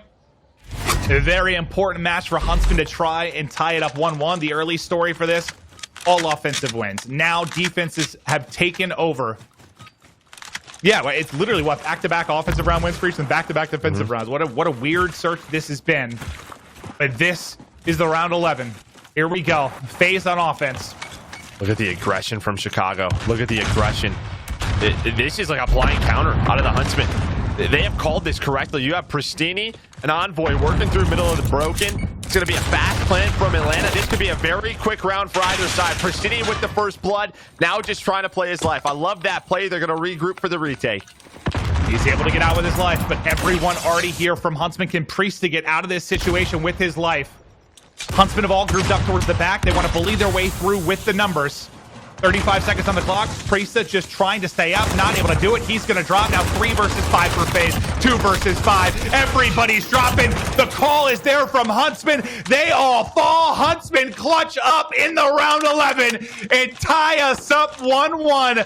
What a play call in the final round. Yeah, I don't know who's making that play call for Chicago, but somebody give that person a high five because it was the right call. And it does come down to a 1v1. If Selim, he's probably just not ready for that, right? It's a gunfight that catches you a little bit off guard. You know, you're ready for it. You're watching that position, but Pristini, he peeks it first. It's a big map win. He finds the first blood. Well, they play it well through the retake. They use those numbers.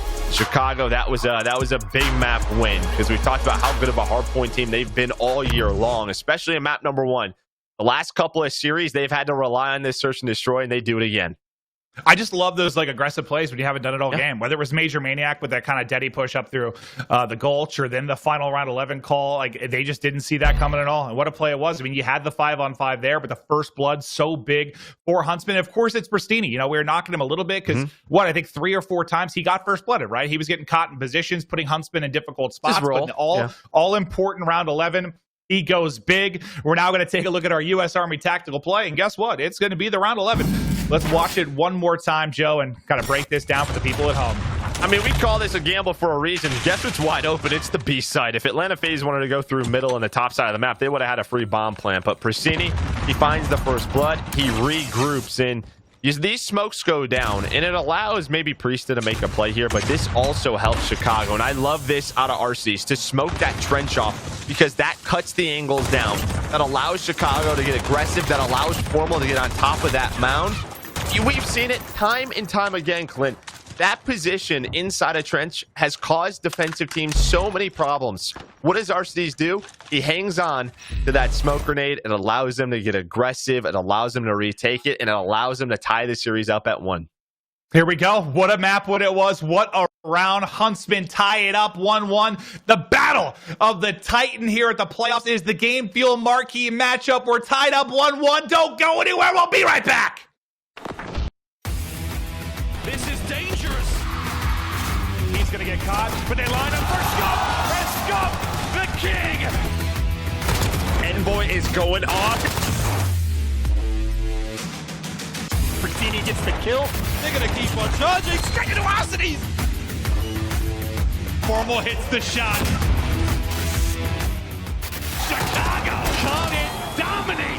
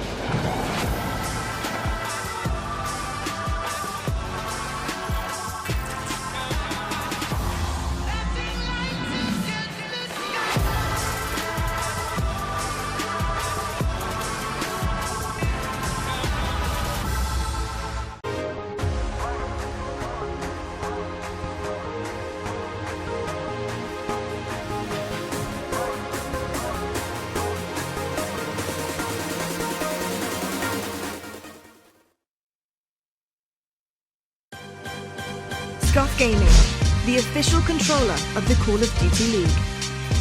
Call of Duty League is brought to you by Metro by T-Mobile. Rule your day with the #1 brand in prepaid. The United States Air Force. Learn more at airforce.com. Save money at the restaurants you love with Grubhub Perks. Use code CDLPlayoffs at checkout to get free delivery.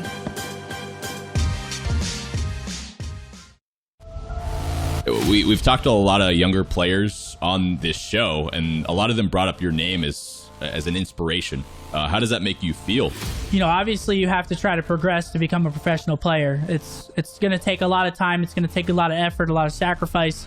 You know, it is what it is. It's a lot of people want to be a pro, and that's why if everyone was a pro, they would just be popping out everywhere, you know? So it takes a lot of grind. What's going on, everybody? TP here, bringing you the last episode of The Barracks, brought to you by Metro by T-Mobile, the #1 brand in prepaid. In this episode, we are going one-on-one with Scump from the Chicago Huntsmen, one of the most well-known players in COD, former OpTic Dynasty champ, and an all-around legend in the Call of Duty scene. Will fall. Scump trying to find one on the flank, and he didn't even have to open that door. It was open for him. Finds one, finds two. Scump, you disgust me. We had a great conversation going over things like the OpTic Dynasty run, his favorite Warzone squad he'd like to play with, and his thoughts leading the Chicago Huntsmen into champs. Stay tuned for all that and more on the final episode of The Barracks. And just like that, Chicago win map #1.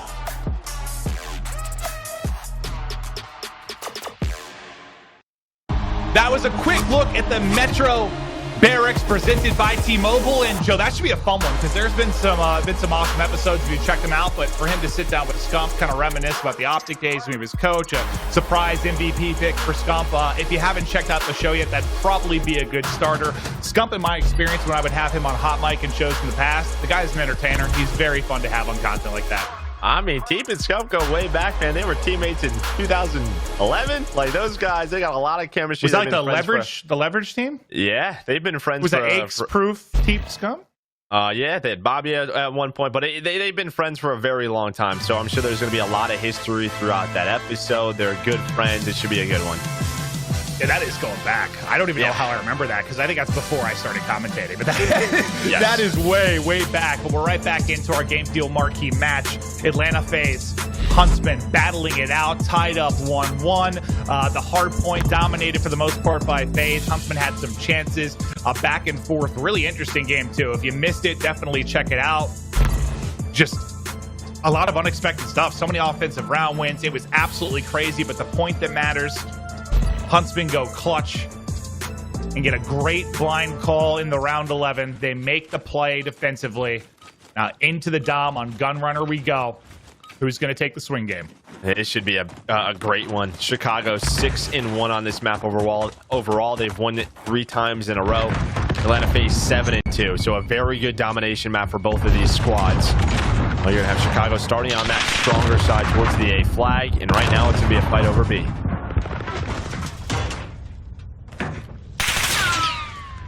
He just reached the corner. Well, everybody's prone there. The call will come in. They'll try to peek again, but Formal able to shut him down. That's 3 in a row towards the site for Huntsmen. So that should be B control. They're going to get a neutral towards C as well, as Pristini is able to make that play. FaZe will rebound towards C quickly, and now it's what do you want to do? Do you want to attack towards B? Do you want to apply pressure to A? FaZe kind of all over the map right now. Yeah, it's a difficult one, but yeah, Celium, he's at least forcing them to focus on him, and if he can get a kill and try to stay alive, that would help. But you see, Scump, he's going to spawn behind Atlanta FaZe and probably stop this push. So it was a great push. It was started by Celium, but Scump's there with the spoils. Yep, there is a spoil. A-B control for a Huntsman. Let's get right into an Astro listening with Huntsman. Yo, in green. One's in lockers. This one's B. Challenge me lockers. Smoke. Short lockers. One in green. Yo, green. Green kill me crossing his press. Yo, wait, Press. what are you doing? They're snail. I cap C. One was lockers. In boxes. Boxes dead. One was lockers. I'm here with you. I don't see him. Just stay in P3. Yo, they're all. There's crates on me. I'm jumping there. I'm in you right now. I'm looking bathroom. I'm just spraying bathroom. I have your low water. One's front green. Hold this guy. I baited that guy out.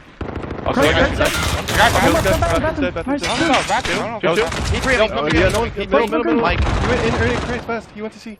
Where'd P3 go? Yeah, they didn't shout me. P3. Crates, A, please. Crates. I'll see. I need to see one.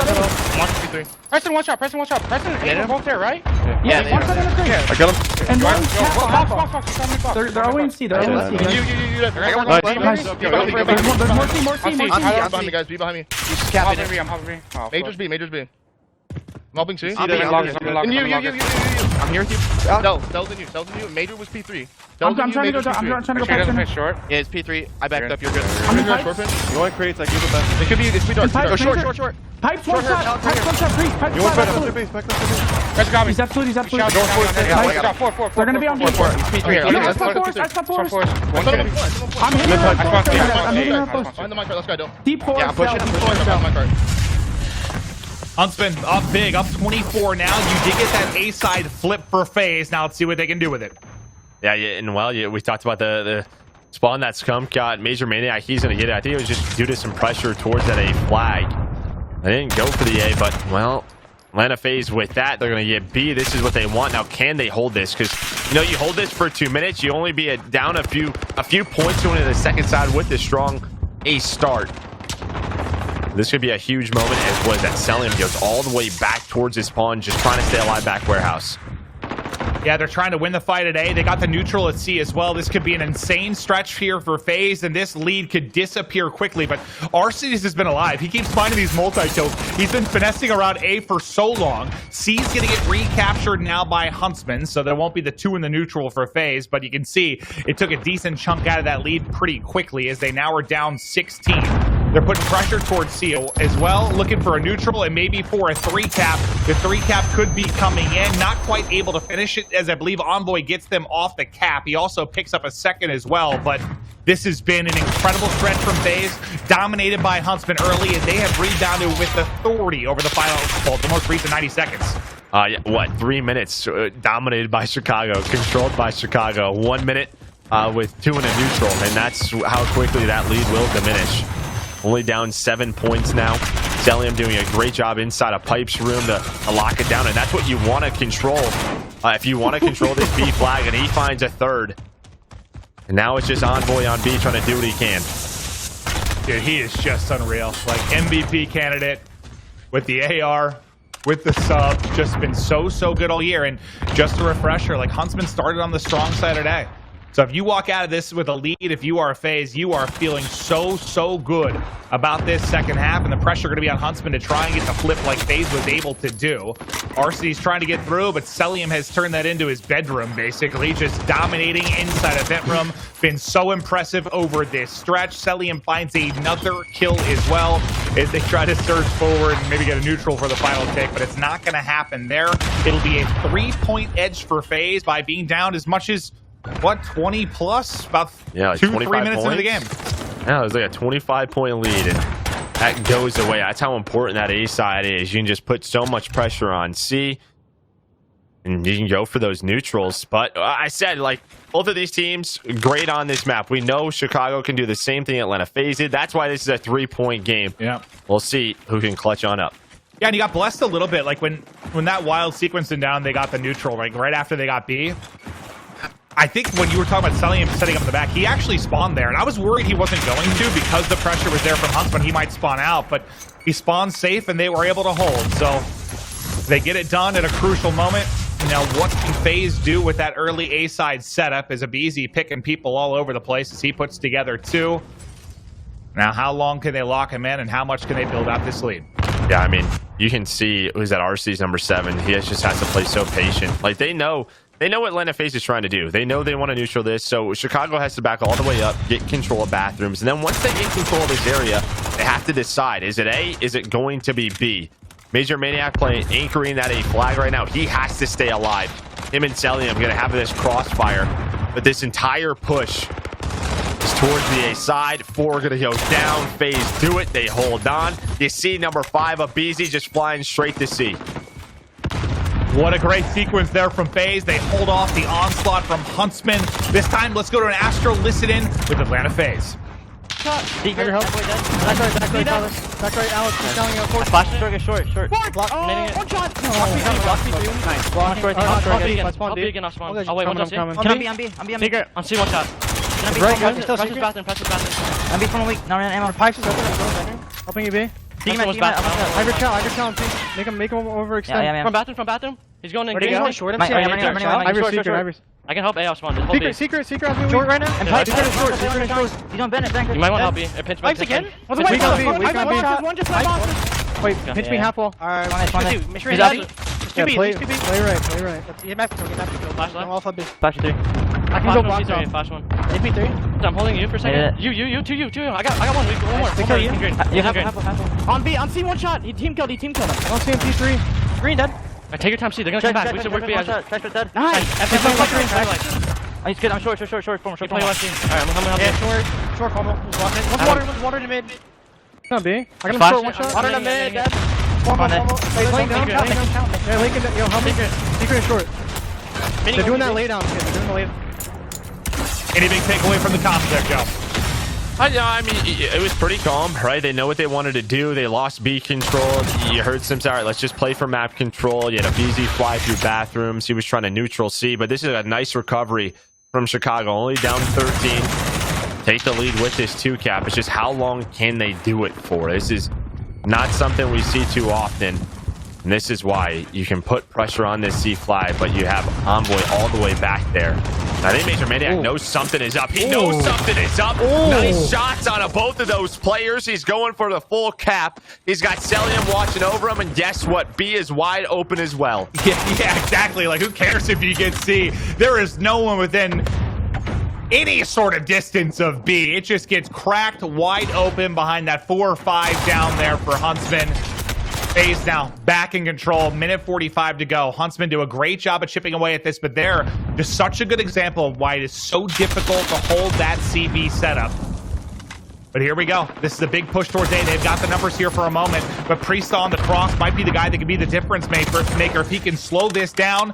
And Priesta does take down 2. The position there from Minecart so strong to shut down the push over towards A. They lock it down, and shutting down that push may have sealed the game for him. Now, what's the difference been between the halves? FaZe were able to get that A flag. You know, it took them some time to finally get control of the map, but once they did, you know, they cut the lead down. They haven't lost this entire half. A minute left. Chicago gonna have to go for 2 in a neutral. It's gonna be difficult because you see Celium. He won a gunfight on the opposite side of the map. He's gonna go for a neutral towards C.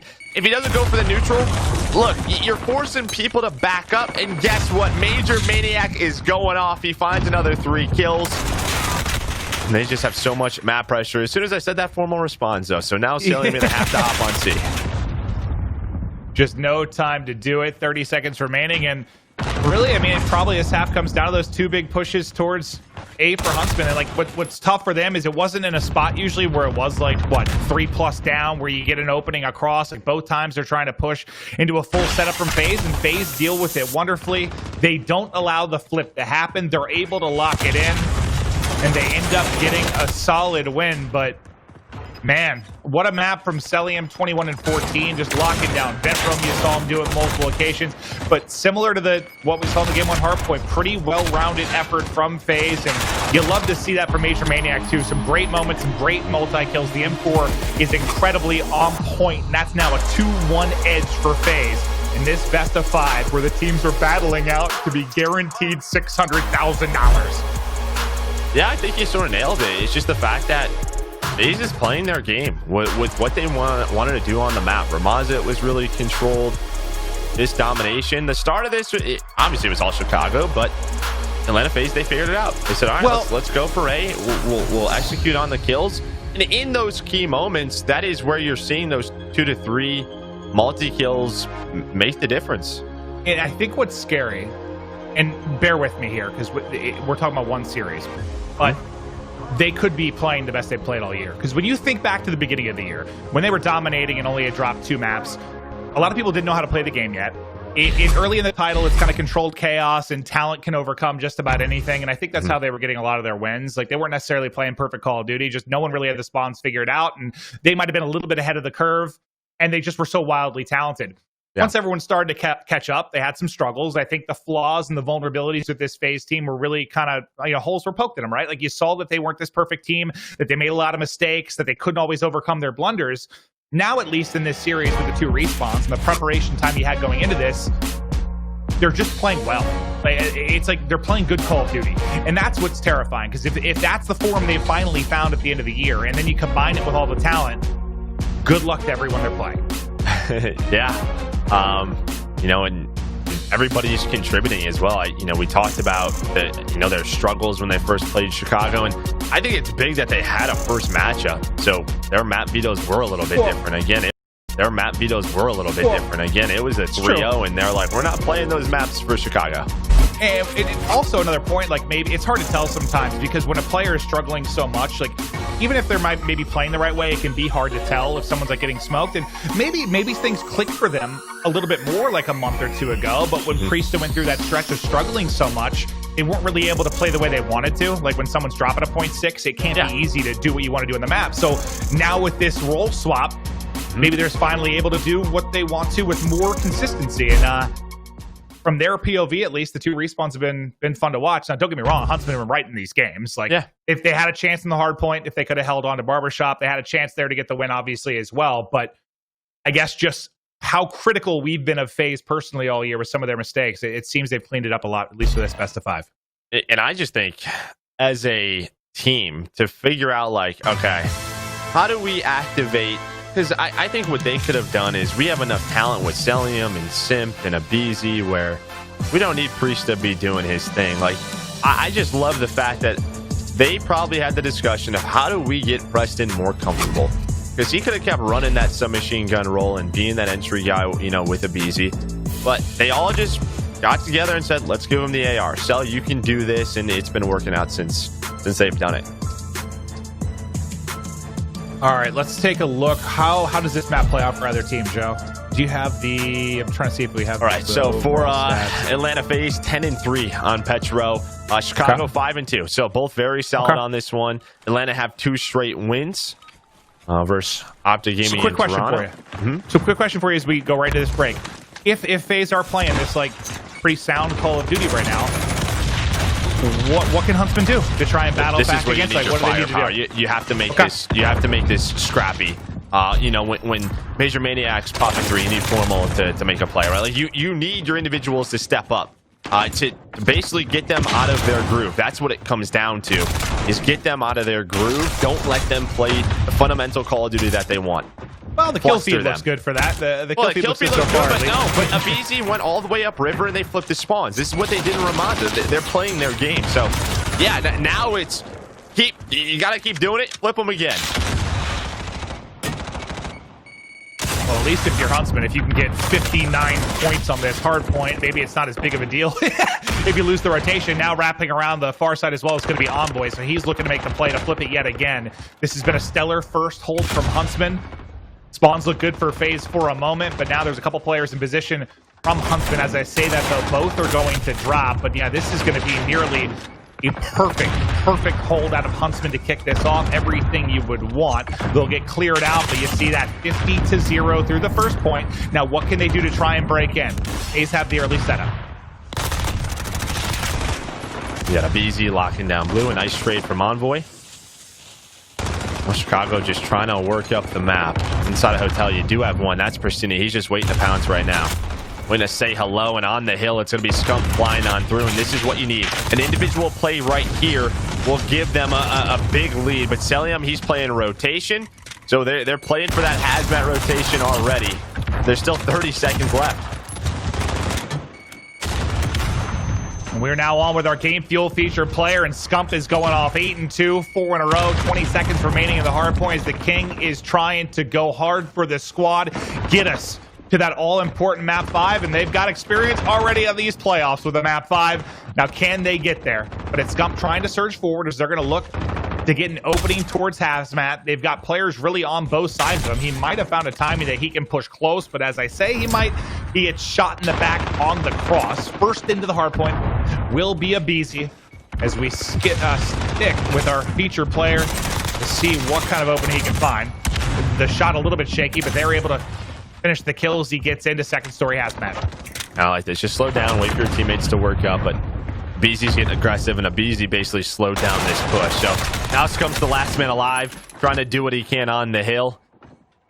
But he was just all alone. He was put into a very tough position. FaZe, they get through. That's what they wanted. It's what they played for. They wanted to play for hazmat control, and now you have to respond if you're Chicago. You did a great job at restaurant to be able to break through. Now, can you hold pool hall? We know how difficult of a hill this can be. That was actually a kind of a nice kill for Scump. I know it's like a nade combining with a vehicle. Celium there, trying to Celium, right? Yeah, exactly. If he sneaks through there, through the smoke, it could disrupt everything. What was the for? A bunch of Chicago players out at the same time, and you had nobody towards the back spawn. I thought they might spawn close to the hill, but doesn't happen, and now you have a great setup here at pool. About to eclipse that 100-point mark and open up a large lead with a big hold here. Most of the forces outside the guy in the hardboard kind of fanned out around every side of this. Great potential for crossfire from the players. Arcity, Scump, Envoy, all on the kill feed. Scump wins a nasty one-on-one there against a BZ, but he's one shot and has to finesse. Our game fuel feature player keeps on rolling. 5 in a row for Scump. Now getting it done for the squad. Almost able to connect onto another. Maybe still Merc 4 grip in. He somehow gets that kill, but he will finally fall. But what a terror it was. Big lead for Huntsmen. Yep. Individual plays, right? Leading to this score right now. What did Atlanta FaZe do inside a cafe? Sorry, restaurant is Risa locking down Riverside. You have Celium in that so strong position. It's a 70-point lead right now. See where the Chicago break will come from, but it's a BZ with another 2. And we know you can lock up a ton of time on this point. Right back in the mix if they can do it here. Will Huntsman get that crucial break? There's a pinch coming in front and backside of bar, but there you see how hard it is. Like, there's just so much cover and so much room for finesse from these top players. They continue to do it. Maybe you clear some of this bar's just dirty. Maybe if you clear out some of the beer bottles, wine, there's like 16 cash registers. We can get rid of those. Maybe the gunfights would be a little bit easier, but it's just a mess. Like, whoever the waiter or waitress is there, horrible at their job, Joe. Not very good. I don't. Yeah, if I walked in and saw that, I'm walking out. But FaZe, they bring that lead down to about 40 points, and they'll get the rest of this scrap time. But Chicago rotating over towards crates now, towards this shipping area. You do have RCs, might be lurking a little bit, maybe fighting for contest. On this side, it's a BZ trying to do what he can, just disrupt the setup, and he's done just that. Found 2. Can he snap onto the 3rd? Pristini stays alive. I like that back down from him. About to get back out to a 40-point game, but Huntsman in control. Now comes the wave from FaZe. There's an entry kill from a BZ, but Simp will fall as well. Celium, a BZ fall right after. Big kills from the brother duo in Arcides and Pristini. Formal then follows it up with another kill, and that's going to reset the push for FaZe. they've got set up for next, but they're going to be in such a hole. I mean, this could be a 90-point or so disadvantage if Huntsmen lock up the rest of this time. Starting to look like a desperation mode for FaZe as Envoy comes up with the big triple. Just soak it up this time. No one's crossing on his watch. Well, other than Priestess. Priestess gets in. And that's what they need to do. What is FaZe doing? First of all, they're going for the good spawns. And that's with 30 to 40 seconds left. And you'll take that if you're Chicago. It's fine. You have control of the hill. But you needed Skunk. You needed Envoy to find those. That's going to give them majority of the time. And now they have an opportunity to break his Envoy. Snaps on Acelium. Some beautiful shots. Look at all this pressure that Major Maniac has to deal with. He is in a world of trouble right now. There's still such close spawns for Atlanta FaZe, and it looks like they're going to deal with this push. Or are they? Or are they? It looks like Formal was able to stay alive, and then everybody spawns on him. They'll all spawn up on him. Scump is having himself a map, too. Our featured player, 24 in 10 right now. Christini struggling a bit, but Envoy and Scump are going off for the squad. FaZe just trying to desperately hold on inside. A Beasley with a lovely double. Third one comes on in. You get put in the dirt as well, Scump, as he's able to pick up 3 in the second half of that. Tiny tears into the mix as well. Down 60. Now over to Hazmat we go, and this could be the hole that defines this game now. You're down, going to be down about 70 points, over the 200-point mark for Huntsmen. FaZe will have spawns. They've got to get this, somehow maybe pin Huntsmen in the back late and get rotation, it feels like, if they're going to win this game. Yeah, it's going to be tough. They're going to have to play some perfect hard point. We saw it on a couple of times on Ramaza. Can they do it here again?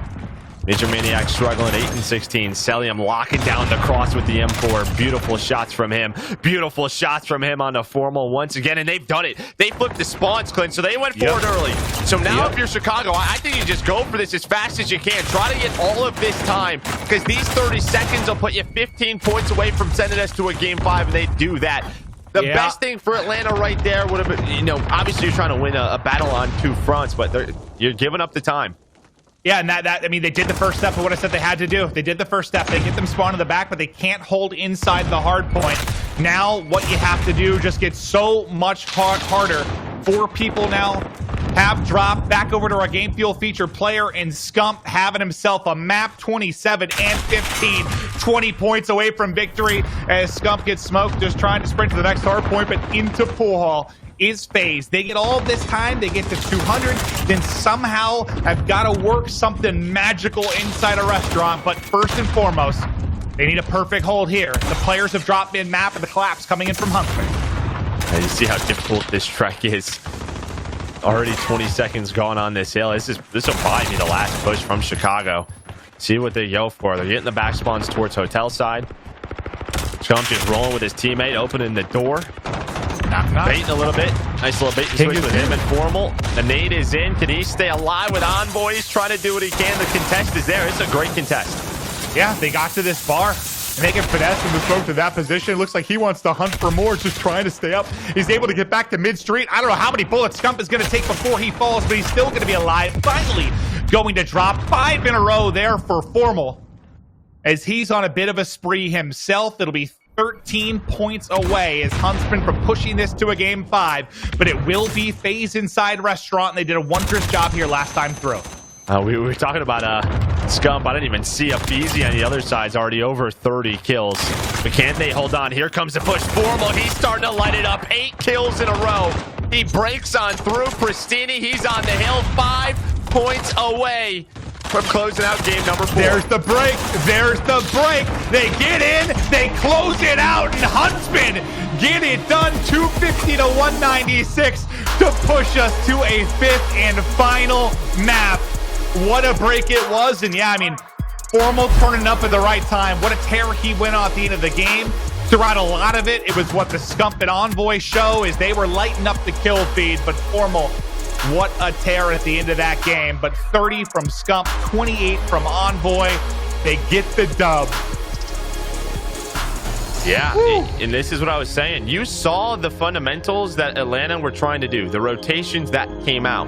But what countered that, Clint? It was the holds. It was the 2 to 3 kills that stopped them from getting, winning both sides of the map. But taking a look at our stats here, yeah, BZ goes off. You talked about Scump and Envoy. Formal towards the end of the game really started to pick it up. Is what he finished with an 8 or 9 spree. Yeah, half of his kills were in the final 60 seconds or something like. Yeah, this So map could be something that tough ballpark. for those M4s. That is for sure. Oh man, what a close fight. I mean, you just saw the back and forth battle. This is the matchup we wanted all year long. All year. This is what we waited for. The Battle of the Titans, tied up 2-2, back and forth, the fair talent all over the place. These rosters could not be more stacked, and it comes down to one more map. We'll be right back.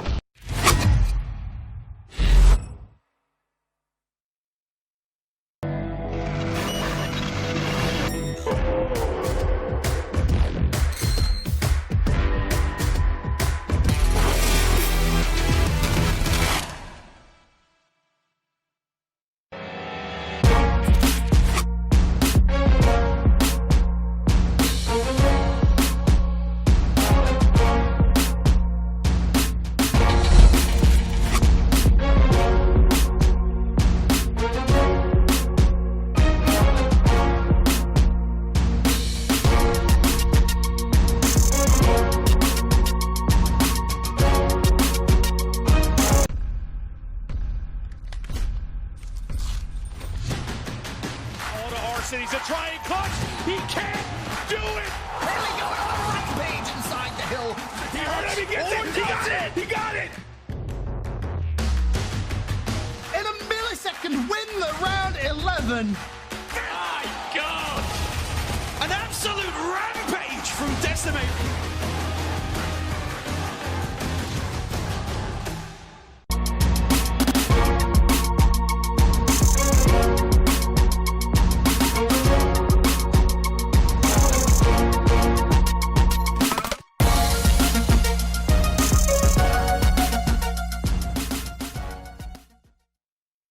Want to play Search and Destroy like a pro?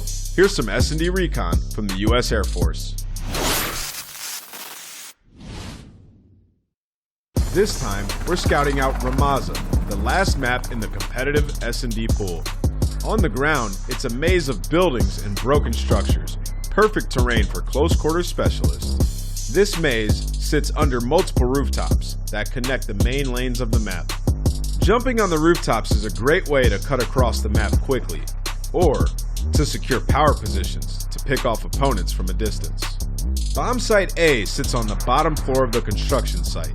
It's a tight, claustrophobic space, so expect any gunfights in here to be chaotic. Meanwhile, Bomb Site B is much more open. It's right in the middle of the plaza, surrounded by a ton of hiding spots, a scary site to take or retake without proper utility or team support. If you're on offense, put some early pressure on one of the bomb sites by taking a power position quickly. If you want to hit Bomb Site B, try pushing the ruins right away. This position gives you a ton of information on Bomb Site B. You can catch anyone in the house and anyone pushing from the lane or buildings on the right. If you're on defense, a smoke grenade is the best way to counter this position. Grab an SMG and smoke off the tunnel as you approach. This will buy your team the time to set up around Bomb Site B and even give you the chance to push for the kill. If you want to play a more passive defense, climb up the ladder on the construction site. This is a standard position to catch any attackers pushing the scaffolding. You can also jump down to keep an eye on the alley. But if you jump onto this spot, you can even get an angle across the rooftops and catch anyone pushing through the other side. If you're on offense and want to contest the high ground for yourself, check out this spot from CDL Pro, Pharaoh.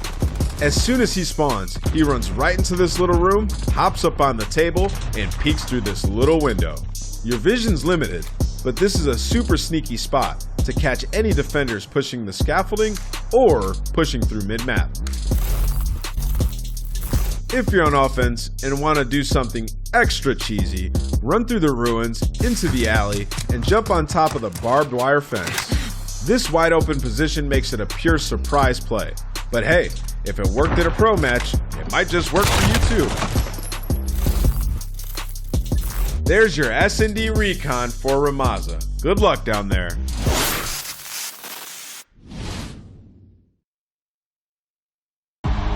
That is S&D Recon presented by the U.S. Air Force. And why are we showing Ramaza? Because that's where we're going. You get a look at some of the smoke, some of the spots, the angles, the pushes, how these teams are going to set up. But, Joe, honestly, all that matters to me is the fact that the winner of this is guaranteed top 3.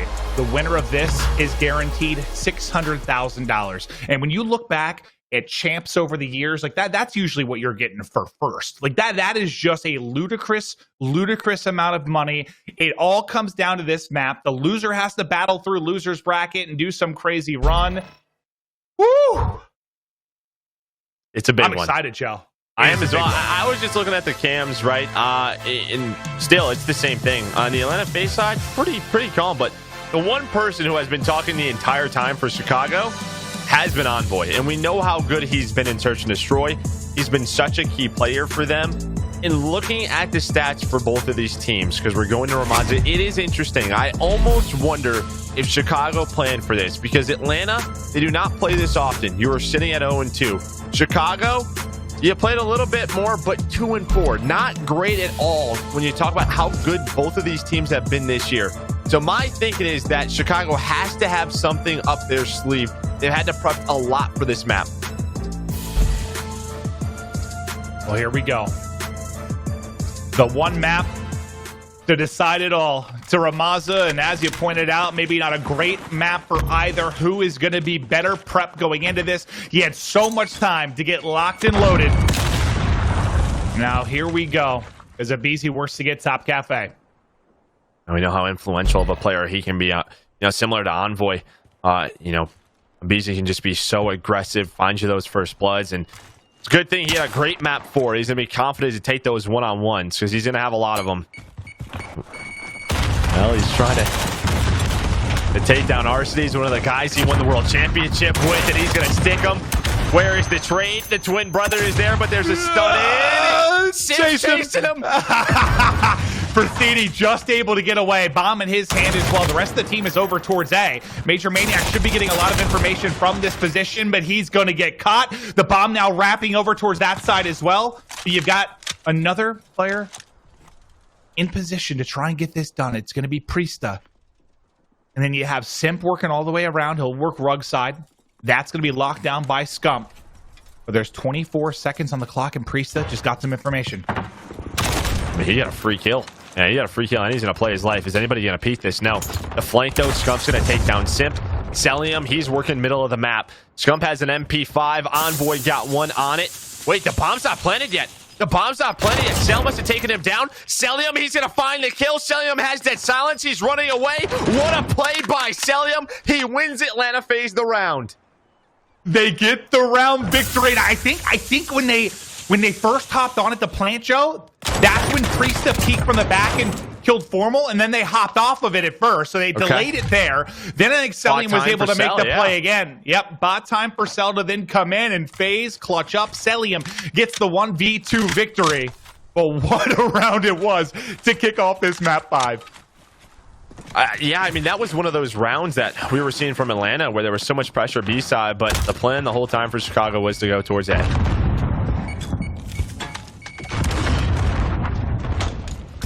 A little bit different for FaZe is they've got a 4-man stack pushing over towards the B house. They know what they want. Yep. They know what they want. They're going for it.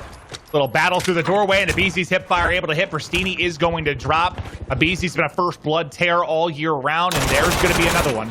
That's his second of the game. What I was saying, he had such a good map 4, carrying it into this map 5. The other side of the map, Celium was trying to play a bit of a lurk roll. Formal catches him out. Envoy takes down Simp. After the first blood, this is just falling apart. Chicago, a nice recover. Yeah, it's almost like they didn't know what to do once they got that kill. Like they were never really able to work to get the bomb down. Priest is going to get pushed out and drop. Major Maniac now last one here, able to take down one. The trade, though, coming through. He's getting pinched on both sides. Nowhere to go. Huntsmen answer and tie it up at 1-1. But, yeah, I'd have to kind of watch that back and see what happened. Like, once they get the first blood, like, does it just get a little bit stagnant? No one really making the play to continue this push and get the bomb planted, or where it really fell apart. But Huntsmen find the kills. They get the round win. Yeah, I think they were honestly waiting for Cel to go on a wide flank, but Formal was ready for it. Formal read it. So that was a great read there. And then Envoy took down Simp. And I don't know where that happened, but that's where things really fell apart. Pristini just switching classes.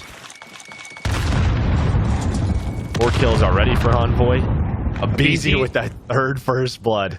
And that's well, number there's 3. been three rounds. So if anyone's tracking that, that's a 100% ratio for first blood. So that's pretty impressive.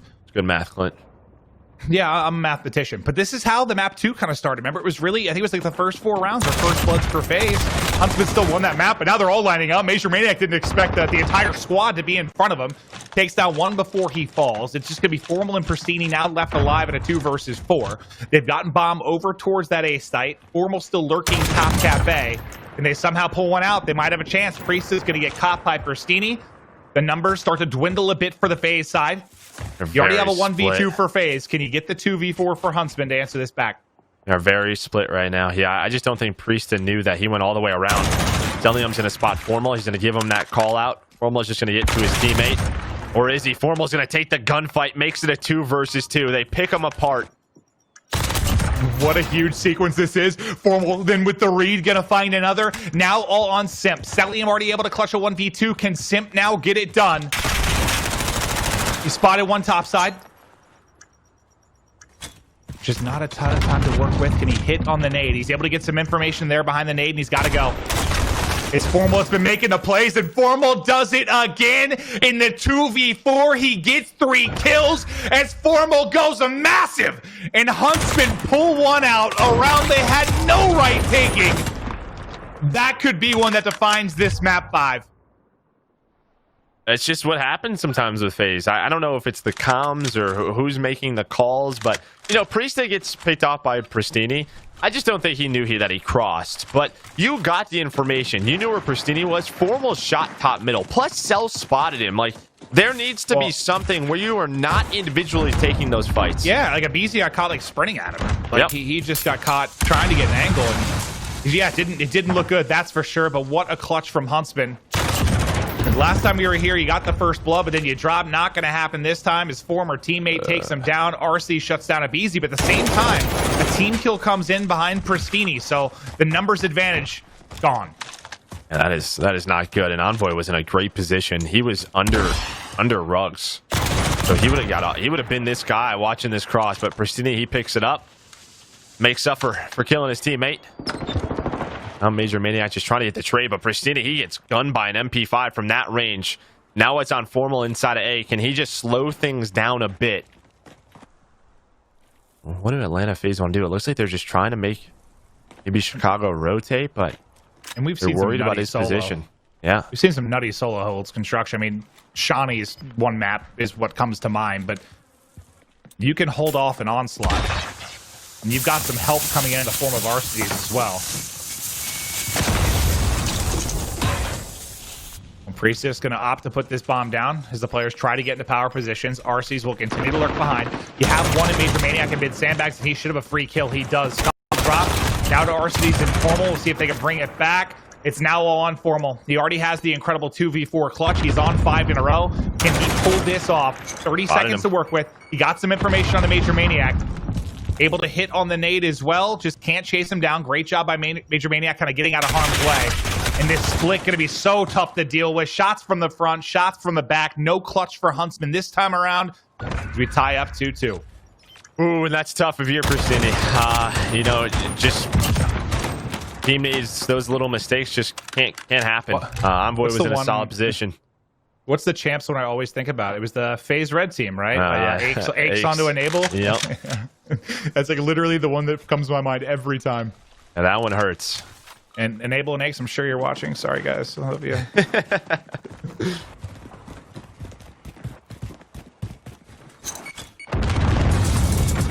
see Huntsmen. Able to hit the stun, but Abizi will get in towards bottom cafe. And you just know once you get here that any of the pressure is going to be coming, what, from the steps or the arch. I'm gonna watch across the bomb, and it's gonna open things up. Can he catch him with a nade? They're both gonna back up, but there's 2 here. Abizi doesn't care. There's 2 there. Abizi don't care. He's trying to stay alive. There's fights all over Cafe. Both teams are alive. Someone's going to die eventually. Envoy will fall, but neither Scump or Abizi can get the kill. They've been doing this dance for ages. Even behind the stun, Scump's still able to stay alive. Just peek and challenge and peek and challenge. But while this fight has been going on, 2 players from Huntsmen have dropped. Finally, Scump's going to commit to it, and he will win the gunfight. But is it going to be too late? Now 30 seconds to work with. Bomb down just outside a cafe. And Simp has pushed through with dead silence. He's going to be getting a lot of info. They don't know where he's at. Made nice shots with a pistol. And that player was weak, but there we go. Behind the first blood, Atlanta FaZe going to take the round. All we really saw was a 72-minute gunfight bottom cafe. It was a dance. Yeah. It was a dance battle, that is for sure. It certainly was. I thought one of the players, I thought they were going to run out of ammo before somebody got a kill at the rate it was going.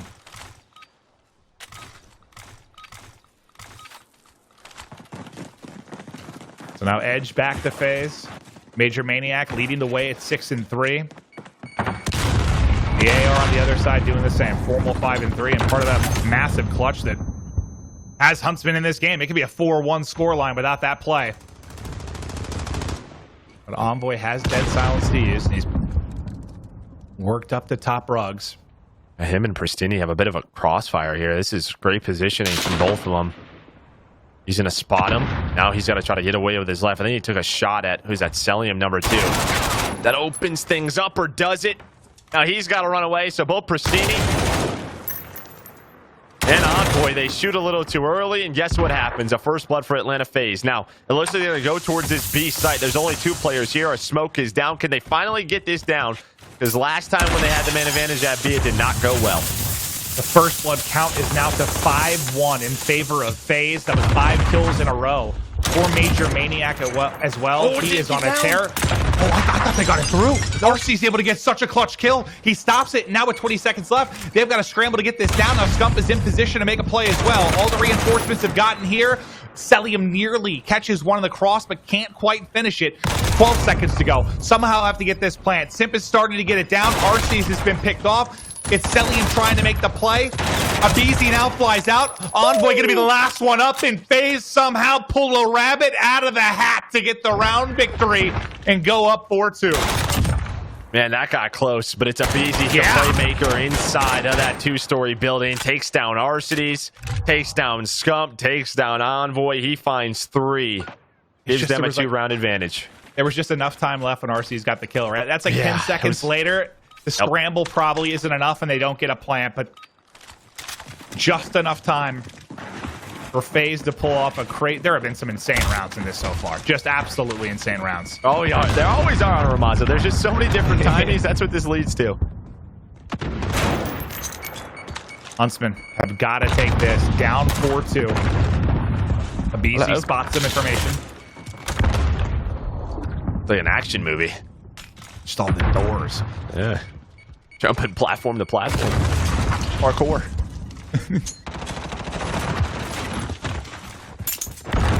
Second first blood for Huntsman. It's Scump that's able to do it. Priestess spots 1 on the cross, and it looks like he's going to hop into the second story. Yeah, he's just trying to play his life inside the smoke now. His entire building got infiltrated by the Huntsmen, so he's like, all right, I'm out of here through this smoke. They're looking for him.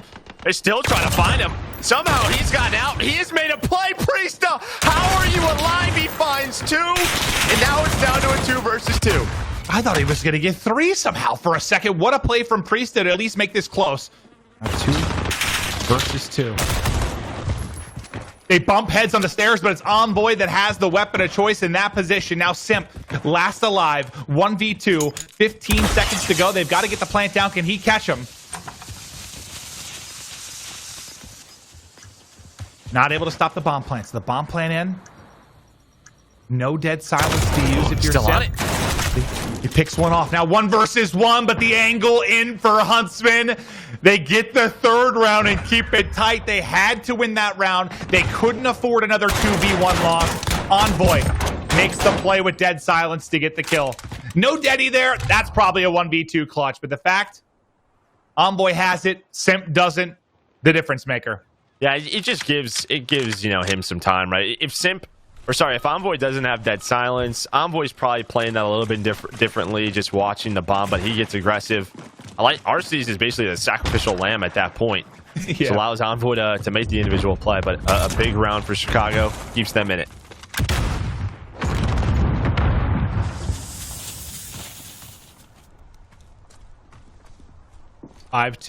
The first blood departments for FaZe. Huntsmen. Boy, could you use one, and Envoy's got a chance to do it. There's the first blood. Gets the kill. Now, can he stay up? Able to cross into the smoke. Great play from Envoy as he will now back it up, and the offensive pressure from FaZe slowed down for now. Some of these, like Priesta, Envoy, they are just smoke magicians. The way they work those things, use them to their advantage. We just saw it again. Their ability to stay alive. Pristini with a sniper. We don't see this too often. He's pulled it on this map a couple of times. I think Pharaoh's another guy that comes to mind, and pull it out for a round, get a pick, and that's all they'll get. But now you wish he had something else, or do you? The pistol does it. Abizi's going to fall. Pristini finds the kill.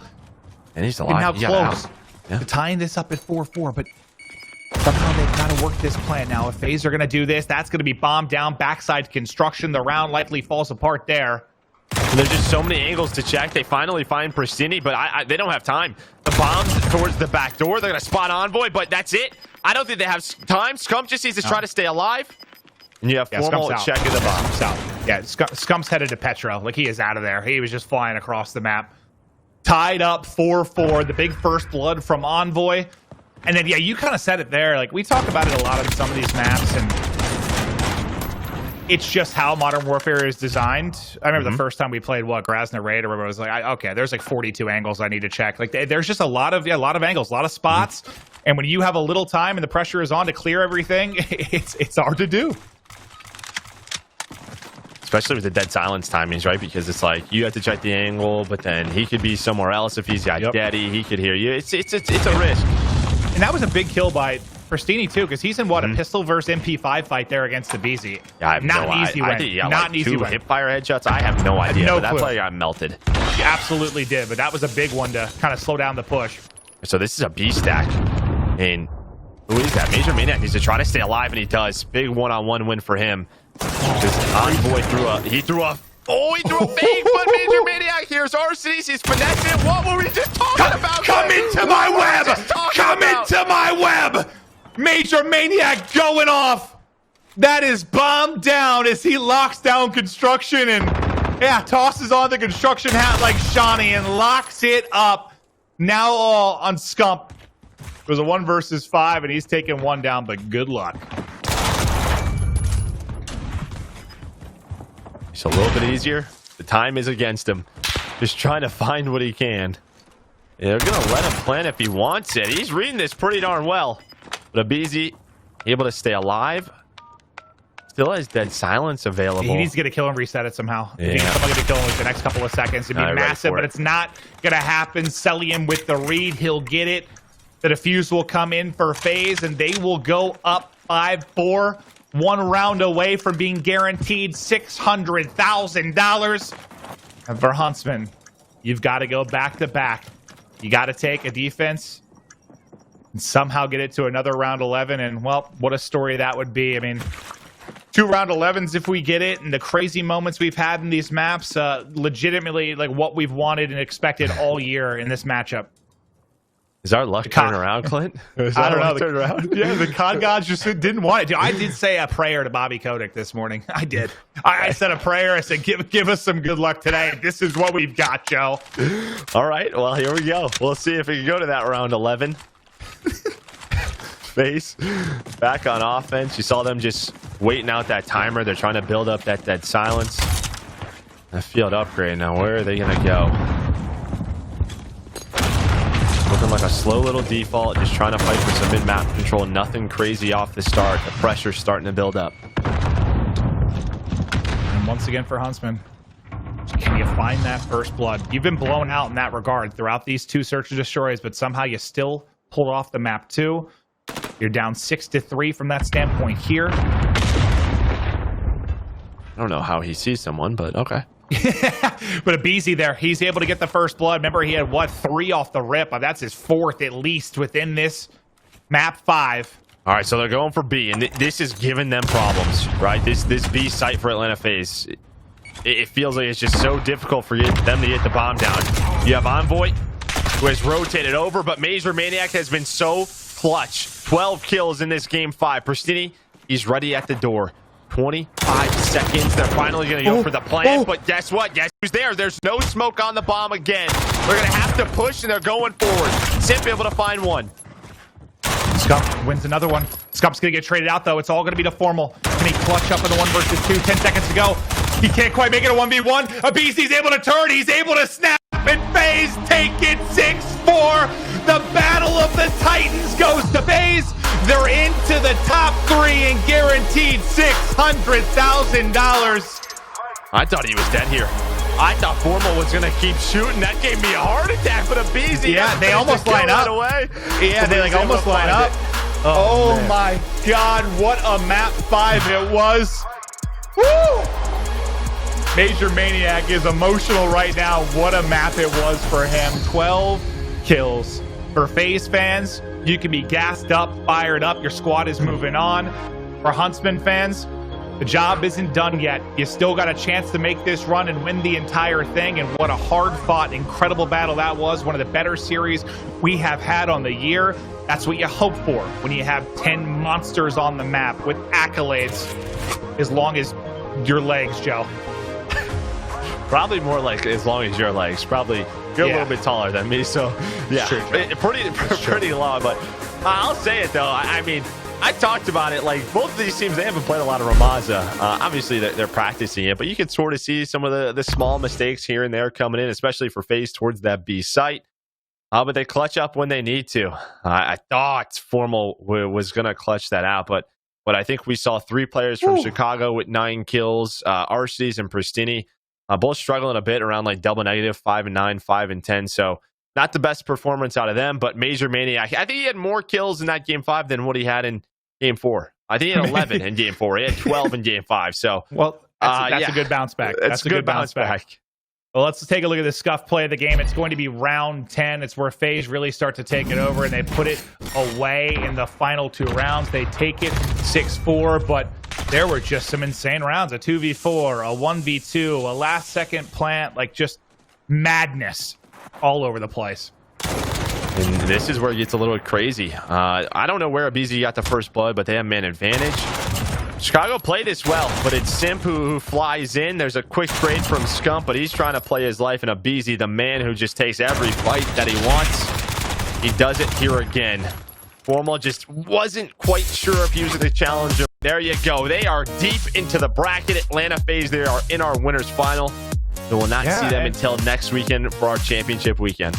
Exactly, and that's just pressure off, right? Like put your legs up, relax. Try to get whatever practice in that you can get, because that's been kind of an interesting talking point going forward with like a lot of teams being eliminated. Like who are you going to scrim against? But they have to find ways to make it work, to make sure you're as prepared as you can be. But they'll be our first team into the championship, and what a weekend that is going to be. But we're not there yet. We still have 1 match today, 4 more tomorrow. We have to narrow it down to 4 squads, and who's going to come out? I've got no idea, Joe. I'm just so I don't know. Like I guess maybe because it's online and how this year has been, like it didn't like hit me how excited I was for champs and how much I love this until it started. But now that we're like in the midst of it, I am so fired up. I can't wait to watch the next match. Like Ultra Empire, I don't know who's going to win it. I can't wait to see who's going to make a run. Man, this is unbelievable. Yeah, I mean, what you have Empire, Ultra, their run continues. Dallas has been so good all year. And then you look down low. Not an easy losers bracket match for OpTic Gaming going up against Florida. And heck, not an easy match for Florida, the way they've been looking. And you have London and Subliners. Don't forget, New York is still alive in this one. Then Chicago, we'll see them tomorrow. So still alive in that losers bracket. What a wild finish to the playoffs it is going to be. Just get it down to 4 teams. But FaZe now kind of a break to relax and reset. A look at our postseason schedule presented by the U.S. Army. What we have left coming up. It's Empire, Ultra, and last time they played, right? Like Ultra were able to take it. Ultra, a completely different beast than they were most of the year. Same could be said for the form maybe of like a team like OpTic. Like teams are improving and stepping up at the right time. And I don't know. I mean, I think that's a really, really tough one to pick. It really is. No, it is. Yeah, I mean, Toronto, they have a few matches under their belt already. That momentum is still coming in from their home series. The last time they played, it was a 3-1 in favor of Toronto. But what I've loved watching Dallas all year is their ability to adapt. Looking back at that match, and yeah, everybody's still trying to figure out this Toronto Ultra squad. What maps do we want to play them on? How are these vetoes going to go? Because right now, it doesn't look like they have a weakness. Sure. Joe, I might be a prediction master. I took Ultra 3-1 yesterday. They got the win. Today, I take FaZe 3-2. Mm-hmm. This shiny crystal ball up here, buddy. Yeah, I mean, you're a smart guy. That's why you do what you do. This has been just a pleasure to cast. I hope you guys have enjoyed it. I know there were a lot of viewers turning in for that match, as it was one of the more thrilling ones all year, and obviously a whole lot of hype around it. But one more time, just a reminder on how much cash is on the line. These guys are battling it out for their share of over $4 million, $4.6 million to be exact. And you see that third place team, $600,000 guaranteed. That's what we said that for the winner of that match so many times, because you're now guaranteed a top 3 position as you've gotten to the winner's bracket final.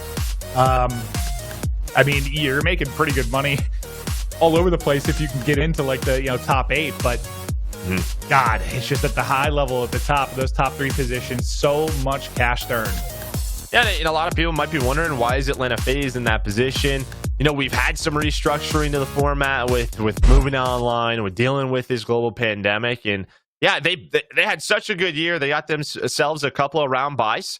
Just as you would see, they were that number 1 seed throughout the year. So they win that one match. They were already set in winners bracket round 3. Now we'll see them in that winners final or winners round 4. So they've earned it this year, and they continue to put out those results.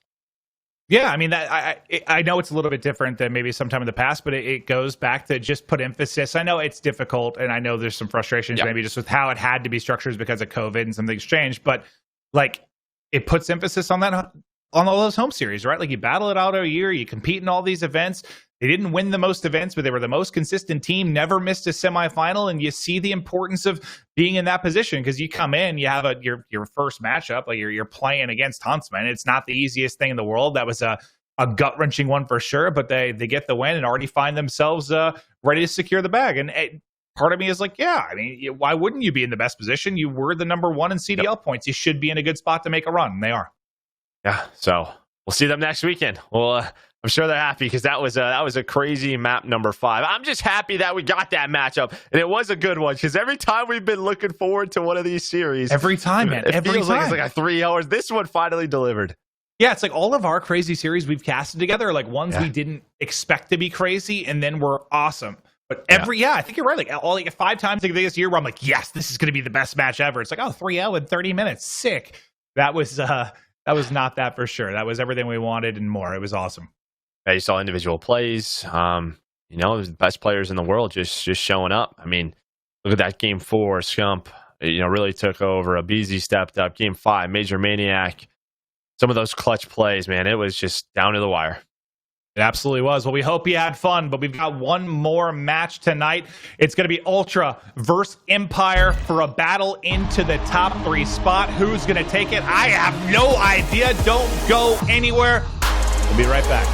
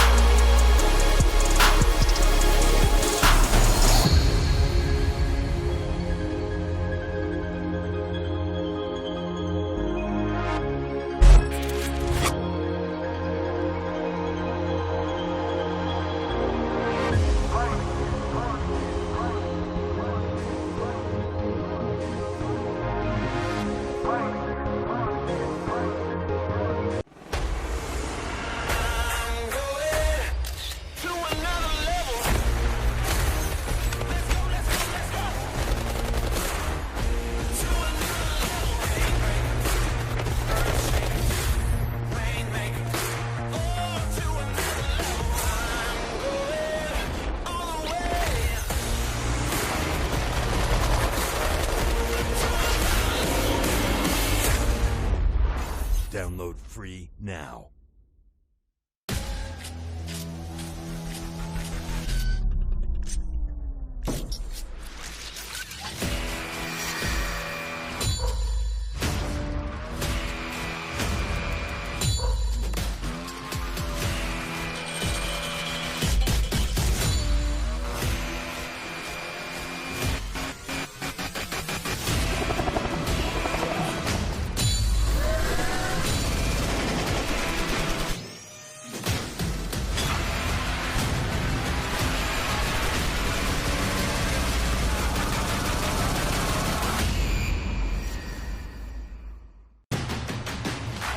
He's a trying clutch.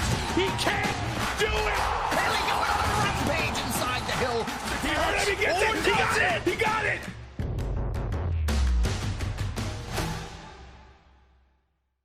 Rule your day with Metro by T-Mobile. Get one line of unlimited data for just $40, so you can catch the most epic dubs and replays all on T-Mobile's nationwide 5G network. Rule your day with Metro.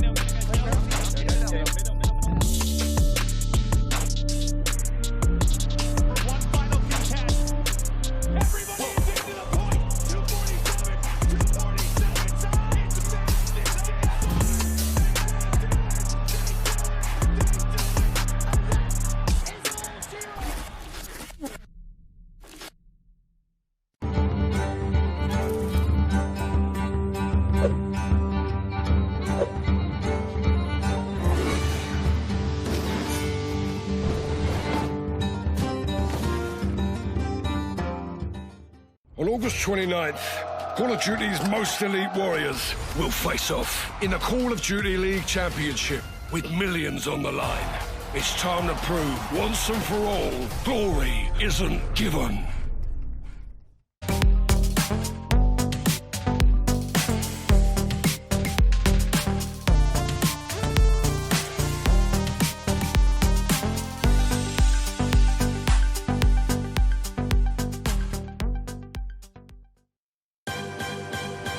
Gaming, the official controller of the Call of Duty League. Call of Duty League is brought to you by Metro by T-Mobile. Rule your day with the #1 brand in prepaid. The United States Air Force. Learn more at airforce.com. Save money at the restaurants you love with Grubhub Perks. Use code CDLPlayoffs at checkout to get free delivery.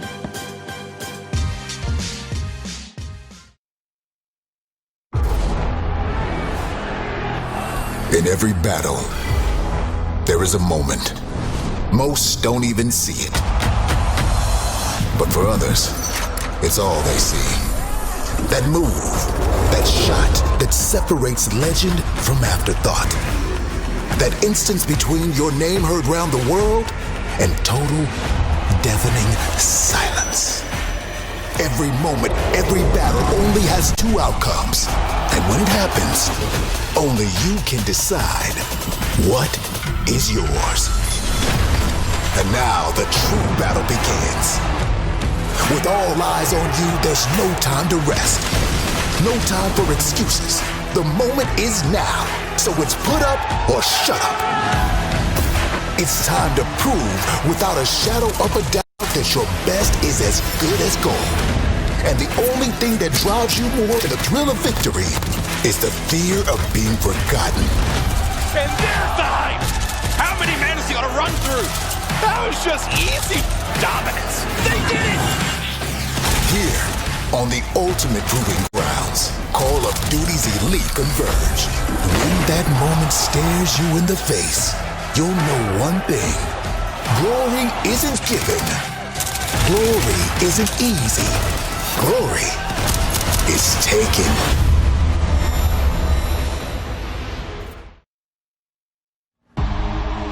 Ladies and gentlemen, welcome back to the Call of Duty League playoffs. It's now finally time for the last match here on day number 4. That handsome, sleek monolith of glory in front of you. The CDL Championship trophy for this year. Again, what an absolute beaut that is. Someone will be hoisting that above their heads. I'm actually not sure how we'll do that digitally when I think about it. I'm like, have we sent one to every single member of those Final Four teams' chance? And at any given moment, they're going to get it ready? I'm not very sure. We'll see how that one goes. That's not a problem we or you have to worry about. But we're ready to roll into our final series of the day. Dallas going up against Toronto. This is sure to be an absolute humdinger. Myself, Miles, and Chance guiding you through all the action here. Chance, how are you, brother? How are you doing? I'm doing well. Did you just say myself, Miles, and Chance? Do you have an extra personality or something? Myself, Miles, and Chance. Oh, okay, I understand. But you're right. This isn't a me, myself, and Irene moment where I'm going to just like snap and be a different person for a minute. But hey, stranger things have definitely happened on broadcast. I appreciate that. I mean, the way I see it is like you're just saving that like extra beast that like you keep within yourself for whatever the final cast that we have. But you're exactly right. It's been a humdinger of a day. It has been a fantastic and wild and crazy and genuinely just completely absurd champ so far. Like we're only 3 or 4 days in, but like it's one for the history books, right? We're going to be telling stories about this of Dashy subbing in for a game 5, dropping 10 kills, about a BZ just going crazy in the final rounds against Chicago. What a wild series that specifically was, by the way. Like, this is something that none of us will ever forget. No, when we're telling these stories to our grandkids, they'll be like, you're talking about which Modern Warfare? We're like, the second one. They're like, oh, okay, we're at Modern Warfare 9 now, Miles, so shut up, Granda. But yeah, it's been a crazy day. Let's talk a little bit about Dallas now. Of course, the Dallas Empire is certainly one of the favorites coming into this tournament.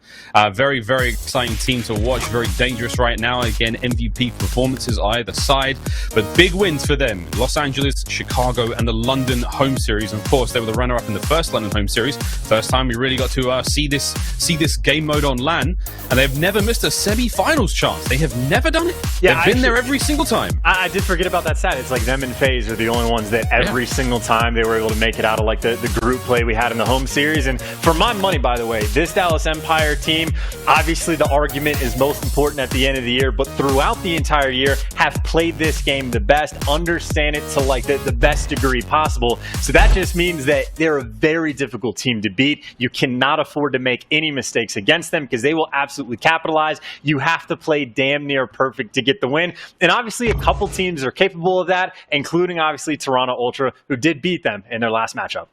They did beat them, Chance. We were talking about this somewhat in the break, that Toronto Ultra have had a very, let's say, close couple of series recently. I mean, take me down memory lane, mate. Give me a little bit of love here for the Toronto run. It's been ridiculous to the point where I want like heart rate monitors on like everybody that works for the organization, because just in the last home series that they had in this tournament, they have had 5 hard points that were within 6 points of each other. Just in the match they had against Dallas where they beat them in a 3-1, the 2 hard points that Toronto won both, they won by a combined 9 points. The S&D went to round 11. Everything is as close as it can be.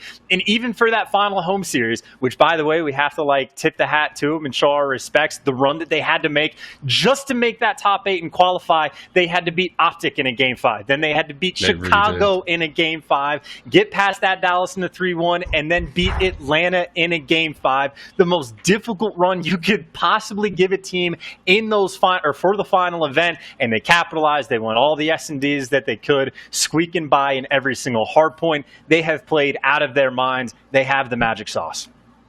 Well, the squeaks have continued, Chance. I mean, again, if you look just to last night, a big win against the Florida Mutineers. Here are the final moments from the players' perspectives.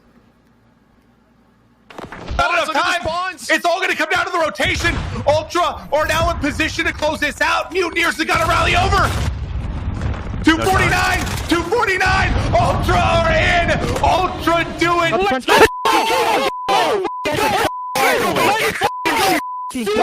go, Toby. Oh my god. Yes! Oh my god. I just got fucking hard carried the whole fucking series. Let's fucking go, baby. Man. These Let's guys are dog shit. Dude, best, mate. Good for dude. Good issue. Oh my god, Toby, you're a unit. 250 to 249. Oh my gosh. Oh my dude. The van, I knew Toby at the end. The exploded, blew up the van, killed me. Bro. We went the my god. Bro, I played for the old time.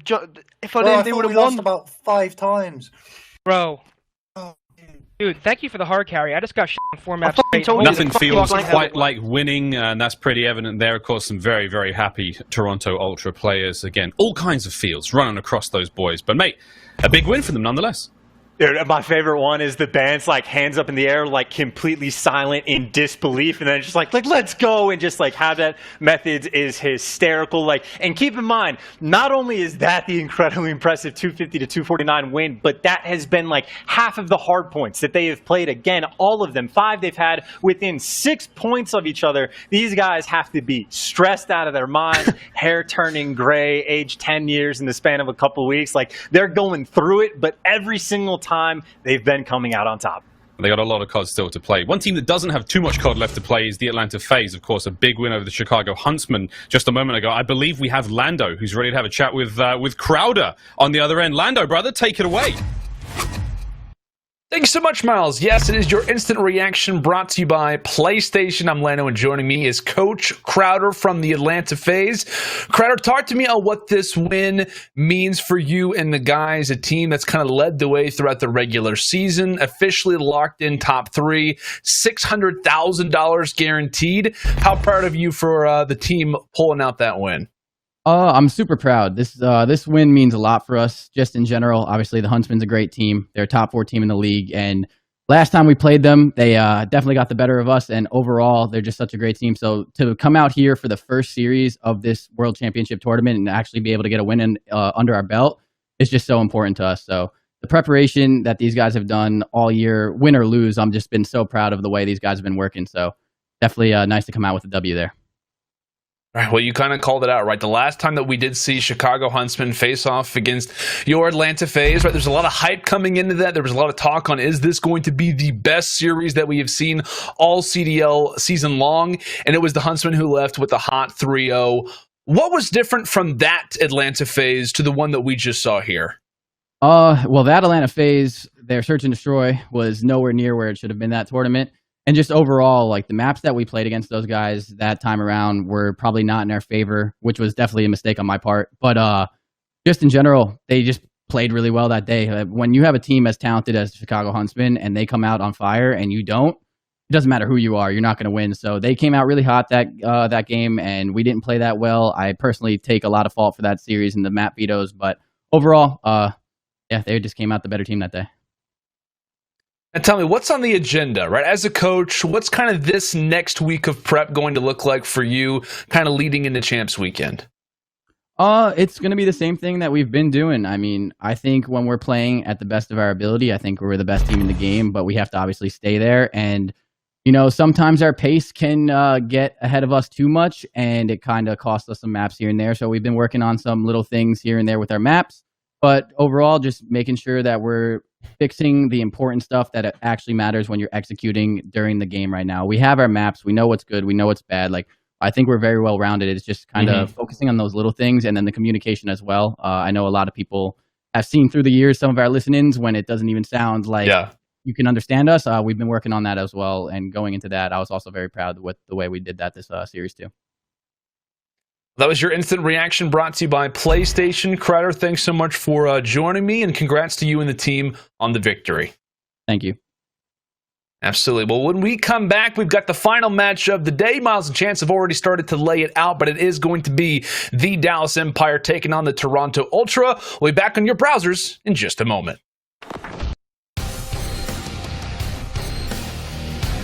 Major Maniac with the play. What a play from Sip!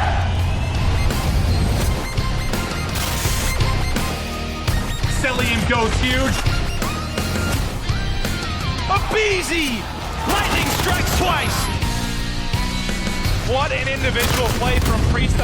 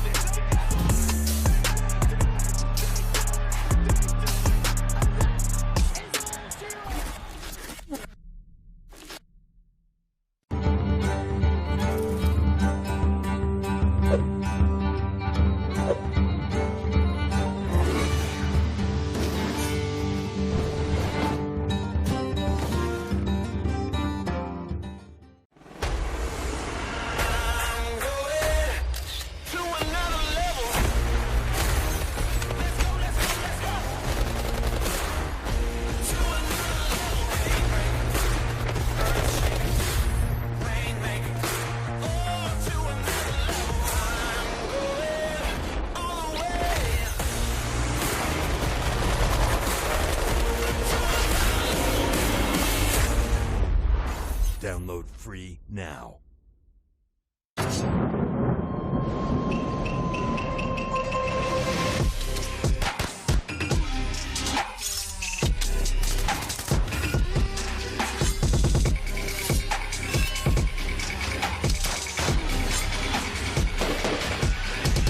Rule your day with Metro by T-Mobile.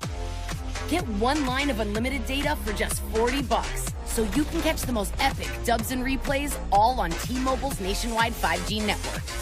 Rule your day with Metro. Beginning August 19th, Call of Duty's most elite warriors will face off with millions on the line. It's time to prove once and for all, glory isn't given.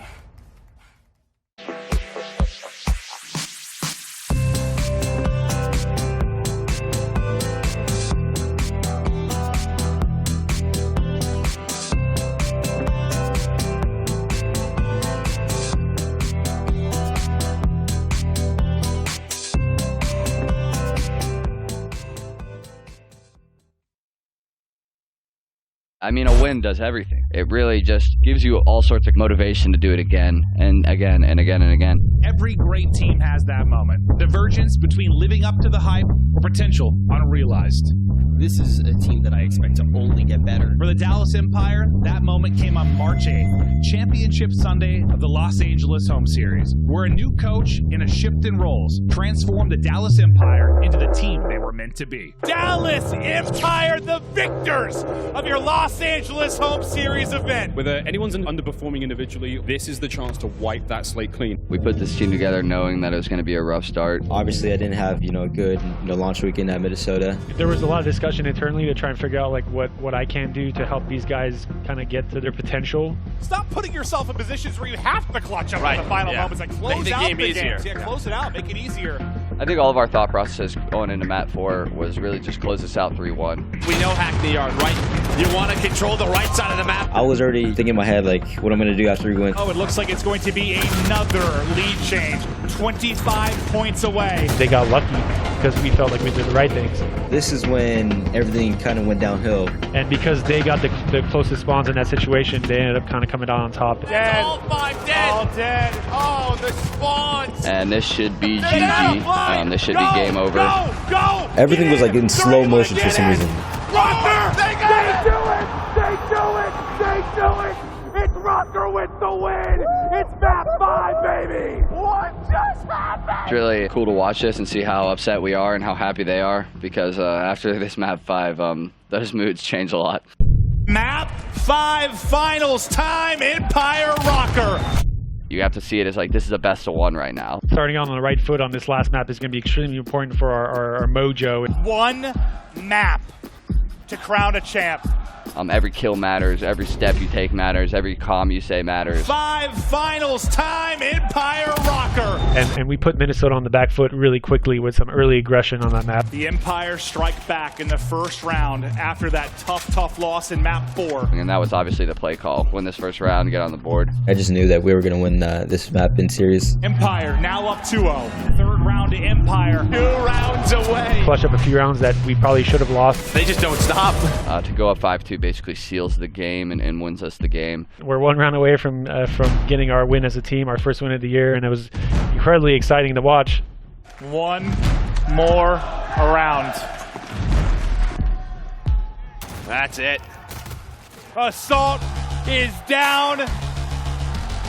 And with the defuse for Illy and the smile from Shotzi, we have ourselves. I don't think I've screamed as hard as I did scream after this map. It showed all of us that we can win. It showed all of us that we have what it takes. At this point, we're just all really kind of ecstatic and really screaming, man. This is a good time. It's definitely my favorite moment this year, obviously.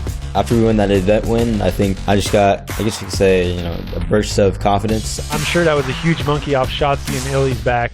We are here to stay, and we're here to compete, and really just showed that we're up there with the big dogs.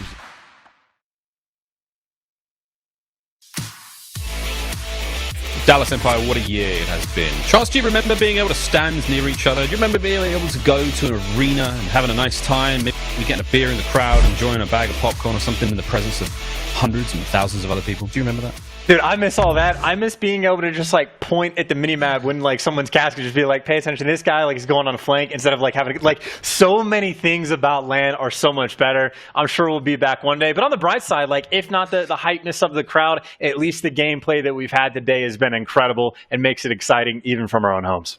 It really does, mate. Dallas have had a fantastic year so far, and again, everyone on that squad looking fine. Hey, it's been a good year. I saw that hand coming up there. It's been a good year. Come on, 3 home series wins. Shotzi's in the running for MVP. Anyway, so it's been good. It's been very, very good. What we're trying to say is right now, obviously, the hard work they put in throughout the entire year, they net themselves a very good seed coming in to the playoffs. And again, anyone who has to go up against them, God forbid it had to be Toronto Ultra, I would be shaking in my boots. I'd be very concerned. They've looked very, very good throughout the year. We've had incredible performances out of almost everyone across the board. And for the rookies, man, a great start for Illy, and of course for Hugh getting back into the sort of swing of things. He's not exactly a rookie in the same way, but it's been good to see these players finally get a couple of big wins. I worried about Hugh for a long time. I did, man. I was like, this is an amazing player who's not really been able to find the right sort of formula, to have any success. Like, really? And the craziest thing about Hook to me too is he's actually been elite this year, bar none, one of the best players in the game. It almost doesn't get acknowledged just because of how good his teammates are and how good Shotzi has been. But this entire team, top to bottom, have been spectacular. Yeah. I mean, we don't necessarily have the same sort of adoration there for Toronto, but they've definitely turned things around later on in this season. Again, to begin with, there was a lot of back and forth. There was a lot of very close series that they would lose him here and there, but this is the Toronto Ultra last 6 matches. The win streak they're on is an impressive one, to say the least. Look at those teams, man. 3-1s for the Ravens and Mutineers. FaZe 3-2. That's a 3-2 against OGLA and the Huntsmen as well. And versus Empire, 3-1. The last time they met was a big victory for them, Chance. I mean, can they do it again here today? It's definitely possible. I mean, what is that? Like maybe 8 or 9 championship total for all of those teams, and Toronto's just taking them down one by one by one. And again, I know I've already said it a couple times, but it cannot be understated enough is how tight some of these games have been, and it's just required like Toronto just to be that clutch. They have been phenomenal. Like Methods has righted his past wrongs. He has been spectacular. And look at Methods, right? Like all the KDs for the respawns, he's been on point. He's been doing his job as main AR. And frankly, if his stats are that good, that means his team is doing a phenomenal job making sure they get him in the right positions. And then, of course, Cammy, the British man or Scottish or whatever the hell he is from the UK, has been incredible as well. One of the best snipers in the game. His S&D has been elite. And frankly, for him, it's been a sight to behold all year long of his, like, I won't say meteoric rise, but it's definitely creeping up on us. And if he has a good enough performance at Champs, meteor will be the right word. It will definitely be the right word. He's going out with a bang this year, that's for sure. But yeah, Cammy's individual S&D performances have been dramatic, to say the least. He has been instrumental in some of those big wins. Real dynamite performances from the young Scotsman. But mate, that's it is a team that is on the run. But do they have enough of that special syrup, that sweet, sweet maple goodness to keep going here at Champs? Of course, the victory against the Mutineers was a lot less dramatic. It was a bit more of an open and shut case at times, aside from that crazy hard point. But I mean, it's the fact that they're squeaking past these teams. They're squeaking past some of the big dogs. Can they keep squeaking past them? And at some point, you're going to get caught out. At some point, there's going to be a crack in the armor. There's going to be a mistake made that they're not necessarily going to be able to just squeeze on past. I don't know for how much longer Toronto can find these magic wins. I just don't. And it is impressive as well with like the level of competition that we have this year at the start. And this is something Methods has talked about quite a bit, is like if they had just won all of their round 11s, like not even the game 5s, just the round 11s, they would have had 4 or 5 series that get flipped on their head. And instead of being 10th in the league, they would have been like 4th. Like they have been one of the top teams basically from day one, but they did not have the clutch factor for the first 60-70% of the year. But ever since they got it, again, they've won the past 6 matches. They're beating all the best teams in the world. This is exactly where this team thought they should have been from day one, and now they're here trying to peak at the perfect time. Well, to peak now would be true perfection, but I wonder again if Ultra can get it done. All right, we're going to throw to a very quick break. There's been a slight delay in getting this game started. When we return, Dallas Empire, Toronto Ultra going head-to-head. More CDL when we return. Ladies and gentlemen, it's the moment we've all been waiting for. Toronto Ultra destroyed them. Phoenix right through the wall.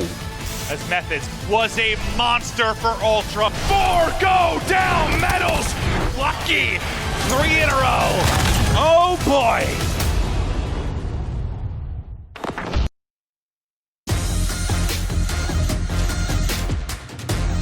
Gilbert on the flank. It's going to be Placer. Hey, Placer's going to get bumped. 4 going to drop 3. We have ourselves a new champ.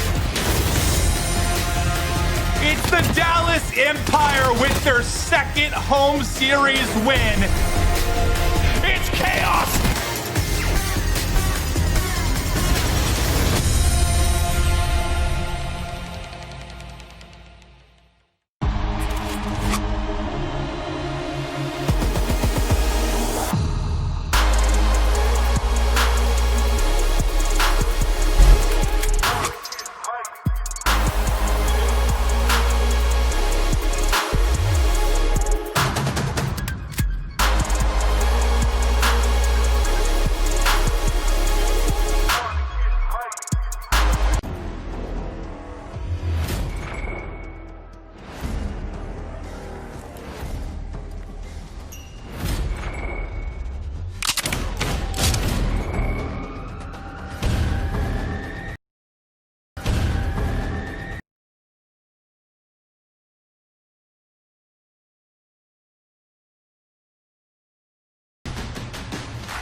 He's a trying clutch.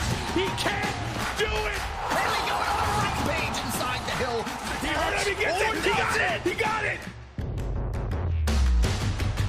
In a millisecond, win the round 11. My God. An absolute rampage from Decimate.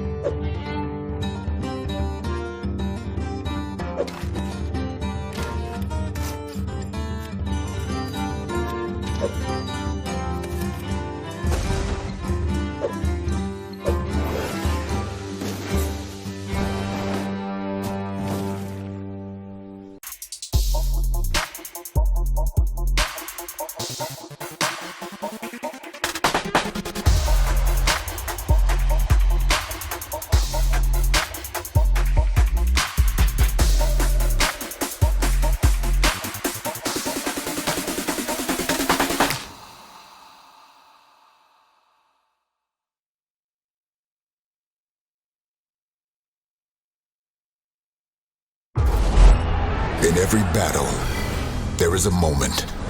Most don't even see it. But for others, it's all they see. And there's the hype! How many men has he got to run through? That was just easy dominance. They did it! Here, on the ultimate proving grounds, Call of Duty's elite converge.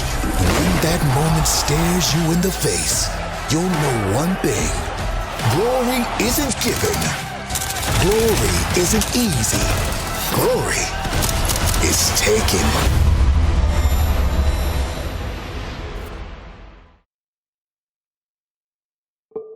Apex predator, noun. A predator that exists at the very top of its food chain. You know, the ones you see in those nature shows lying there like nothing bothers them. Then the next thing you know, they shove a whole gazelle into their mouth. Well, we've got a few of those around here. In this animal kingdom, 4 beasts in particular treated this season like an all-you-can-eat buffet. Unbelievable stuff. Down the coast, The Mutineers looking very, very scary. one predator lurked under the surface. A few of their young ones bubbled up from nowhere. He got it! That was terrifying, by the way. And when we all doubted them, they decided to clap back. Birds of prey from the Midwest use vision to their advantage. Pure Huntsmen, man, it's disgusting. From up high, they see everything, because they've seen everything.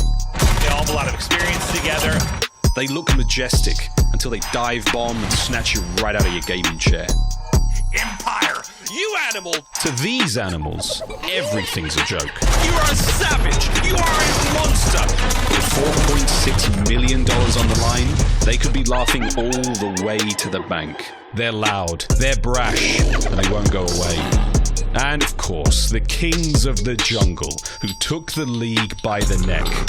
Natural selection at its finest. Clout, height, crossing skill, and clutch potential. 23-5. While the league panicked for points, they calmly licked their chops. Heavy lies the head that wears the crown. Unless you spend the season headbutting hardpoint. It wasn't close. They make a statement. What do they say? Everyone wants to be a beast until it's time to do what beasts do. This is where you start to see the championship caliber squad. So go out there, do what beasts do, and turn Call of Duty into Call of the Wild. There is no question about it that these guys are the real deal. It's time to eat. Ladies and gentlemen, welcome back to the Call of Duty League playoffs. Day 4, Dallas Empire versus Toronto Ultra coming up shortly. And Chance, I bet you didn't know that I was a sort of budget David Attenborough after seeing that kind of video.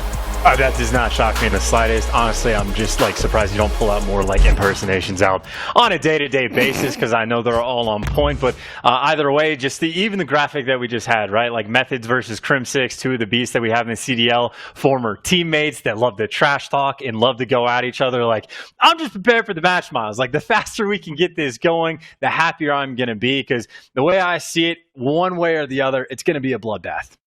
It's going to be an absolute bloodbath. Well, we're going to work through our game fuel keys to victory. There is still a slight delay on getting this game underway. Again, we are working through that as quickly as possible. But let's have a quick look at the game fuel keys to victory for Dallas Empire. There is a heavy refocus on the hard points, Chance.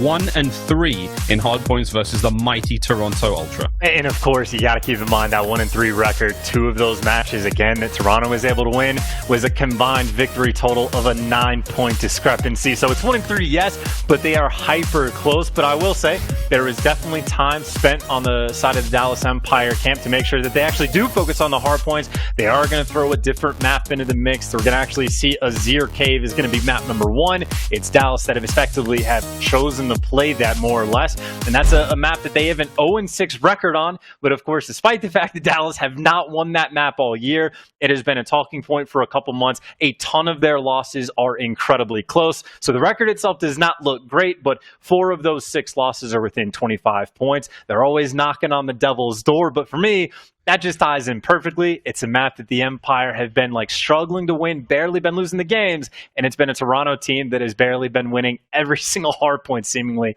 that they play.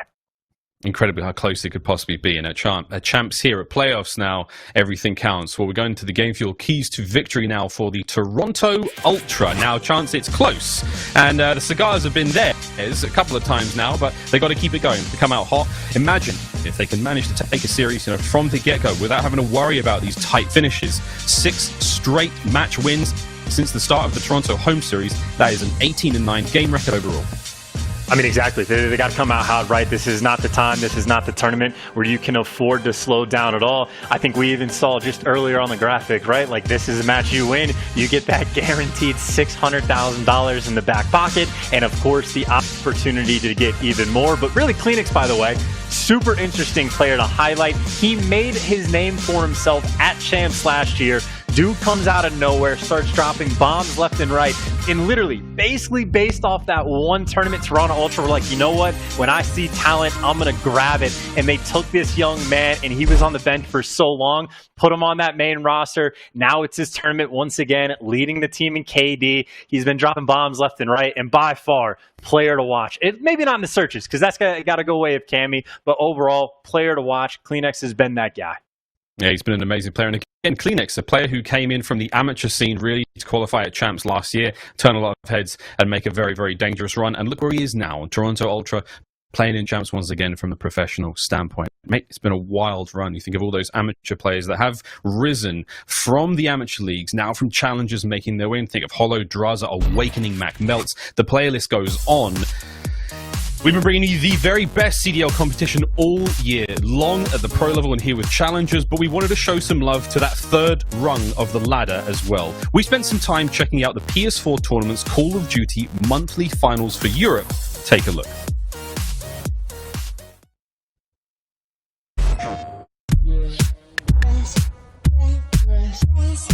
Welcome to the PS4 Tournament's Open Series, Call of Duty monthly finals for Europe. We started with 128 teams. Now we're down to the top 8, ready to battle it out. Reigning champs Milza and Zoa qualified once again, proving their first title was no fluke. Mills and Zoa gonna take them down 2-0 in an incredible performance and move on to the semifinal. And prove it they did, stomping out Bonds and Wilco without breaking a sweat in their first round, 2-0. The second round proved to be a challenge for Milza and Zoa, as Rafi Harry pulled ahead in the first map with a dominating 6-1 victory. But the map Bacon is a whole other beast. What a perfect game, just start to finish. And Milza and Zoa were able to shake off the L and turn the tables on Rafi with a 6-1 win. Game number 3. This is our first game 3 of the entire tournament so far. Rafi was not going down without a fight in the final map, as they clawed their way back from a 4-1 deficit to tie it up at 5. Milza and Zoa gonna take this series, and now in our final we have One Blue versus Milza and Zoa. This is gonna be a lit game. It was a throwback to the quarterfinals for Milza and Zoa, making quick work of their first map. There it is, that's the game. Hackney Yard brought a change of pace for Milza and Zoa, and it paid off, taking the map 6-3 and defending the title. Mills and Zoa are your champions of the PS4 Open Series monthly final for the European region. Looking forward to seeing them compete again in the PS4 Tournament's Open Series Call of Duty monthly finals. Think you got game? Sign up at compete.playstation.com and you could be crowned our next champs.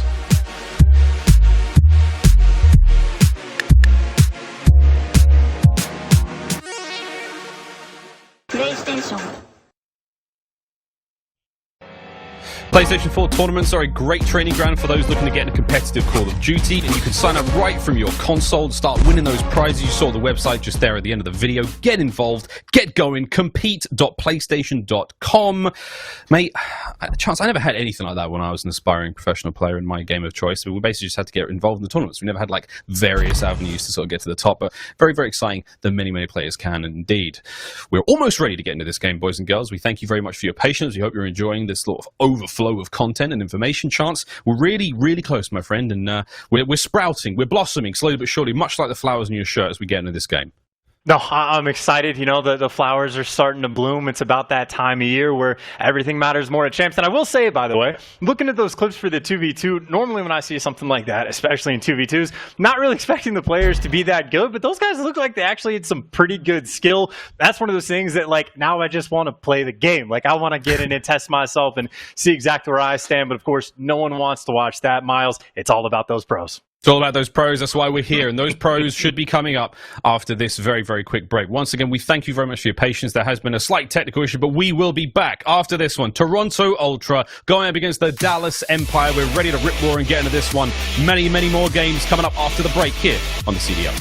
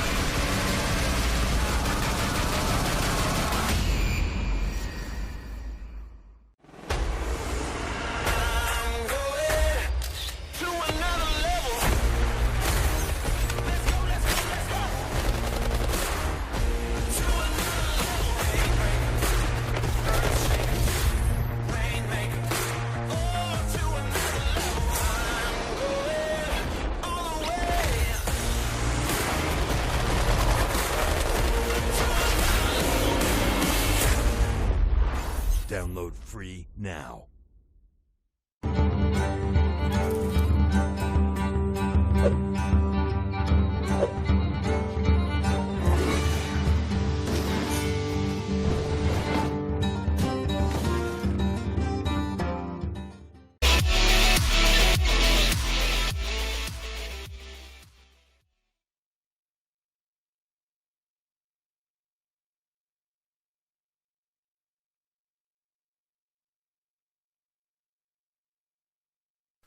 Joe, I know you don't care. And I know you don't care, Joe. And I know that this is pissing off Canadians everywhere, that it is maple flavored syrup. It's not real maple syrup, but I live in Texas, and this is what my fiance had in our fridge. But if Toronto can do it, Joe, I am dumping this all over my face. And it smells horrible. Yeah. You're actually going to do this. Oh, Joe! It tastes horrible, Joe! Oh, that's... Oh, wait, that's not even... What is I don't know. It's awful. It's horrible. Why is it so liquidy? Because it's sugar-free synthetic stuff. What is that, dude? That looks like... That is disgusting. It tastes like squirrel pee. Why do you know what squirrel pee tastes like? I don't, Joe, but it's all in my face. Okay. It's in my eyes, Joe.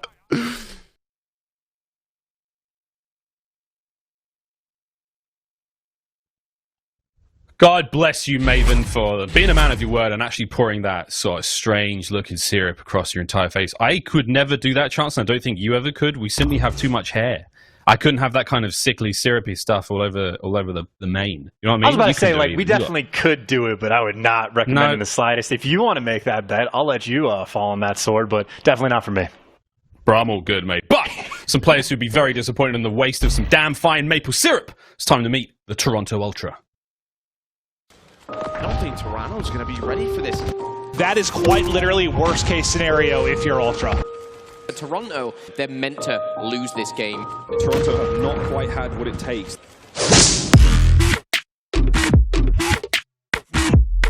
And he goes huge for Ultra, and they get their first home series victory.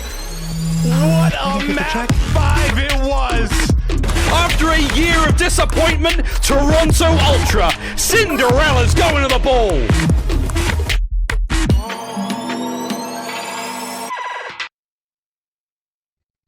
Toronto Ultra, can they continue the fantastic run of wins they've managed to find themselves here in the late stages of the inaugural Call of Duty League season? Kleenex Classic, Methods, Cammy and Vance, 5 household names, 5 absolute heroes, legends if you will, throughout the entire country of Canada.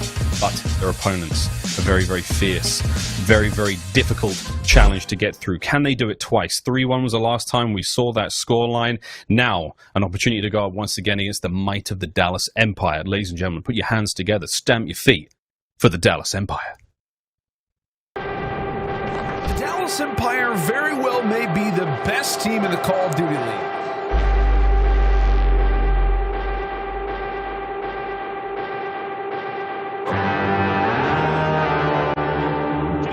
Oh, no, no, no! This is not a game. I didn't come to play. Who goes huge? What are these search rounds go? Once again, Empire steal around.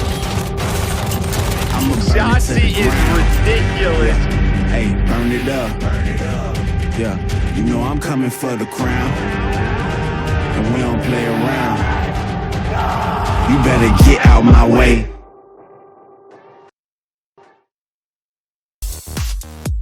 All great empires fall from within. It's going to take a lot of work to get it done once again for Toronto Ultra as Shotzi, Crim6, Clayster, Illy, and Hugh now lined up, ready to go into this series. And Chance, I mean, there are 5 players on our screens, 3 of which, you know, have made a very, very big impact this year. But of course, Crim6 and Clayster have been around for a very, very long time. And incredible careers both of these players have had since back in like the COD 4 days, I think is roughly when these guys get their start. So they've been here forever. They have been around the block, and an interesting way to look at it too is just how different like takes that both of these teams when it came to crafting their team for like the inaugural season. You have Toronto Ultra, who got criticized heavily for picking up like 10 incredibly talented players because he knew how difficult it would be to pick those final 5. Well, the 5 that they had has been on a massive tear. And then of course on Dallas, the flip side is pick up a bunch of these young guns, 18 years old, fresh, even coming from different games, stick them with the vents and let them teach them how to play.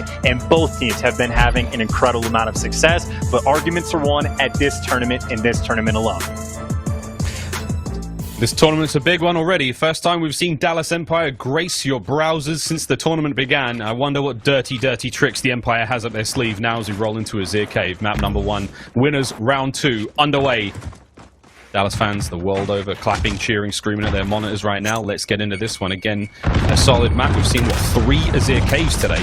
Clayster's going to start a nice first blood on the Kleenex. And again, just keep in mind for Empire, 0-6 on this map. Yes, they've had a ton of tight games, but still searching for that old number 1. And what a better way for those guys to make that first map win, be the first map that they play at COD Champs this year. But of course, right now, for the moment, it is Toronto Ultra on that better side, and Kleenex, the man that's been on a tear at this tournament, lighting up the kill feed early on.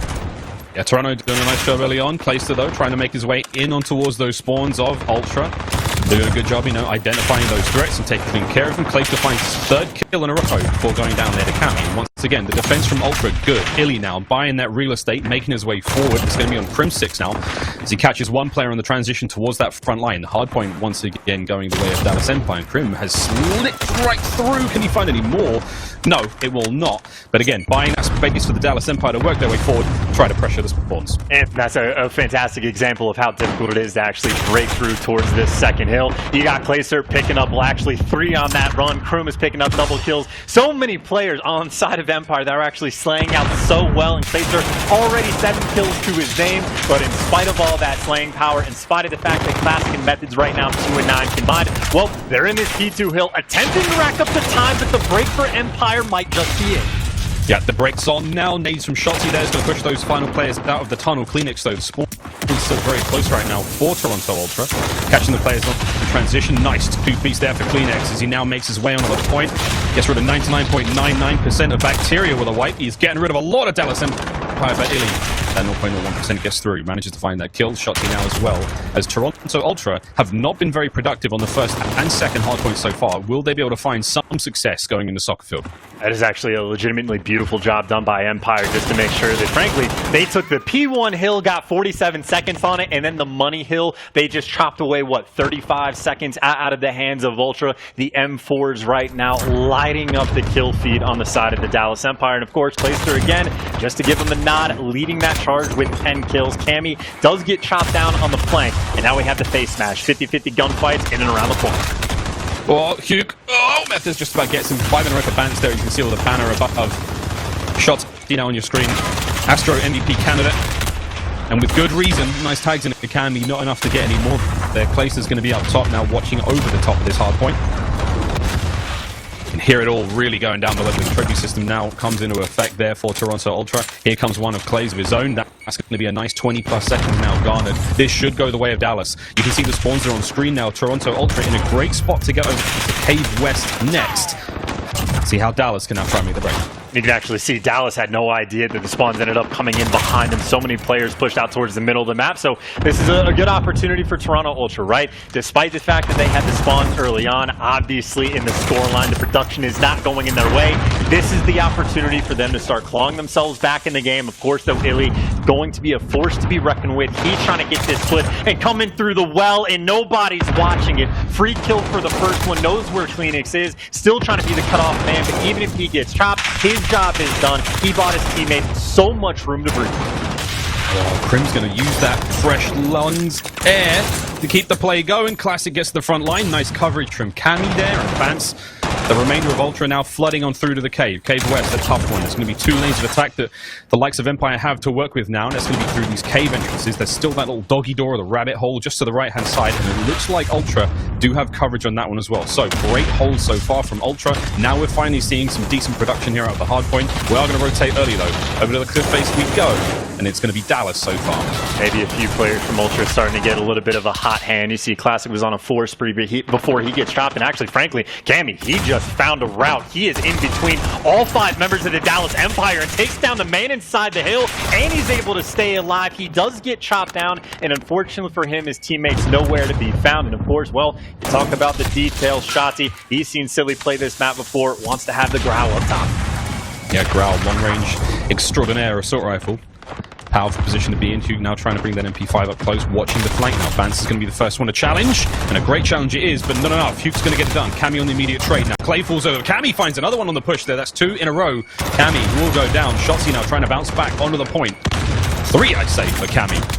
As Shotzi now making his way forward to the hard point. These tags are great, not quite enough to get the full kill. Cammy goes down, Methods over the top. Shotzi, beautiful angle to be found there. And Ultra are still fighting tooth and nail here, keeping this as competitive as they possibly can. A couple of friendly nades are going to come through.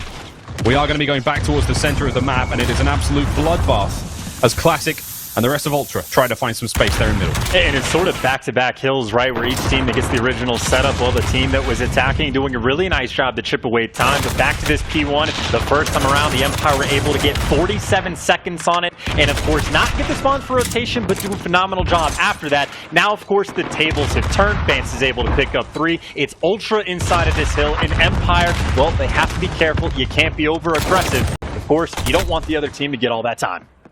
Now, you could get a lot of time here for Toronto Ultra, but you give up on that KV's push. Wow. Shotzi says no, and he literally, like, tiptoe bunny hops across the middle of the hard point, finds that kill. Now he's going to get maybe 20+ seconds out of this one. Here comes the push from Ultra. No one quite in a position to make anything happen over towards the next hard point, as the remainder of the players now from Empire and mid, they keep the presence alive. Beautiful 2-piece from Illy there. Next, the next 12, well, not a nice nade comes through, but it's good work nonetheless. Ultra still, you can see those white arrows. Number 6, Kleenex trying to make the impact on the inside of the cave, not to be found chance. And Dallas, they're holding the cave east side down very well. Yeah, doing a very nice job. No one for the Ultra is able to slip through, and Clayster, of course, is going to have the call-outs like, hey, I just fell. You have to worry about the cliffside path, and of course, well, all this pressure coming down from the middle. Of course, Illy has a great deal of responsibility and smokes out, makes it more confusing. Crim6 still effectively watching the full flank. At least he's able to pick up 1, and Toronto trying to pour that pressure from the front. Clay, lovely shots. Maybe a 3-piece on the other side for Kleenex, but Clay finds himself too to keep the hard point as safe as he can. Ultra now pushed to the outskirts of the cave. No one quite able to make their way in just yet. Up first going to be Crim6. Trophy keeps him safe. Nice shots into the first. Not enough to get the kill, but Shotzi and Ilya there to help provide that pressure. Sadly, they do a little bit more than provide just pressure there. There's Zook now bringing the MP5 up close. Wonderful kills now coming through from Dallas Empire. We're going to look across towards the next hardpoint, and once again, Cave East. They managed to get the nice hardpoint chunk there on the first. Going into the second, not as good there for Ultra. Massive moment right now for the Empire. Not only do they have the largest lead of the game, but they are winning this rotation. They have 2 players that have already crossed that, or at least New Hill, trying to push up into well, and of course, Placer, well, he's going to wrap up and continue to be the slaying power, just god, that he has been so far in this map 1. But either way, again, largest lead for the Empire that we've had. They're trying to run it up. Yeah, I mean, this is a big one for Empire. If they can keep this lead going, they started as hot as they could. Again, those are your game fuel keys to victory for Empire on this one. Toronto Ultra trying to bring things back, trying to make it as close as they can. Methods versus Placer up first. This is going to be a nice long-range fight. Methods going to deal the initial damage, but the hardpoint's going back into the hands of Empire. Methods could potentially be coming from behind here, deal some support. He's going to win the fight across map, but it's still his teammates are getting absolutely ripped to pieces there on the hardpoint. No one really able to get in there. Kleenex is going to be the first to go, but it's a 1-man push against a 3-man Dallas Empire hold. So, Chance, we're going into another hardpoint. Shots, he's got dead silence up for the rotation. I mean, this is the stuff for greatness right now from Empire. And now he's got 26, can't make it 27, missed it by a bullet, but frankly, Empire are playing this incredibly well. They're trying to let it ride as well. Placer already in a pretty good spot. He's able to take down Kleenex. But even on the hills where Toronto has been getting there first, just Empire does such a fantastic job of keeping them away from the hill, making sure they can't rack up a ton of time. So Toronto, they basically need these final 40 seconds. They're going to have to get 90% of it. They are in a massive deficit. Got to do something crazy to attempt to turn things around. That's the assault rifles of both teams that are really deep in the damage here. Again, Cave, long lines of sight. AR's Classic finds himself 1 more in a row.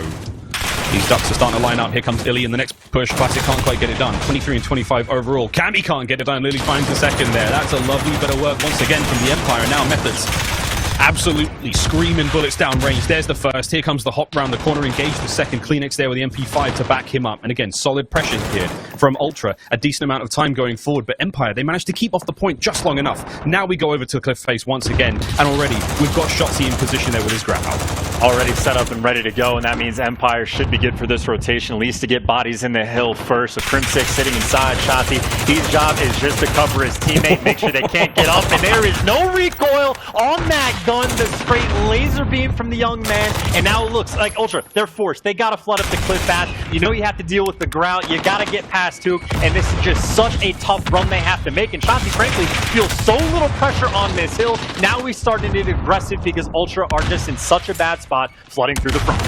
Yeah, Ultra committed to the front, but there is a flank happening on the rear. Clay and Illy, they're going to pick up the kills. The pinch is perfect. Ultra cut down, and it's going to be 30 points now for the win for Dallas Empire. Can't quite get it done here. Classic scrambling across map. You are going to be able to pin Dallas Empire there into Cliff Face, but you have to get out towards this first hard point once again. You have to make sure you hold that perfectly, because now things are looking very, very dire. Toronto Ultra, the last hard point victories have been so close. There's nothing close about this one. Nothing close so far. Toronto back against the wall, and of course, well, for the Empire, 0-6 on their map. They're looking for their first win on their first map at Champs. Dominant from top to bottom, 31 kills apiece for Illy, Clay, and Shotzi, if not more. Couple nades and gunfights coming in for Toronto, though, just to extend this out a little bit further. Bar none, this is Empire's game to lose, and Hook, well, he's looking to fly. Yeah, 1 breaks all it's going to take for the win here for Empire. Clay's going to see if he can get it done. A kill on the Classic would be good. It's not going to happen, and I will say Ultra are doing a good job. Another 30 seconds to hold this one. You do have to worry about spawns for the next one, so Methods now, he has to go huge. 25 seconds remaining on this hard point. Don't forget, all that time still, Empire could make a cheeky play, get it onto the point. 1 kill again is all they need, and get on there for a few seconds for the dub. Here we go. Cammy, Methods, now hitting the flank. Tags coming through. The play has been read. The alarm bells have been rung, and Cammy's gone down. Illy's going to find the 2. That makes the back of the map safe, and the writing is now on the wall. Ultra, there is almost no way they could punch on through, stop those remaining seconds going through as Crim now backs up. This is it for the win here in map number 1. An easy kill as Crim6 now, he can lay prone. Oh, and let the hard point tick over. Dallas Empire, they take map number 1 handedly. In 250 to 182, I do not think does that game justice. That was a scarily dominant game coming out of the Empire. I think one of the most impressive stretches we had was the second set of rotations, second time around, from soccer over towards the cave. That was one rotation that the Ultra should have won, and then one rotation that they did win. And despite the fact that those are two hills where you can get a decent chunk of time, they only threw maybe 20, 25 seconds on the board. And if that means Empire are working from a difficult spot and making sure that you're getting absolutely nothing, that was a sight to behold. That is an Empire that has figured something out for Azir Cave. Stats on screen. Decent amount of kills across the board from almost everyone there, and wonderful amount of hardpoint work there from Clayster and Illy. Once again, we talk about the M4s. There was almost M4s across the board for everyone there going into the final few moments. There was only Hoop running the MP5 from start to finish, but you saw the assault rifles really come to life. Dallas certainly had the edge there over Toronto Ultra. And Chance, for me personally, I just felt like you're winning those individual fights. It was the AR on AR battle, but Dallas Empire were winning those, you know, for the majority of the map. I mean, yeah, you had 9 of them being used that entire map. M4 clearly doing pretty well on the 60 hertz servers, but either way, toe-to-toe, Dallas, of course, had that edge, but I really just appreciated the stat line across the board. It's not like any one player from the Empire had to go off. Collective team effort, everyone except for the guy running the MP5, able to throw up between, 31 and 34 kills, whatever it was. Great production the whole way through. The rotations, the Empire did not win. They chipped away a ton of time from the Ultra, and frankly, for Toronto, they just didn't have room to breathe. Very, very dominant performance. Now it's time to look at our predictions brought to you by the Sony Xperia smartphone. And Chance, I actually, I'm not going to lie to anyone out here, I thought this is going to be an Empire 3-1 victory. I think that this is Champs time. I think a team like Dallas Empire, an extremely well-versed team, I think they got secrets, man. I think they got some dirty tricks up their sleeve, and I think now is the time to bring them out. This is a squad that does their homework, and I truly believe that no one's going to have an easy walk, let's say, over the Dallas Empire this event. I agree. I think the 3-1 is reasonable, but I think I took it a step further and just said I think it's going to be a Dallas 3-0. I know Toronto has been great as of late, especially at their home series, right? They needed to perform, and they have been going off, but the way I saw it, Dallas hasn't had nearly as much pressure on their backs because they've been great from day one. They've been game planning for Champs probably as soon as this roster got formed. They're going to go next level, and it really is one of those teams that, I'm very curious to see what they're going to bring to the table. And even right away, right? 0-6 on Azir K throughout the course of the entire year, and that what we just saw right there was just dominance. I think this team is going to be able to kick it up a notch, and I'm interested to see just how good they can get.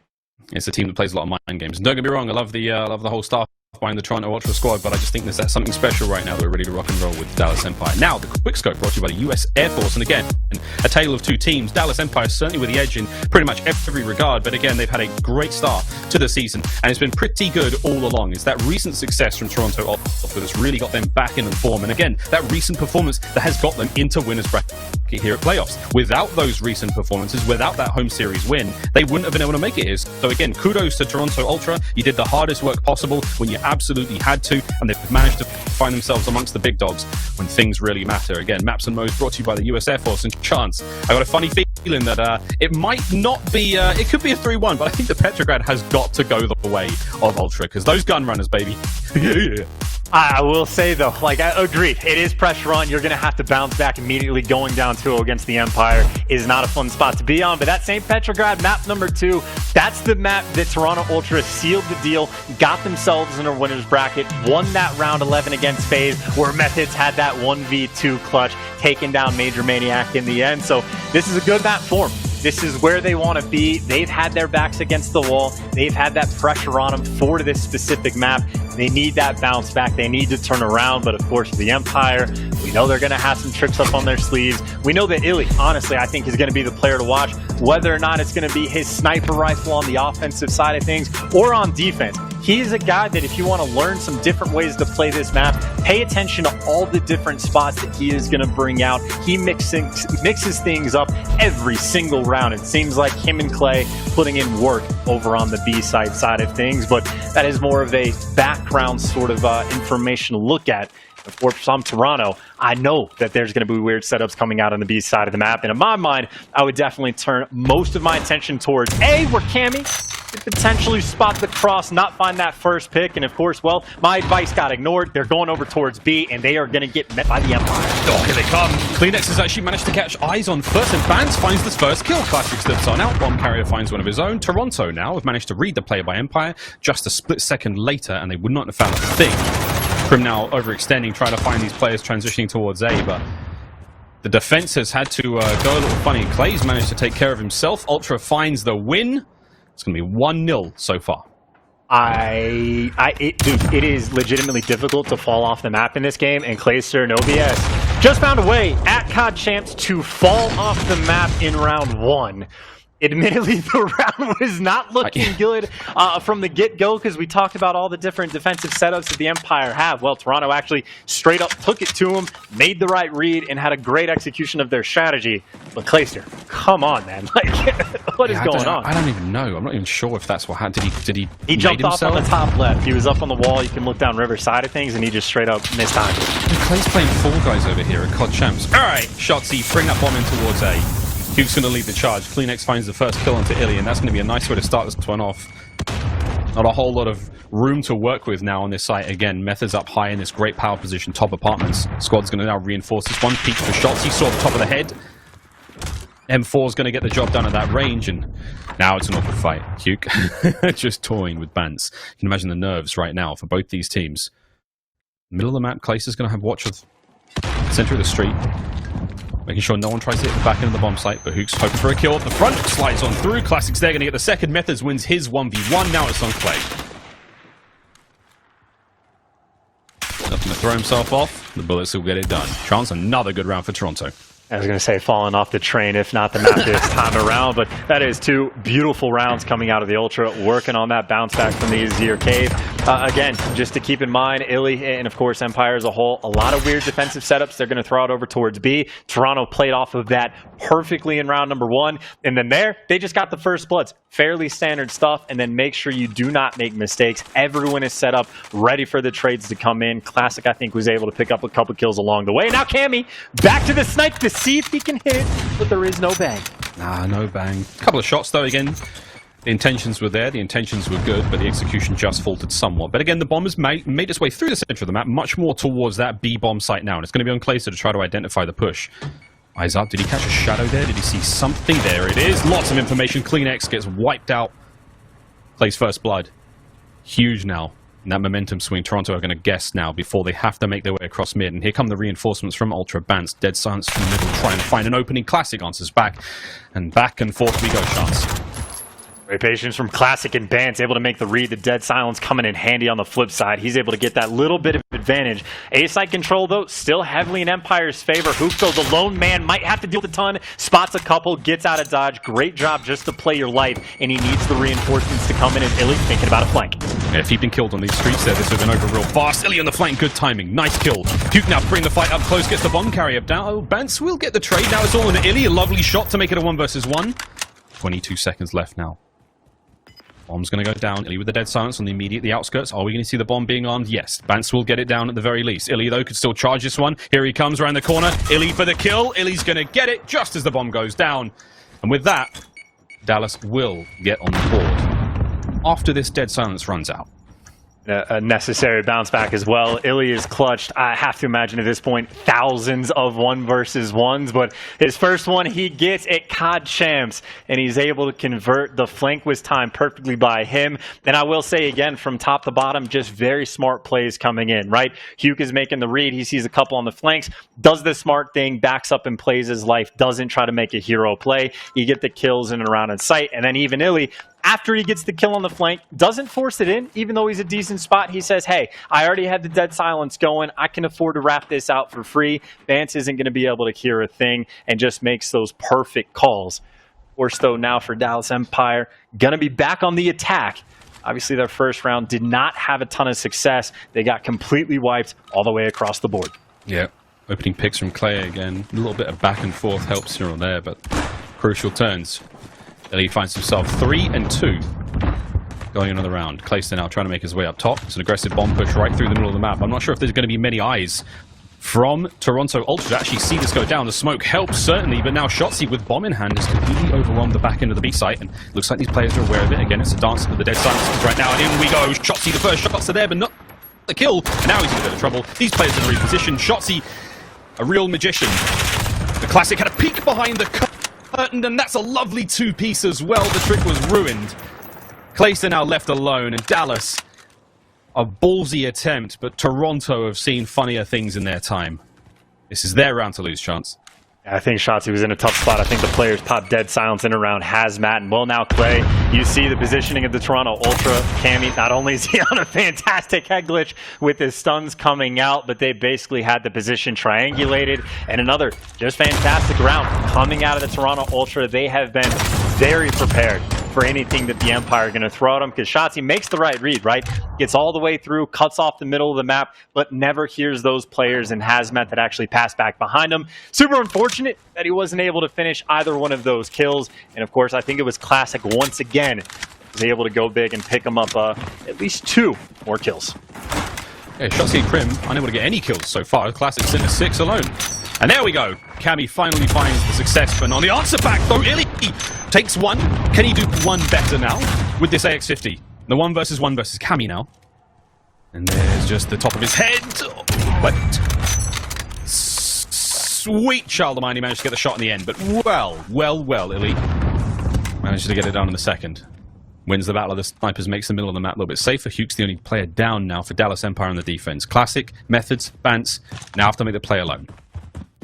Of course, in this 3v4, they have a fair bit of time to work with, but obviously, Shotzzy has a lockdown. He's going to spot the cross if they rotate that way, and the rest of Empire waiting for Toronto to show up at this B site. You got players like Crim6 up in the power position with an M4. He can lock it down. Clayster's got a cross. They have all of their bases covered. And Empire effectively just waiting for Toronto Ultra to fall in the trap, and frankly, Toronto Ultra, time is ticking, less than 25 seconds on the clock. The smoke is going to be so they can cross over to A and potentially single out Shotzzy. This could be it. You single out Shotzzy. He's actually looking the wrong way. Bance with a dead silence could be the played maker to do it. Here come the reinforcements now from the Empire. Shotzzy, he looks left, he looks right, he misses Bance, but he just about wins the gunfight. Bance now. 10 seconds, he's got to get the bomb down quickly. There's the kill coming through from Classic. This could have just worked out. 3 versus 2 now.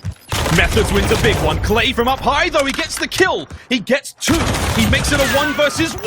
Methods gets it done in the end. 4-1. On the back of a great round from Toronto Ultra. Methods does not lose clutch rounds anymore. He is different as of late. Granted, it should have just been an easier 3v1, but Clayster gets a pretty good timing on the guys. Would have been a little bit better if he got him before the bomb plant. But talk about that call. And then, frankly, I think for Empire, really should have reacted faster. The fact that Shotzzy, by the time he turns around, there's a player already up in his grill. A little bit too late with that play call. And you see 0-5 and 0-5 for Shotzzy and Crim6, and a 1-5 for Hook.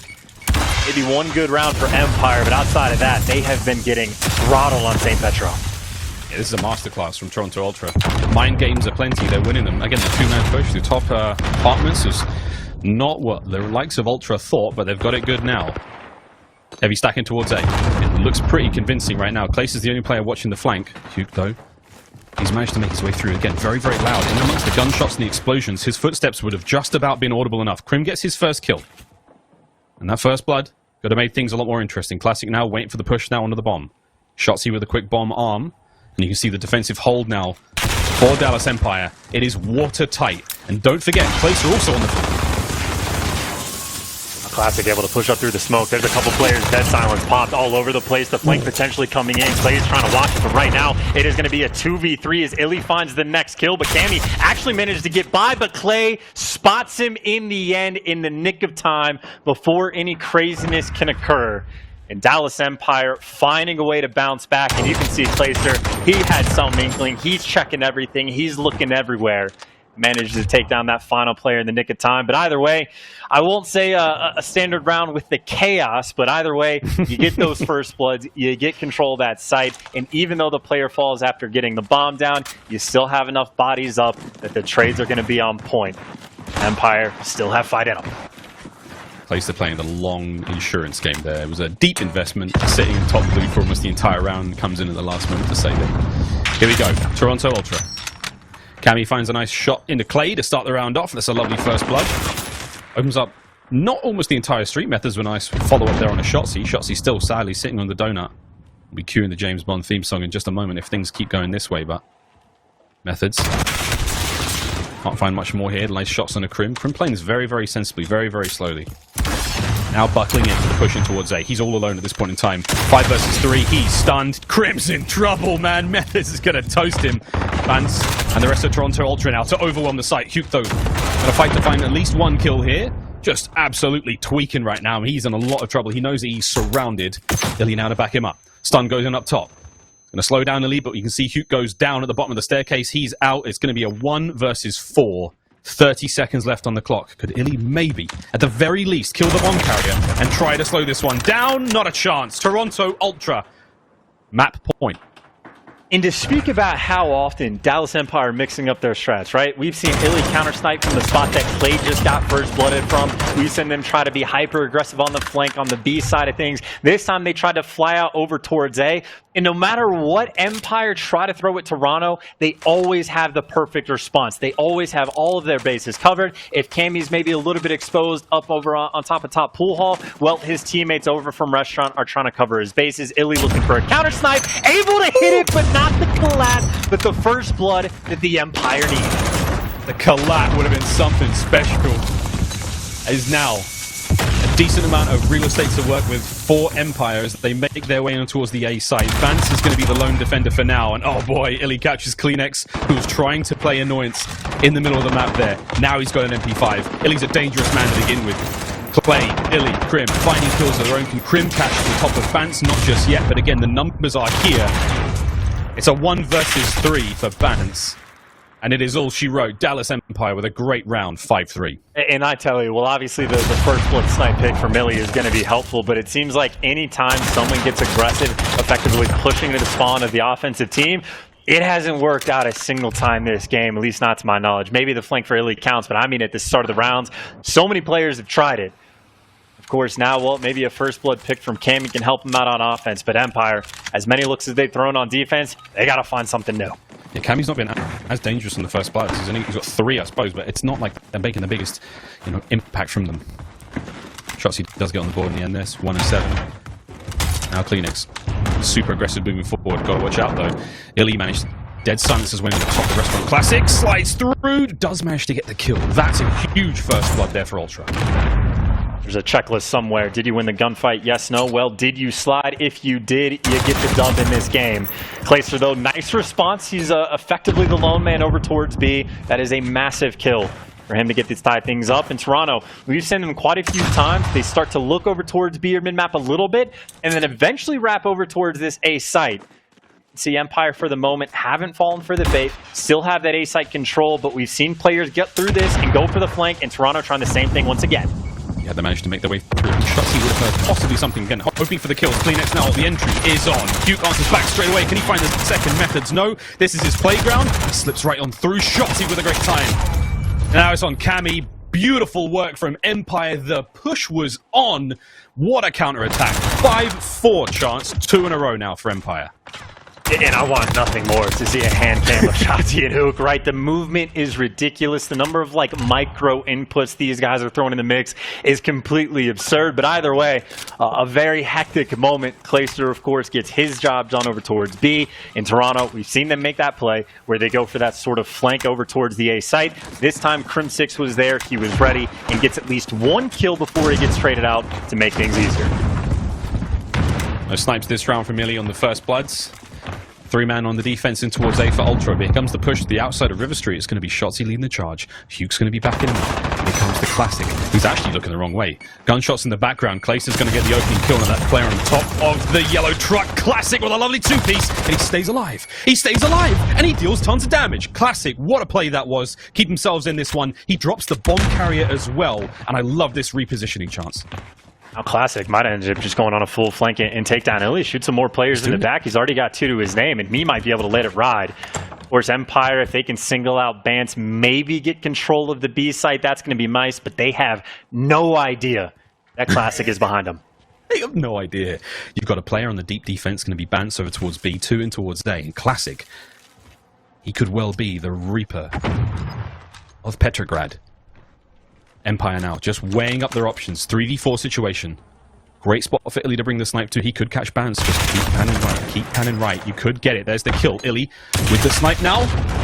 Misses the shot. Classic now on the flank, finally pays off. It's on to Crim, who wins his 1v1, but that's going to be it. Toronto Ultra, they're going to tie the series up 1-1. What a round.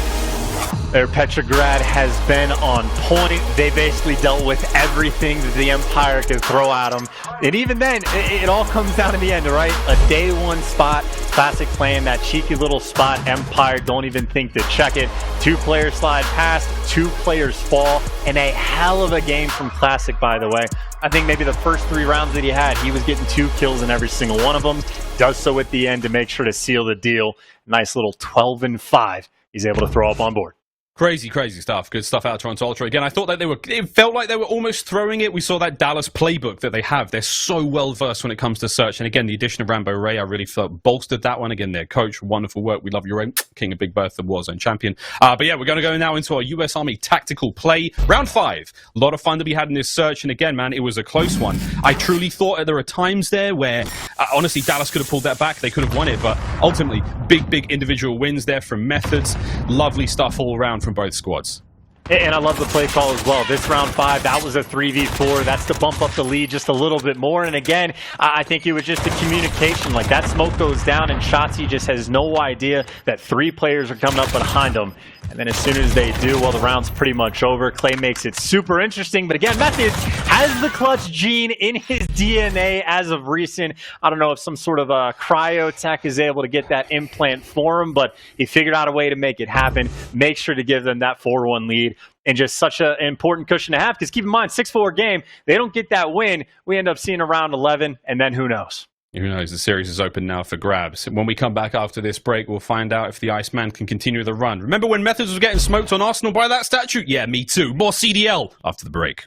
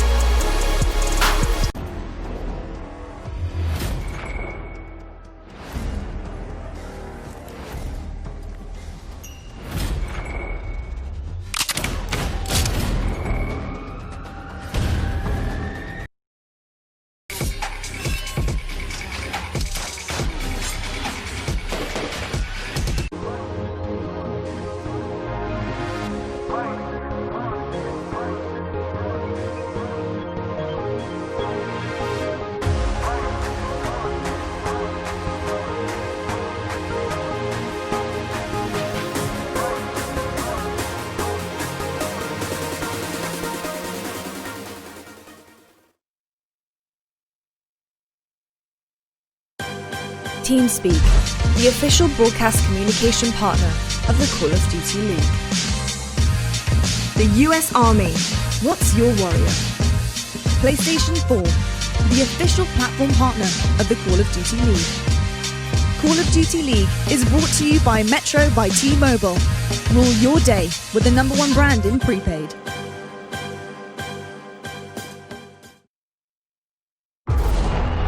In every battle, there is a moment. Most don't even see it. But for others, it's all they see. And there's the hype! How many men has he got to run through?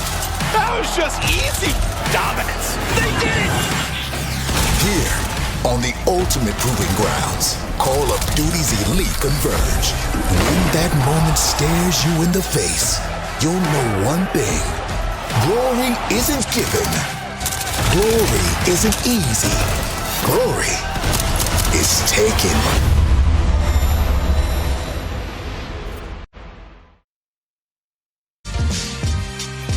Ladies and gentlemen, welcome back to the CDL playoffs. Again, day 4. We're rolling through this one pretty fast. The trophy in your screen. I'm not sure where we film this one, but boy, is that a lovely smoky stage. What an absolute monolith that thing is. A testament to the true grit, the determination, and the downright insanity of some of these players. Toronto Ultra, Dallas Empire going into the domination, tied up 1-1 apiece. Myself and Chance guiding you through this one. My name is Miles Rost. Chance wants to shave his moustache. I told him not to, but as we go into the Don, mate, I mean, how far can we go? Gunrunner, obviously a big favourite for Dallas Empire, but Ultra, man, current form, nothing to be sneezed at. I mean, it is one of those things. Again, you already heard my predictions. I was expecting the Dallas 3-0, but Toronto, they just do not have any quit in them. It is a never say die kind of team, and they always just find a way, man. They are so, like, genuinely impressive how good they have consistently able to be these past couple events. And I'm impressed to watch, but obviously domination on Gunrunner. Not a terrible map for either one of these teams. 7-5 record for the Empire, 6-5 for Toronto. So if map 2 is any indication, should be a close one. Yeah, it should be a close one. Again, the records are tight enough, but recent memory serves me right. The Ultra are looking fine, but Empire, definitely a good pick for them. In towards B we go. CleanX going to lead the charge. Slip slides right on through the pipes. Will he be able to clean them out? He does have another player on the outside with him, Hugh, as we are both teams just feeling each other out and pushing towards B. Neither really wants to make that first push, and it's going to be on CleanX to try to find something. Huke's going to find him. Opening kill goes to Huke. The battle now raging for that B flag. And Chance again, we're expecting to see this change hands quite a lot. Looking for the overextension already. Even Cammy made his way in the C. Might be able to make the play as well. That player basically just disappeared from in front of him. What does it look like? But hey, either way, they got the AC set up. The spawns are going to flip, but Empire, they can't get this A flag. This might get kind of bad, kind of fast. Well, this is getting all kinds of funky. I mean, I think right now we've got Toronto with a decent advantage. They're going to keep A safe. This is beautiful work from them. Dallas on the back foot early on. I think it'd be now an appropriate time to go for an Astro Gaming listen in with Dallas Empire. Oh, yeah. I'm pressure, bro. I'm Rock. Marok, fan. He's on Rock. Oh, wait, in the boxes corner, clean out. There's two on Rock. I got it. I'm gonna wrap back to C. Yeah, I'm gonna wrap back to C, dude. They're like triple stacking. They're gonna be on me. Yes. Yeah, oh, he's on me back left C. He's on the red train. Where's he going? Camping the cold train. We're going C, right? Yeah, we're going C. Hold Camp B. the fuck out of B. We're spawning crates. Try and block crates. I don't know where this guy is C. He's back C somewhere. Both of you hop and just slay. Yeah, I'm here. Yo, he's laying down on the train. Walk bands. He's on the wood box. Yeah, wait, boxes. They can still boxes. Yeah, yo, they're just camping. Yo, remember, mid cut. Yeah, we're fine. He's just camping the rock. I got pinch middle. I smoked him map. I smoked him map. Wait, one guy's CleanX is still, Amy's still back red train on us, guys. Take boxes. One shot. Oh, one shot on A up front. I got this guy. Take his boxes. One shot. I spawn C, guys. I spawn C. Oh, shit, Cammy is still C. Cammy's still C. A1 on you. Have C with me if you can. Cammy's still C somewhere. I'm going for it. Yo, still C. Where? Just hop out, guys. Hop out. Somewhere back. I need overplay. One shot. That's the only one. I got him. Go B on spawn, guys. Bathroom play. Quick. I'm on side. What's your breakdown? What's you? Where's he going? Back away, probably. Or control. I'm looking in her. Nothing in her. One's mid. 2B. 3B. Top back, dude. One shot coming C. One shot's in. Two on B. There's gonna be two on C. Yeah, get nades on C. I needed C. Oh, what the fuck? One more on C. They're gonna be control line. Bottom right. Yo, control green mid track. Mid track, no shot. Bathroom. Toronto Ultra Chance, they just seem to be one step ahead of the Empire at every turn here on the Dom. Yeah, I mean, who needs a B flag, right? Like, they had that AC set up and they had both the flags, and they're like, hey, Empire, ball's in your court. You're the guys that have to make a play, and they were just getting suffocated. And as soon as the C pressure gets alleviated and Empire starts to capture it, well, Toronto were already on the next place. They had the B flag, and now they get the setup that they actually wanted. And you get Cammy to go on flanks and try to find Goku as well. Pulled a nice little disappearing act through the smoke, and Empire, well, formed his B flag, looking to finally get some semblance of control. That was a great retake, man. It paid their pound of flesh there for Dallas Empire. Now Clay trying to go towards A. And this is the Dallas game that they wanted to have from the start. Spawns have flipped. You're going to see those members of Toronto Ultra spawning on the C side of the map, the right-hand side of the map now. But, wow, what an opening first half so far for Toronto Ultra. They were like, hey, check out our A and C game. Yeah, pretty sweet. You want to see something pretty cool as well? Just go to A-B straight away. Back over towards the AC game we go. And Hugh, he doesn't win it. And without that win, we're going to go back to the AC play. You got it, right? Like, you already have bodies that are open, like, towards the backside of trains. You got a couple players surrounding A, and frankly, B is kind of open. Toronto Ultra, if they ever need to pull the switch, which the players might do, just coming off respawn, they can just go right back to flooding this B side of things. But frankly, you just have all 5 players right now just playing on point for the Ultra, who are now, well, making a play potentially on both flags. We were watching them oscillate between the A and C and the A and B, and now they've just got a little bit of trouble. Look at that number 8. So patient, just watching the spawns there from those players of Dallas Empire, bottom of the minimap. He's now going to make the push. As soon as he sees the flag start being captured, now trying to make something happen. Sneaky methods. Doesn't quite get a kill, but again, I love the play call there. And again, this is a wonderful first half here from Toronto Ultra here on the Gunrunner Don. Spawns in the sill on the side of A for them right now. There's a lot of B pressure being felt. Final 30 seconds chance. I mean, it's been a good look from Ultra. They have certainly played this one very well. Yeah, right now, Empire in these final 20 seconds, just making sure that they hold on to the B flag and potentially the C as well, as Tammy's making a hero play on one side, and then as the flood comes in towards the B flag, but maybe just 2 ticks left to come through. Doesn't look like any neutralization is going to happen on B, but I will say Cammy actually was able to pull off a little cheeky play over towards the end on C, just to buy his team an extra point or 2. And frankly, a beautiful half coming out of the Toronto Ultra. Hand them a different setup that they have to hold. They found a way to execute and just did a wonderful job of not forcing the issue when they didn't have to. As soon as they got control, they just kept it and forced Empire to take these bad gunfights, to force their way onto certain flags. Just a tough path the Empire now have in front of them. Yeah, a little bit of a climb. Nothing too tremendous. They can certainly get the rebound here, but for Dallas Empire, again, hit this A flag, overextend towards B, and we're going to see number 3. Looks like Clayster might be looking on the defensive here, push towards C. Not trying to let anything go through, but here we go. Illy making his way forward. Does actually delete the charge. Is he going to find that first kill on the Classic? He will, and that looks like B is much safer now. Pipes cleaned out as well. We should see Empire grab this one with no resistance. And you can see Ultra actually playing a little bit passive, expecting maybe an overextension off the rip towards the C flag, but if not an overextension, Hoop just trying to run him down, and he basically just sprinted into the entire Ultra team. But the good news is, because of his positioning, Toronto Ultra spawned very far out. A bunch of players trying to flood through mid-map. Right now, Empire, they have a spread across the map. They are trying to keep Toronto fairly spawn-trapped. Yeah, trying to keep him trapped is going to be one thing, but it'll be very interesting to hear now how Toronto Ultra tries to break out of this one. Well, ladies and gentlemen, without further ado, it is champs after all. It's time for an Astro Gaming Listen In with Toronto Ultra. Hugh can be. Clay's still going to be. Yeah, he was Rock. I'm on the right one. Mid-track. Top Grace, nice, well played. Go deep eight, let's go. Yeah. Made it. Oh, he's already Nice. Wait, I'm going to go deep. It's one water. I'm on We're already. Go for it. I'll go Front P3, box is Tyler. Box is down. On C. Yeah. I'm staying P3. Yeah, P3 Chris. I'm one more. I'm fucking C. One more. Bathrooms as well. Wait, there's 3 there? Nothing. I'm going back C. Behind him at C. Gotta get her A. C dead.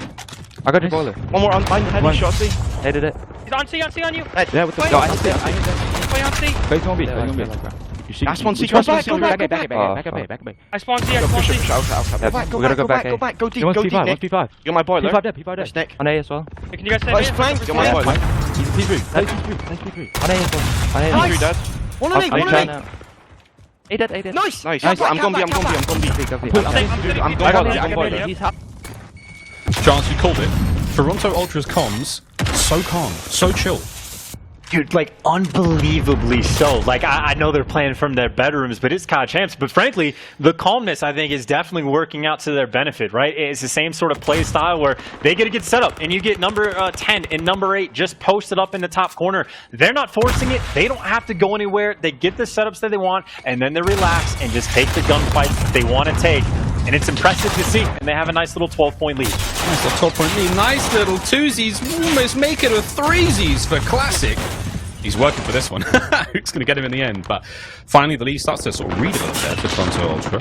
Empire did a wonderful job pulling this one back. It's taken a lot of effort. Ultra once again with the good reads and the lovely hold. Still pressuring towards the B flag. Cammy now trying to clean him out. And Nate from Classic's going to get it done. Trying now to clean the B flag. A nice set of kills once again as Cammy and Co. clean up by the cold cart. Methods, and it's an all Toronto Ultra kill feed. Wonderful work from them again. 1 minute and 45 seconds now remaining on the clock chance. Toronto need a hold. And with a 20-point lead and nearly that minute-and-a-half mark, it's going to turn into a situation where Empire, they have maybe 10, 15 seconds to get a second flag, or else the game, well, is going to force them to get a triple cap. And, well, the play's being made Illy overside of A. has a little bit of teammate support as well, but of course you see Toronto going for the challenge in the final moments. Illy able to take down one and able to capture the point. But while this is going on, Toronto making the play at C. Shotzzy trying to be the hero, but even still, I'm pretty sure mathematically Empire are going to need that third flag. Need the third flag. So that nade from Shotzzy. Perfect reads on the spawns there for Ultra. Finds the first. Sun goes out. This could be perfect textbook shots in. No more can be had. Methods. Lovely work to win that 1v1 and stop the pressure at C. Now they get the recapture over though towards the A flag, and you do have yourself a Kleenex, who's being a real pain in the backside as he managed to get the A neutral. FaZe is trying to clean up things, but again at 151 to 136 with less than a minute remaining, it's starting to look nearly impossible, if not impossible at this point. Ultra may have just taken the lead in the series. And of course, well, you see still 14 with 30 seconds left. The triple cap absolutely going to be necessary. So Placer, he's going to hightail it over towards C. His teammates might go through the track side of things, but this flag, they're going to need it, and they might have even needed it 10 seconds ago. They have to make a play. They have to get this wipe. And you see Toronto turtle up around this C flag, making sure that they can have that calm, controlled play in the end. And Miles, frankly, it looks like they're going to do it. The setup is just too good. Once again, I think we've slept on Ultra. They will now, in the next 10 seconds, take the lead here in the series. Can't be made in the living daylights out of his teammates, but it does not matter. Close in the end, but Ultra still edge it out. They will take the lead 2-1. And I just can't get over how calm these guys are to win, like the triple caps coming in, and they just have the state of mind to post up two guys inside of showers, get the nice little swarm, the nades coming out on top of spawns. Like, the game might have seemed super close towards the end, but Toronto knew exactly the type of cushion that they had. They knew the exact setup that they were allowed to get, and everything is just so clean. I know Marky B has these like guys doing stretches on a day-to-day basis, maybe to help with the stress, whatever it's going to be. And again, the comms to me are wild. The gameplay is insane coming out from Toronto Ultra, and just another squeaker of a win that these guys are able to get. And that's the squeaker. We've had the blowout in the search. It was good at times, and then they managed to close it out in the end. Obviously, the first hard point they lost rather decisively at the hands of Empire. We've had our first squeaker of this series. Will we have a couple more either side? Still, Dallas Empire plenty still left to play for. One more hard point is all Ultra need now for the win. And if we have to go to that game 5, we could see it go the distance. But again, wonderful stuff coming out of Ultra Chance. I mean, from the first half, we touched upon it. It was basically like they had the initiative. They took those first steps, and they never relinquished control. Obviously, the second half, a little bit more Dallas orientated. You can see in that final scoreline. But overall, great stuff coming out of Toronto Ultra. And I'm just going to harp on it for a bit, just because I do think it's impressive. We started at the top of the show, or at least like the top of the segment, just talking about how many close wins Toronto has had in terms of series win, in terms of map win, since the Toronto home series where they won a tournament. One of the most difficult things to do in Call of Duty, especially with 5 players on your team, is to understand all of the communication when everybody's screaming their heads off in those tight moments. But if Toronto is able to just keep this calm, that means in all of these games, the calms are nice and relaxed. Everybody knows what's going on. Everyone's on the same page, and you alleviate that chaos. I think there's something to it. I think that's a big part of the reason why they're having this level of success this late in the year. Yeah, it's so different to hear like the comms from a team like the London Royal Ravens, where it's just like versus such clarity. Like we can hear almost every single word, and we can almost hear the thought process from Toronto Ultra without listening. So that was great stuff to hear, man. Really, really impressive. Dallas as well. Like still, there's a degree of intensity there. There's a lot of purpose behind the words, but it's a lot busier, man. You're absolutely right. It allows those players maybe more room to think and not so much react to what's going on. So hats off plays to them. We're going to go into a hard point just shortly, and I think we've got the bracket ahead of us again. FaZe waiting in the wings. They make it to the next weekend. That's championship weekend coming up. Not this weekend, of course, the one we're in, but next. Very, very exciting start to the FaZe. That series against the Huntsmen. Man, we were screaming watching that game. I know Nameless and Pac-Man had a wonderful time. Study was losing his voice backstage as well. And while we do miss our colleagues, we miss the fans. What an experience that would have been to see in person again. We miss you all, Call of Duty fans. We really do. We miss all of you. We miss the passion. We miss the fury. We miss the love. But we're not out of the woods just yet. 2-1 so far for Ultra now versus Empire. We still have OpTic Gaming LA versus Mutineers. And of course, the London Royal Ravens up against the New York Subliners down there in the lower bracket. Both of those series, again, the loser is eliminated from the tournament. The winner will advance. And boy, howdy. It's nice to see, oh, we had it for a moment there, all 10 player cams. I was going to say Classic, Bale, and Kleenex. Looks like Tobias Julianson is now praying to the deity of his choice. Not sure who that may be, if he's an old gods or a new gods kind of guy, but we'll see how we go, Chance. Hardpoint coming up next. And the hardpoint, again, incredibly interesting. The lay of the land, tail of the tape type thing for the Gunrunner hardpoint. Basically the same story we had for the Gunrunner domination, like a solid map for both teams, no clear-cut advantage for either one. If the domination was what the 3-4 point game that we had, it might be a similar story, but also something I keep going back to and thinking about in my mind was just that Azir cave that the Empire were able to put themselves together, where they were just able to sort of bully Toronto Ultra out, not let them, get any time, even when they were winning the rotations. And if Toronto Ultra can't clear that up, we're definitely going to be seeing a game number 5, but at the same time, they have bounced back incredibly well since that Azir cave, and Toronto, all's in their court. It's just about executing for what potentially is for them. I don't know what the exact math is. I think these teams at this point are guaranteed like $175K, and I think the winner of this can get that guarantee of $600,000. It's an important one. It is a valuable one. It's a very valuable map of hardpoint. Nice starts on either side, kills going either way. Classic not able to get the overextension again towards that favorable spawn side of the map. Illy now really pressuring spawns. This is super aggressive, man. This is so aggressive from Illy. He's way forward. Luckily his teammates still in those deep positions by that second hardpoint by depot, so no one will be spawning out. Shotzzy making that front line look a little bit more dangerous, and there is a certain ferocity chance to the play now coming out of Dallas Empire that I like the look of this. This has got Game 5 written all over it early on if they can keep this going. Absolutely. In the same setup, that Illy was going for. Shotzzy tried the same thing. Cammy, though, very aware of the situation, but either way, on the first hill, 15 seconds isn't bad, right? Like, I think the average for both teams combined is maybe about 20 to 25, and if one team's able to get that chunk, that is great, and then if it's a team that has the spawns for next, even better. Empire about as perfect as it gets. Shotzzy, by the way, again was able to get sort of cutoff spot over by trains, and he's able to at least one kill, and of course the information to his team. Hey, these guys are coming up crates. You see the communication working perfectly. Knew exactly where to look, and that was a phenomenal first hard point for the Empire. Amazing. I think that a phenomenal hard point only entails 33 points, but they got it done. Cammy just unable to make the break in from the rear. Big kill, finally on the clay, but he really made him work for it. Allowed for the reinforcements there, Cute to show up. Meta's now under the smoke coverage, just going to watch the cross. He's able to make his way in through the rear now as well. Stun lands, does connect with Cute and the stun down for the time being. Beautiful shots down range there with the M4. Will find the kill. Finally an open lane now to work with for Ultra to try to make the break and finally break the seal on the hardpoint score. As they have yet to make anything work out. Illy now getting involved. Kleenex trying to find the back entry, can't get it done. Cammy though, however, has managed to make it in there. The final 20 seconds now, chance on Depot. Could well go the way of the Empire once again.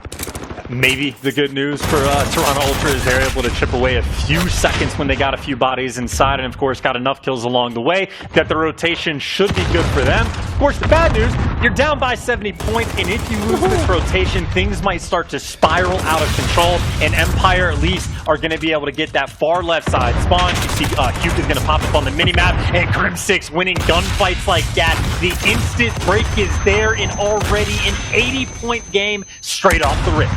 But Crim's going crazy, 12 and 3 overall. I mean, the same cannot be said. Ultra's getting slayed out of their minds right now. 1 and 10 for Classic, 4 and 10 for Bans. It ain't pretty, Chance. It's not so attractive. I mean, what is really going on? What's the big failing point here for Toronto? I mean, they never were able to get enough pressure, right? Even when they got that slaying out towards this hill, the back spawns were locked up. Crim6 came in the back, and maybe more importantly, just some of the gunfights these guys have been able to win, ripping off the Toronto Ultra players off whatever head glitch train station they're going to be able to find nearby. But maybe one final attack, a couple players for Ultra trying to force their way inside, maybe not enough to be scrappy, or maybe just enough as Bance is able to buy his team a few more seconds. But either way, it's an 80-point game. Toronto Ultra, this is going to be a tough spot for them to deal with. A very difficult comeback to mount, but now cargo containers control for Toronto Ultra, at least the two of them for now. But again, the opening crossfire there and the shots from Dallas Empire are going to whittle away the defenses slowly but surely. Kleenex is going to be up next, not a chance. Cut down before he can even get to the top of the box. Now Methods managing to get one on the rear, but it's not going to be enough. I mean, right now there is a divine purpose that drives Dallas Empire. The Emperor protects them as they surge forward. And they lock down that hard point, a clean break. Now only a few defenders left to deal with. CleanX, though, battles his way forward as he managed to get a few more out of this. And the overextension immediately trying to get himself in towards the next hard point. But he does need a little bit of help to get it done. A nice win, but too many Empire players there, not able to get it done. And that was a huge fight for Toronto Ultra. And when I say huge, I mean difficult fight for them to get even just these, 30 seconds maybe they're able to pull up on this hill. But now the road gets more difficult going forward. Empire, this is a money hill. We saw their setup on P2 is nearly unbreakable. The Ultra were able to get inside for like 10 seconds. Now for the Ultra, down by 70 in this hill. If they do not get a break here, it might be time to call game that early. At what point can we throw the towel in? We can't do that in this game. Of course we will be seeing that too. Fitty. Meth is now trying to make the break.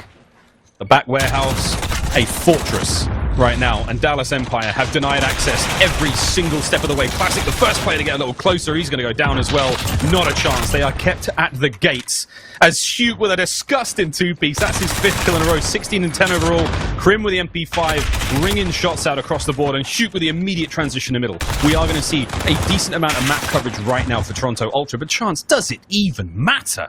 I mean, at this point, it is getting difficult. Earlier, you asked me what's going wrong for Toronto Ultra. Well, they're getting outslayed by about 31, 32 kills, and we're what? At the halfway point of the game. Congratulations. First set of rotations are in, and look at this setup the Empire has already been able to get. They trade away 10 seconds of scrap time to make sure that they get the right side of the map spawned. Just thinking long term, it's already a 100-point lead. They already have it set up on this P1 hill. They are doing everything perfectly, but the slaying power, the best thing to look at. Again, we are beyond the plus 30 in the kill column for the Empire. Toronto Ultra, they got to find a second or third switch to flip to even think about getting back into this game.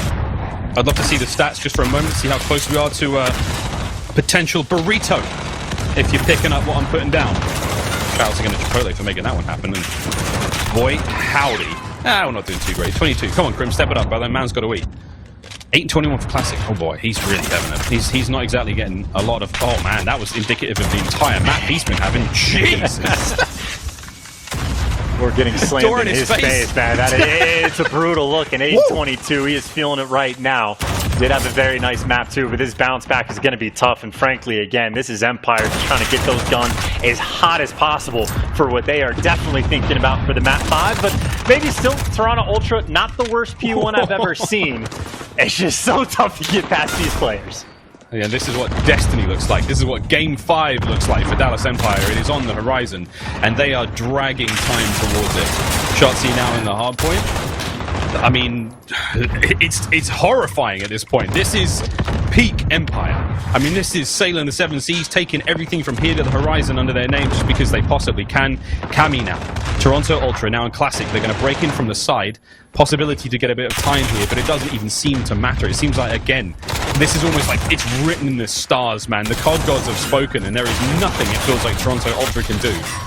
Again, never ever say never. Chance hardpoint is a map mode where there's a mode type with games can really turn around. Comebacks are possible. You just have to keep the other team at hardpoint, and you got to get it done. But at the 2-0 and climbing to 84, Dallas, this is an absolute slaughter. And it's just so tough. They're losing the 1v1s to get the scrap time in the hill. Crim6 on rotation has been able to pick up 4, and at least 3 of those he was effectively doing by himself. And, well, he does get dealt with, but you can see Toronto Ultra, actually, well, I take that back, do have quite a bit of pressure pushed out. You got Classic right now that's trying to be the cutoff man, and Toronto Ultra have been able to stabilize this hill. Of course, they're going to have to do this maybe 3 or 4 times in a row, and they got to deal with Shotzi on the flank who's able to pick up 2. And every single player taking their turn for a 2-piece Empire, just trying to run it out and beat him down and take him into the game 5. Illy! What a rampage this is! 4 kills! Where's the 5th? Give him the knife! Illy, you savage, you monster! Can't get any more. Classic finally gets it, but my. It is disgusting. It is ruthless aggression. Dallas Empire, a statement.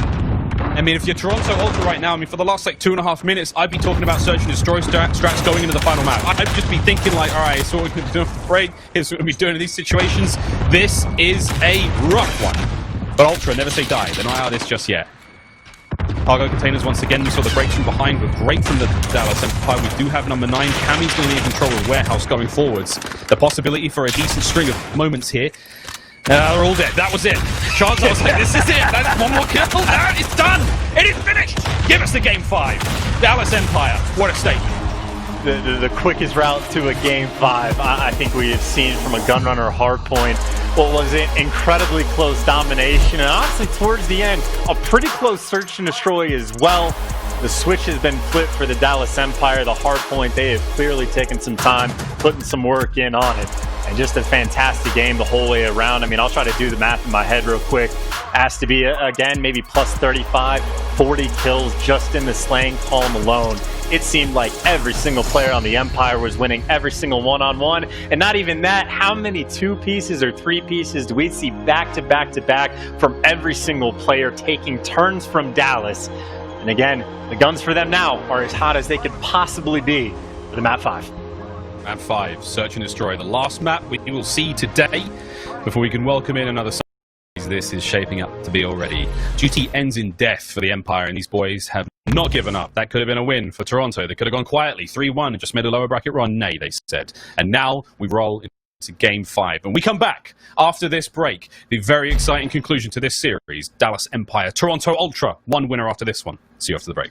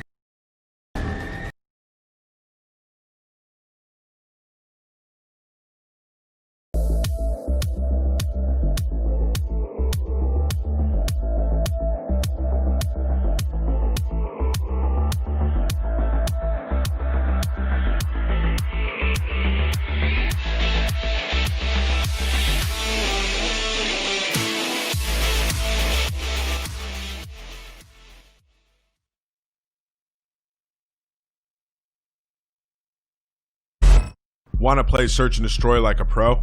Here's some S&D recon from the US Air Force. Piccadilly's a unique map. There's a lot of building cover around the perimeter, but most of the action happens in the wide open streets.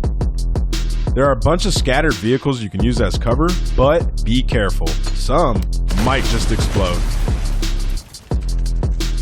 This map's long sightlines and environmental hazards make long-range weapons and explosives especially deadly.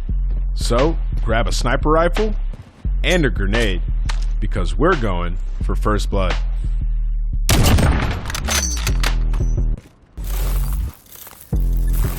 If you're on offense, pull out a sniper rifle and run straight for the scaffolding.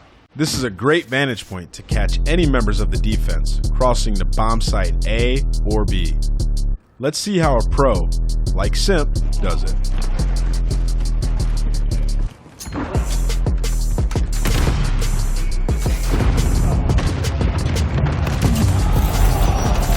If you're not quite savvy with the scope, run straight out of spawn towards this street light with the frag grenade. Line up these 2 posts. Run, jump, and throw. If you manage to land your grenade near this G, you'll be able to catch anyone on the defense hanging back with snipers of their own. If you're on defense, check out how GodRx works the sniper on B. As soon as he spawns, he runs straight into the bookstore to catch any players making a quick break for bomb site B. From here, he can even catch any enemy sniper's position on the scaffolding. If any players make it all the way to the ambulance, you can toss a frag grenade right at it and blow up anyone lurking behind cover. If you want to catch them crossing to A, give this a shot. Run out of spawn, look to the right, and aim towards this building. This is a common path to get to A, so the enemy might drop a smoke grenade for cover. But if you can predict the enemy's timing like Wuskins can, you might just get lucky and find a pick anyway. There's your S&D recon for Piccadilly. Good luck out there.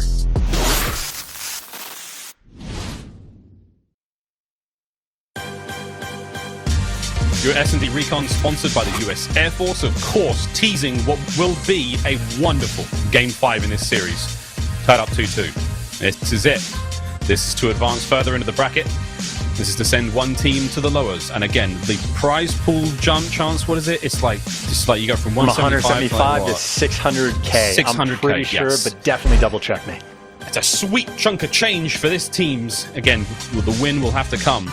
But the blood, sweat, and the tears that we'll get through to get to the end there, mate, is going to be something special. And again, we looked at the map count here, and we look at the records, and Dallas Empire certainly with the advantage. But Toronto Ultra, I mean, they've got stats of their own to back up the solid performance here on Piccadilly, Chance. Piccadilly is insane. You have Cammy with a 1.56 on the map throughout the year. We have seen his sniper light things up, and that is the third highest overall KD out of all the players in league on this map. And Draws is one of those players ahead of him that's only played it twice. So Cammy's played it a ton and still has that high of a KD. That is ridiculous. And honestly, Bance not too far behind him. He's throwing up like a 1.37 as well. So Bance and Cammy have been running the show. This is at least Bance's homeland. He knows the area very well. But even in spite of that, Dallas, of course, 7-3. They're phenomenal at it as well. And I'm hoping, fingers crossed, we get an electric sniper battle between Cammy and Illy. Oh, fingers crossed, mate. I don't think you have to cross anything. I think it's definitely going to happen. I think, frankly, we're going to have it. Here we go. Game 5. I'm in towards B. We've seen plenty of Piccadilly so far here at playoffs. We know the nades, we know the snipe routes, we know what to watch for. And Shotzzy, caution to the Whipping.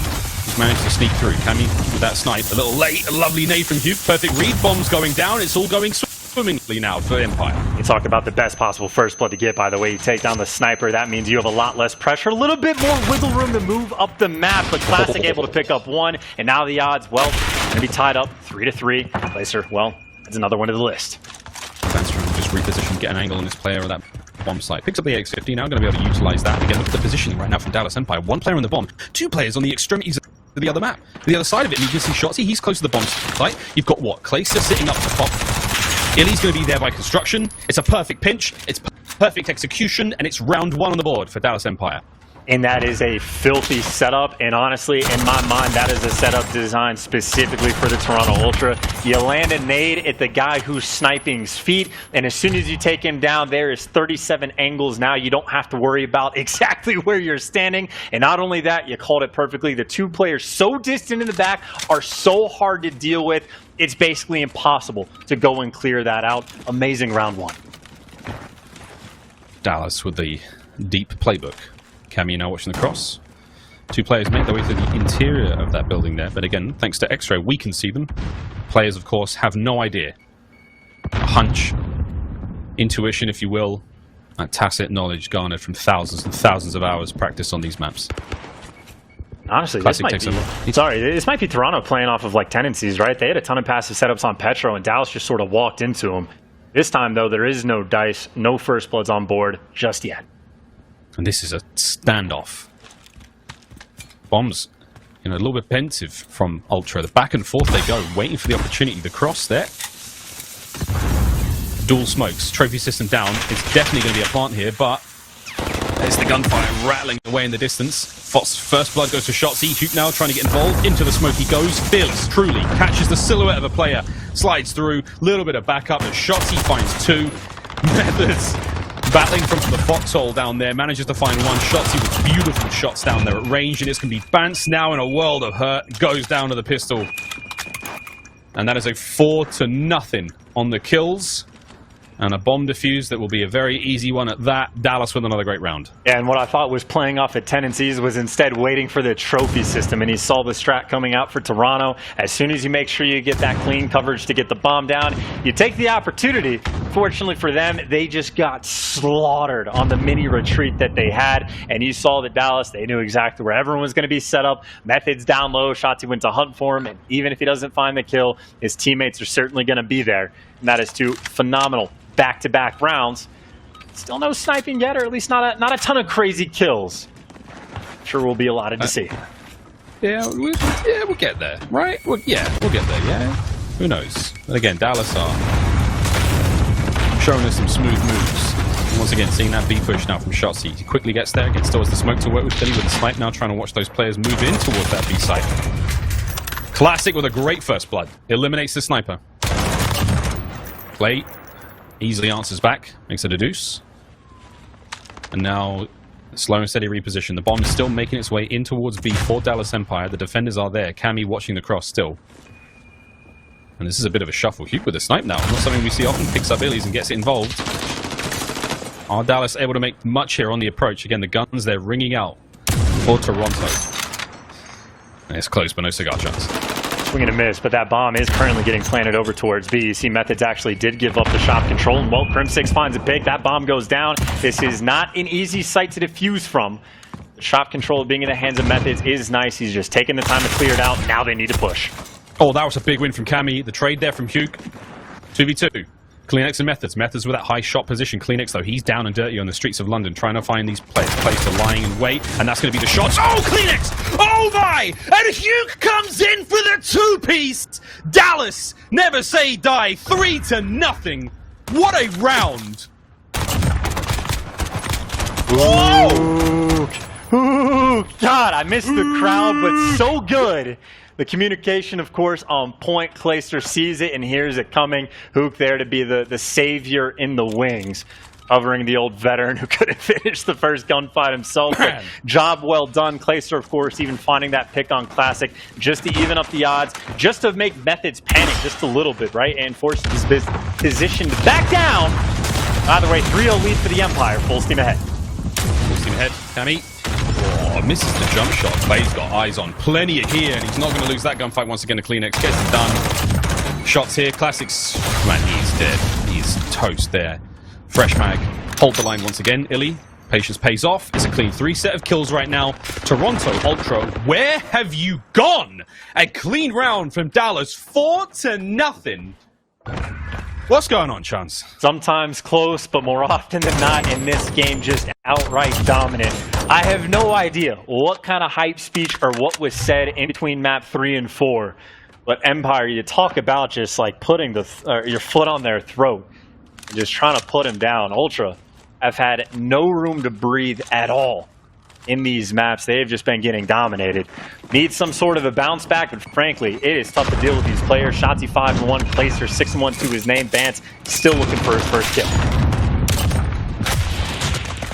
Lovely shot from Illy, good for trade back there once again from Cammy. The snipe's really coming to play.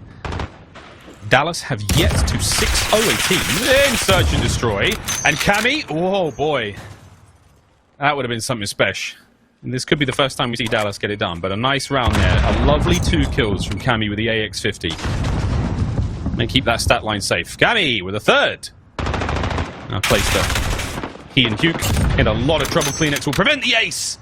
However, we do see those 4 kills come through from Cammy. A magnificent round from the man who loves himself some Piccadilly. That shades of bold as well. I mean, at the start of this round, right, you're down 4-0. The 2 guys that have the best KDs on the team, the 1.56 for Cammy, the 1.3, whatever the hell it was for Bance. And those players were 1-4 and 0-4 respectively. That was a necessary bounce back for Cammy. Maybe to start feeling himself just a little bit more, start hitting some of those shots, try to get into that groove. Able to pick up 4 in that round. Cammy may have arrived. Yeah, Dallas' execution has been on point. They have not failed. When it comes to making a plan, it can work out. Can he thwart that now with this defensive hold in the snipe? Oh no, he misses the easy ones. Oh no! Got out of trouble pretty quick. Damn, that construction site. That little nib things. Whoa, I've had enough. So's Bands. We'll see you in the next round, brother. Whoa. Huke, still going, chance. 5-2. Can Cammy now pull out the magic? Try to get his team back into this round. The answer is no. One more kill at the hands of Illy. Match point, Dallas Empire. Wow. For anyone that may have slept on Toronto Ultra, Empire certainly didn't. Instead of sleeping on them, they're just dealing with them. Snipes on point, and honestly on the side of Cammy, right? Those are some shots that you can just not afford to miss. Not a Call of Duty champs. And well, Illy isn't missing anything, not even his own teammates. If he shoots a bullet, it will find a home. And Empire now just one round away from what has turned into two of the most dominant maps we have seen, potentially this entire tournament. Here we go. We're in on A. Extremely fast. Trophy goes down. The mere fact that trophy hit is great news, though, for Toronto Ultra. Kleenex has had enough of this. The Great Dane surges forward. Clayster goes down in a hail of gunfire from the side as the 3 Cs of Ultra clean up their kills. Crim goes down as well. Vance yet to really get involved in this on Illy with the AX-50. Bang! The round is over. 5-2. Ultra now mounting the comeback. Match aggression with the aggression, and that is the type of decision making from the Ultra. You have been getting bullied out, and someone still makes the play call. Let's just take it to them, match them over at the site, and try to start to turn things around. So many maps in the past few weeks, Toronto have been able to squeak their way by and win these close games. That is the only option that they have left, trying to come up from the pits of hell. Keep climbing. Whatever hell you're going through, keep going. Cammy, just delayed, almost. I mean, he's uncharacteristically a little slow here, and he did have eyes on another there, but just there's a degree of antsiness and plays like that. Shotsy, tried and true, top shot, catches these players out. Illy once again. This could be it. 5-3. The numbers dwindling. Cammy, got to bring that AX-50 to the party, mate. You've got to get involved. Your team desperately need it. And that doesn't help. A shot in from the side. The AX-50 of Illy there. The sniper round rings out across the streets of London. And it is panic as Toronto Ultra now are staring down the barrel of defeat. And with that shot, I think we can almost call it. Kleenex going for it with all he's got. Methods now with a hipfire up top. Able to do a little bit of damage there on a Shotsy, but Crim in the center of the map now. In this 2 versus 2, this commentator may have called it a little early. Kleenex now. A 1 versus 3. He's panicked, he's running, he's hoping for something special, and nothing will come. Dallas Empire get it done in Game 5. 6-2. And what a dominant final round that was. The stamp of approval. The Empire will continue. Put a stamp on that game, send it by way of Canada Air. Take him down, and Vance, unfortunate for him, throws up the James Bond for the L. Not the best look, but Dallas instead just looked different. They are on their way to try to take down an Atlanta FaZe team that also looks elite, but that is just the ultimate flip getting switched, right? You lose a pretty devastating St. Petrograd S&D 6-4, but you get bullied out for a bit. You're down by the domination. You lose a tight one by 3 or 4 points, and then you just turn things around. The hard points, by the way, for those that have forgotten, the Gunrunner is dominant on that map as you're ever going to see. Azir Cave, the first time Dallas Empire win that map the entire year, it became a necessity for them to be able to win the series in the Game 5 fashion. A hell of a series, Miles, to close out the day. Hell of a series, brother. Hell of a series to close out the day. The magic seems to have run out. That special sweet syrup that the Toronto Ultra boys were able to just squeak through those wins seems to have run out for now. But alas, a big win there from Dallas. They can still make that run in the lower bracket. But for Dallas, man, those respawns were mean. They were furious, Chance. Like that was a real sight to behold at times there. And again, the playbook there on Piccadilly, I think they just read Ultra from start to finish, man. They had a strat from the get-go. They were making hard reads. They were knowing positions there with Cammy Sniper. They shut him down immediately. Great stuff. Anyway, we've got our scuff play of the game now. It's going to be round 3 from that search and destroy. And again, Dallas, it was what, 4 straight? 4 straight before anyone managed to get involved? It was 4 straight, and they were just all so clinical, right? And especially this one, you already see Crim 6 is able to get just that extra man advantage. You get the 4 versus 3, and it's just a pretty suffocating game from top to bottom. Cammy, though, does put on the gunny, but of course the trades that come out and just a dominant performance from start to finish. And even when things get dicey, even when maybe Empire show a crack and make a mistake, Hugh comes in the wings, picks up 2 kills, and just makes sure that nothing gets by. Very clean game, a clean series from the Empire. That is a hell of a winners finals that we have in front of ourselves. Oh, winners finals already looking beautiful. FaZe versus Empire. Set your clocks, friends. It's going to be one hell of a weekend. Still, a little bit of Call of Duty still left to play tomorrow. We still have to set the remainder of the stage, but again, that's going to be all the games for today. Huntsmen and Ultra, they're sitting in the lower bracket awaiting the winners of OGLA, the Florida Mutineers, the Royal Ravens, and of course the New York Subliners there at the bottom of your screen. And again, those are all elimination matches. Lose those, and the tournament is done. But for Ultra, man, close but no cigar. Those search and destroys, got to get back to the drawing board just somewhat. Again, they do have a little bit of time to work with just before those games start out. I mean, they maybe get one scrim before they will have to play that matchup again. The winner of Ravens versus Subliners. But Chance, what a day this has been, man. Like, what a day and what a week, right? Like 40% of the series that we've had have been game 5s. Like we've always said, search and destroy wins championships, and that's going to be those game 5s because we are getting more and more of those as this tournament goes on. So these teams need to be on point. Everyone that has now fallen or started in the losers bracket, it is a tough road ahead as there are a ton of sharks swimming down in those depths. Well, those depths again, real murky, very, very dangerous indeed. The schedule for tomorrow's action, again, we're not quite done here with the CDL playoffs. One final day remains before we can head over towards that championship weekend. This is it. A schedule presented by the US Army. Subliners versus Royal Ravens up first. Mutineers, OGLA shortly after that, and then the winner of the New York and London series will be playing Ultra. And of course, our CDL game day presented by Game Fuel, that final match of the day, and what a banger that is shaping up to be. The Huntsmen versus either the Florida Mutineers or OpTic Gaming LA. We'll see if OGLA can continue this storied run. It may be written in the books from them already. We saw what 100 Thieves did last year on Black Ops 4 from losers round 1 all the way to the finals. Can they get it done here under a slightly new banner? Again, Slasher leading the charge for OGLA. What a day of Call of Duty we have lined up for you tomorrow. That is all from today, I'm afraid.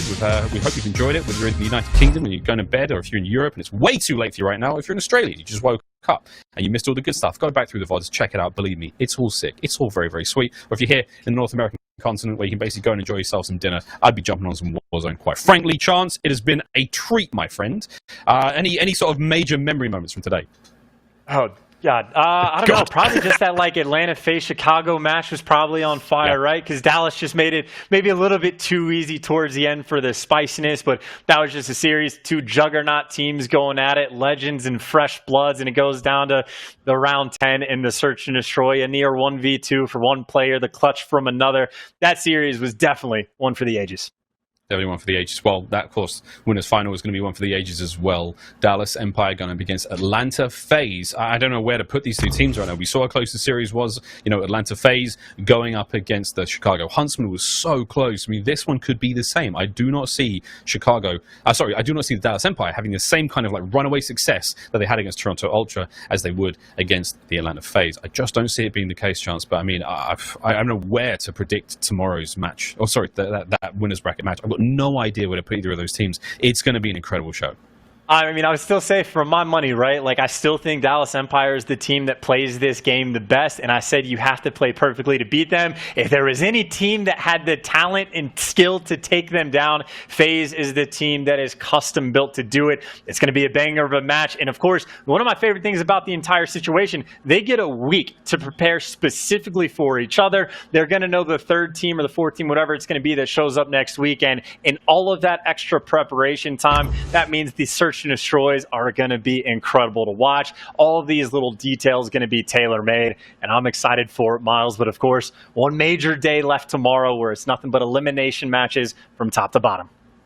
No, glory isn't given, brother. Glory is taken. It's taken over a week, and it's taken them the big banger of a weekend, of course, August 29th to 30th. I mean, it's interesting to see that the series, FaZe have obviously got the advantage over Dallas Empire thus far in the CDL, but here it's champs, man. I mean, anything can happen, and I wonder. We always tend to see that real deep run when it comes to COD champs. I wonder if that's honestly going to be the same case here. I mean, who do you see from the lower bracket making the run? Could OGLA honestly? I think they're the squad for me right now. Could they honestly go, through the next squads, make their way to the Huntsmen, potentially beat the Huntsmen, then have to play Dallas or FaZe, like to go all the way? I just think it would be unbelievable, but I could truly see it happening, and it's almost like this weird fairy tale finish for a really, really stinking year for OGLA. To turn it around now is poetic.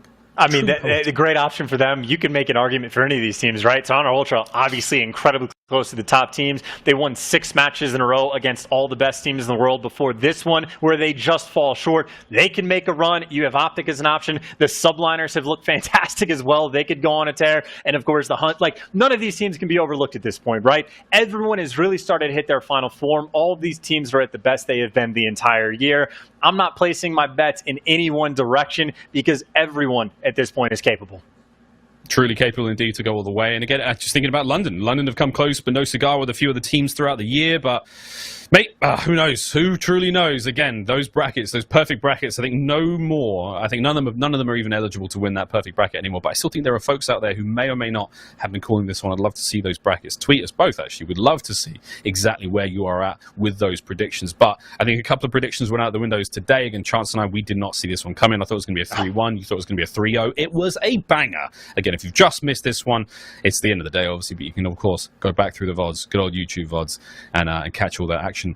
We do have our interview coming up shortly after this one, but again, myself and Chance, we're going to just carry you through this for the next few moments. And again, mate, has been a wild day. That FaZe versus Huntsmen series was an incredible one, nonetheless. But I mean, honestly, for me, I just thought it was nice to see, Paris put up a real try to put up a real show towards the end there. We have to say a fond farewell to them. I think London, they're another squad that they just want to try to right the wrongs of what has been a very, very difficult year. And I just wonder if they've got the metal to go the distance. I think that lower bracket run becomes a lot tougher. New York Subliners are still a team that, again, last-minute, last-ditch attempts to try to change their fate.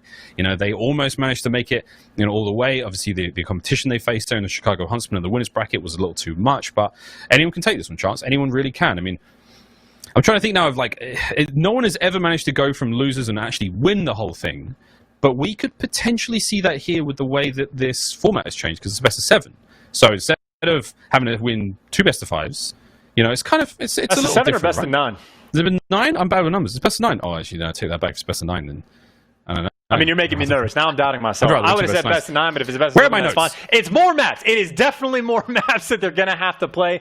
It is definitely a switch up. And I mean, the number of long distance losers, champs runs that we have seen. Envy is the classic example. 100 Thieves from last year is a classic example. Every single time, some team in losers, obviously because it has to go this way, but ends up just making some sort of ridiculous run. The potential for that is obviously there, but that's just a ton of Call of Duty left to play. A lot of teams are going to get eliminated tomorrow that we're going to be able to watch. And frankly, Miles, I know we have an interview to look forward to. I really hope it's Clayster. I want to figure out how the hell he managed to fall off the map in this game of all games, and not even on an Azir cave.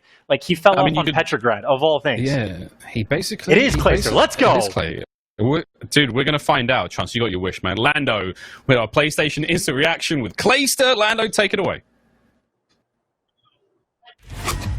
It's your instant reaction brought to you by PlayStation. I'm Lando, and joining me is Clayster from the Dallas Empire. Clay, you guys managed to get it done there in the Game 5. It was a grueling series to kind of, to say the least, but you guys looked absolutely different in that Game 4 and Game 5. Considering the team's history, right? 5 World Championships across the lineup in total, the team's strength in a mode like Search and Destroy throughout the season. Does your confidence as a team raise as the series gets to a Game 5 situation, considering the experience this lineup has? Oh, 100%. I think that the longer a series goes on, the more confident I get. I trust our group of guys in Game 5s more than anybody else. I trust us in those clutch situations. I trust us when our backs are up against the wall. Clint, this was a lineup, to kind of start the season that at times was doubted, right? The way the regular season started, I know you guys have obviously talked a lot about launch weekend yourselves, but there are questions on yourself and Krim. There were questions on the young guys specifically. Does it feel good to continually silence the doubters, or is that something that you hold on to until the job is done? I honestly don't pay too much mind to it. I mean, I know what my own head, like what is going on in my own head. I know how good I am. I know what I bring to a team. All of my teammates have told me this, and it's not something like I'm just full of myself. Like they're all like, yeah, we love when you do this, we love when you do that. So honestly, like, yeah, okay, we might not have been playing well. We've won 3 tournaments this year. We're the 2nd seed. We're now in the winners finals at champs. So whatever they want to say, they can say it, because I mean, obviously, whatever we're doing is succeeding, and really, that's all that matters is succeeding each and every tournament that we play in. Am I allowed to ask you how the falling happened in the middle of the series? Yeah, so I was playing a spot that kind of we came up with on the fly, and it's like a yellow ambulance on the very back corner of the map to where you can like see down the street. And I was trying to like run backwards to flowers, and I fell off the van and got like trapped in a van corner. So like I didn't fall off the map; it actually went 3, 2, 1, and then killed me. So yeah, I gotta at least have one of those every champ. So at least I got it out of the way. Well, there you go, Twitter. There you go, Reddit. Everyone who wants to know, that's the answer. Really quick, Clay, before I let you go, how are those predictions looking? By the way, still perfect? Oh yeah, I think I'm literally 10 for 10. I mean, once I'm done competing, I need to go hit the betting sites or something like that, because I know who's going to win every time. There you go, man. Well, that was your instant reaction, brought to you by brought to you by PlayStation. Clayster, thanks so much for joining me, man, and congrats again on the victory. Yeah, man. Thanks for having me on, and thanks for everybody supporting us. Let's go. Absolutely. Well, folks, day 4 of CDL playoffs has officially come to a close, and there is still a lot to chat about. When we come back after the break, it's Lottie, Nameless, and Pac-Man breaking down all the action.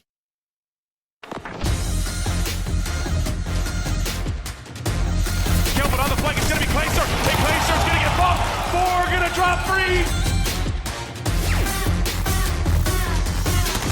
We have ourselves a new champ. It's the Dallas Empire with their 2nd home series win. It's chaos.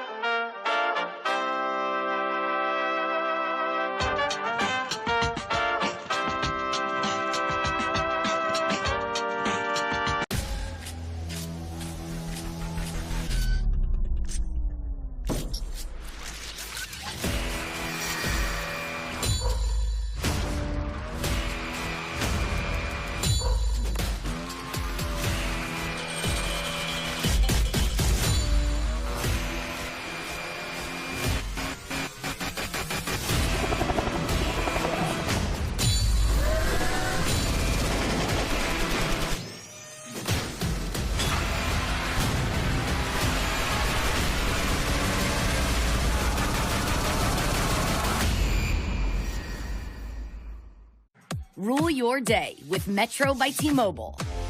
Get 1 line of unlimited data for just $40, so you can catch the most epic dubs and replays all on T-Mobile's nationwide 5G network. Rule your day with Metro.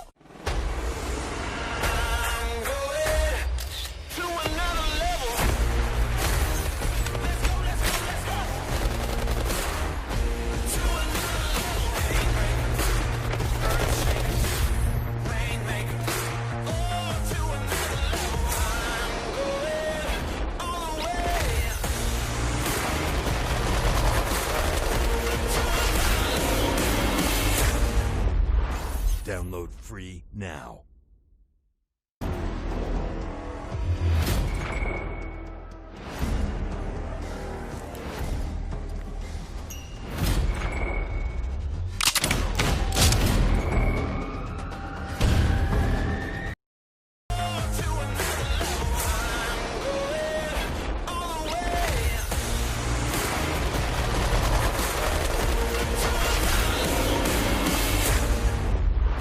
Download free now.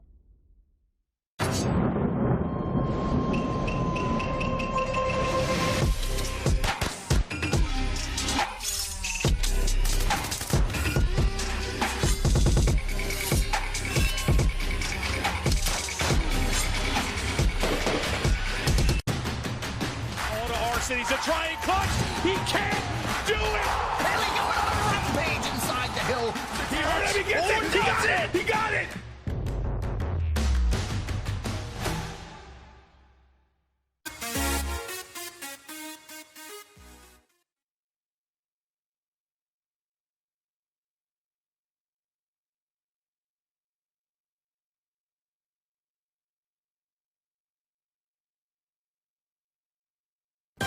Call of Duty League is brought to you by Metro by T-Mobile. Stay connected to what matters most with the best value in wireless.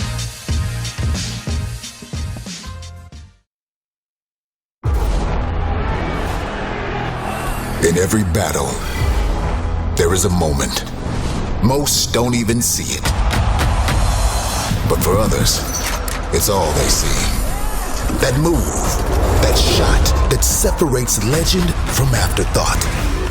That instance between your name heard round the world and total, deafening silence.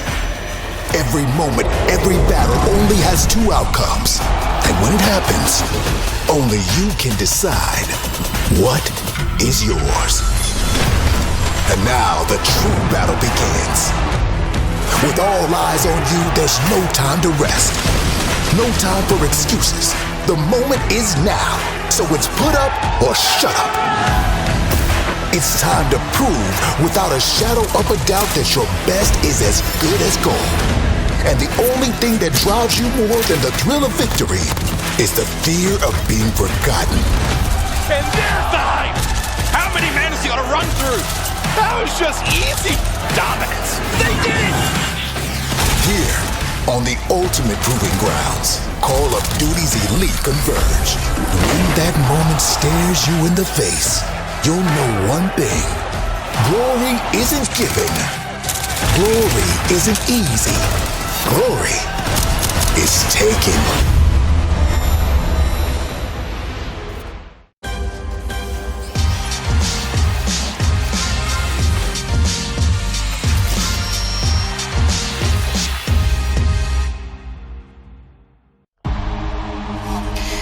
Day 4 of the playoffs is done and dusted, and some of our teams collected the bag, while others, well, they live to fight another day, and of course are being sent into losers, where obviously they're playing for their tournament life. This is what it comes down to, folks. This gorgeous trophy before your eyes right now, and of course the prize pool.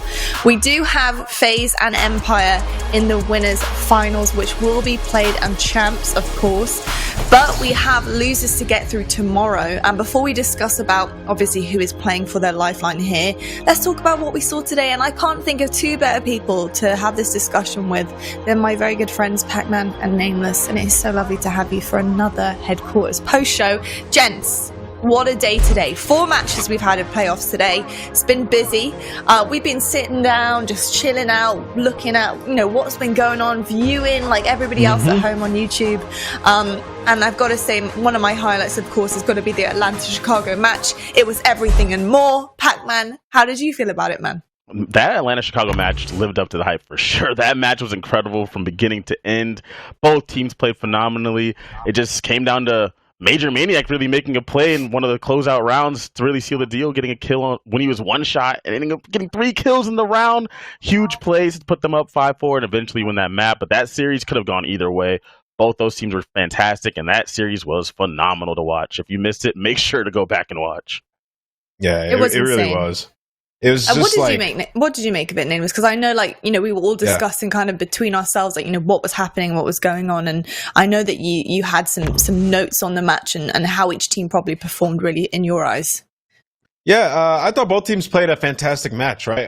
That either one could have went either way. I think Scump and Envoy were on another level in that series. That was the best we've seen of that duo in a very long time. Scump really was frying, man. Like every time he would push a hill, it was a 2-piece. When he got around it, he was doing damage with Envoy as well. Formal had an incredible game 5. He's just playing great, holding down construction, RCs throughout the series. I just think Persini had a really tough one. He's a very consistent player, and obviously throughout that series, there wasn't a single map where he was really doing much. So it's on him. They have shown that they can win this championship. They can win COD champs. They can do it. But if Brasini doesn't play well, they won't. It's on him because the rest of the guys are on point right now. He's got to be the last cog in the machine. I mean, what do you do in that situation? You know, you're Chicago right now. I'll tell you right now. You know, it rides, everything rides on the, you know, the way that you perform with your roster. I mean, you're this far into playoffs right now. It's super imperative you perform as a whole team. Yeah. And if one player just isn't kind of playing up to the standard that you kind of hold yourselves to, what do you do? Like, Nameless, what do you actually do in this situation? So his brother should want to talk him through it and calm him down a little bit because obviously he's very emotional after the loss. But what's happening in game, and me and John or Pac were talking a lot about this during the series, is he's thinking way too hard and he's he's trying to do too much on the map. Like in the hardpoint map 1, he had way too many engagements. He's just running at way too fast of a pace. And in these little decisions that he has to make, like in the search and destroy, when it's him and his teammate pushing a 2v1 on a player, he's going a little bit too early. That's him overthinking and overanalyzing what's happening on the map. Like it's like a frenzy in his mind. It's pandemonium. He just needs to calm down and play a little bit more consistent. It kind of snowballs for him, right? Like when he's playing really well, he's phenomenal. That's where the inconsistency comes from. But when he starts doubting himself and starts playing poorly, you see performances like this where it's pretty much unacceptable. He needs to get out of his own head, and his teammates need to instill that confidence in him before they play their next match so they can get back on the right path. Because really, they look phenomenal. If he had a pretty average series, even, they win that match. So he just needs to step it up, and he knows that. I know he's really disappointed in his play, but he needs to get out of his head and focus back on the rest of the tournament. Absolutely. I mean, he brings so much to the team when he is playing on point. The aggression, the flexibility he carries with him as well. And, you know, he's been known to do some ridiculous flanks across the map and produce some insane situations for his team, and we need to see more of that.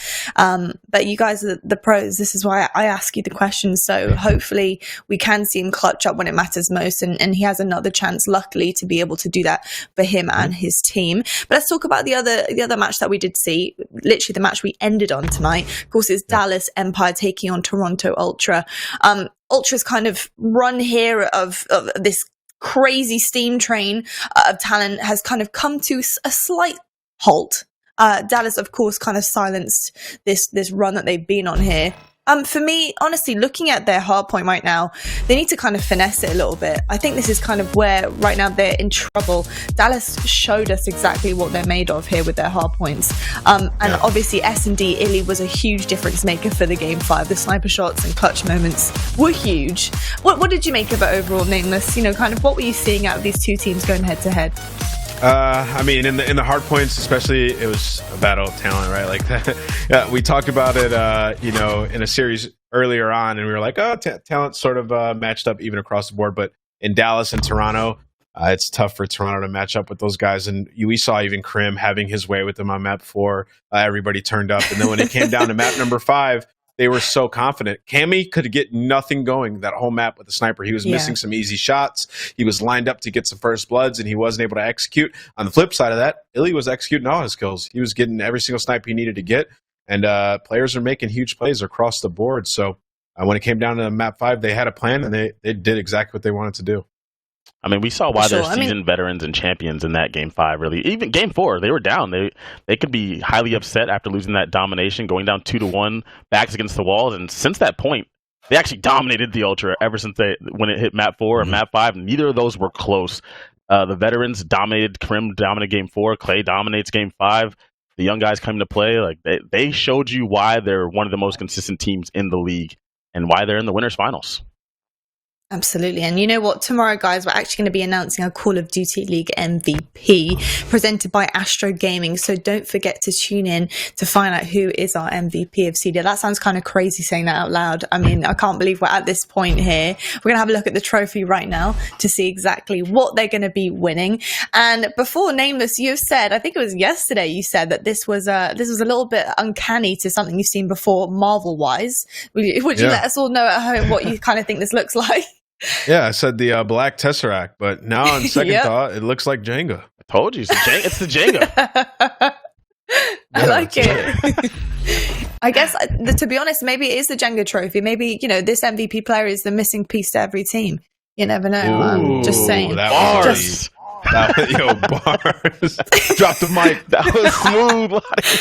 I can't drop this mic. It's too fragile. But I would if I had one on hand. I would. But of course, we do have a big day tomorrow. Tomorrow is super important because teams are going home.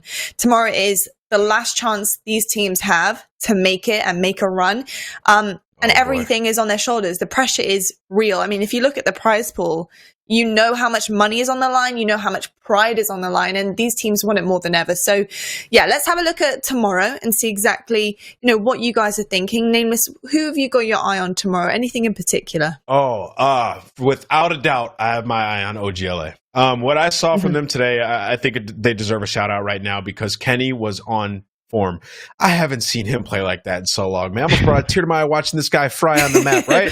Kenny's one of, everybody's favorite players, and to see him back on point, feeling good was just incredible. And, they were that team in round one. We said if a team in round one of losers can make a run, it's OGLA. And what's weird is would you guys be totally, completely surprised if they made a run all the way through losers? No, not at all. Would you? Not at all. Because of the so players much on that talent team, right? on that team, yeah. So much. And if they're if the on time point, is to him do it, Slasher, it's now. Yeah, so going up against Florida, they can absolutely get some huge momentum there. So that's a big one that I'm going to be looking at. Absolutely, man. I totally agree with you there. Pat, what about you, fella? I was what actually are you looking forward to with tomorrow? their opponents, Florida. We haven't really seen Florida turn up like we had in the past, and I'm wondering if they still have it in them. Do Big Wake and Pharaoh have what it takes to bounce back? We haven't seen that yet. They're one of the top teams in the world. They have back-to-back home series wins, I believe it was, or two. They are phenomenal. At the wrong time. And their slump it hasn't ended yet. But if it does end, if it does end at champs, they're like one of the scariest teams you could face in losers bracket if they get the ball rolling. And I don't know if they have it, but I'm looking forward to seeing it. I literally was looking at the exact same match as you guys. And I think, just to add on to what you both have said, because perfectly valid points, of course, as usual. But the fact that one of these teams is going home, it still kind of blows my mind. And I know OpTic haven't been the most perfect team throughout the season. I get that. But right now, their rise is real. The guest appearance from Dashi, I honestly just think lit a fire under the team just to kind of prove a point, we can do this. If we get things right, no matter what you throw at us, no matter what happens, we can still get it done. I think was a huge booster for them as well. And then Kenny obviously performing so well today. It kind of just sends a message. Texas Kenny, baby. You know what's funny? I love that. I was thinking it could just be like a little blessing in surprise, right? In disguise. This guy went to Texas because of the situation. And now he's different. So it could have helped him out. It's crazy. Also, XC didn't help his own case, upsetting some of the best Call of Duty players in the world historically. Why would you try to upset Kenny? Don't upset Kenny. Kenny's an absolute beast. This guy's been in back-to-back grand finals at champs. You're going to give him extra ammunition before you go into a series with him? It's a mistake. I know. You poked the wrong bear there, poked the wrong bear. But we do have an incredibly stacked day for you tomorrow. Here is our schedule presented by the US Army. Starting off your day at 1 p.m. Eastern sharp, we got New York Subliners versus the London Royal Ravens. Following after that, we have Mutineers taking on, of course, it's OG, and then Ultra versus either New York or London. And then we've got CDL Game Day presented by Game Fuel. It's Chicago Huntsmen versus Florida or OpTic. So depending on how results go, this is what it's going to be looking like. Okay, looking at the schedule, gents, what would you be saying are going to be the gaps filled in here for the 4 and 5:30 matchups? What are we seeing? New York, London, or Florida and OpTic? New York and OpTic for me. I believe New York and OpTic for me as well. I just think they're too strong when it comes down to it. What about you, Charlotte?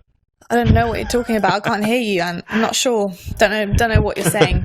Just there's some static in my ear. I can't predict anything. But it's been an amazing day, of course, today of Call of Duty action, and it's been day 4 of playoffs. And tomorrow we have our final day. Pretty wild, crazy things have been happening. I can't wait to see more tomorrow. Who is going home and who is heading forwards into the bracket? We'll be finding out. See you guys tomorrow.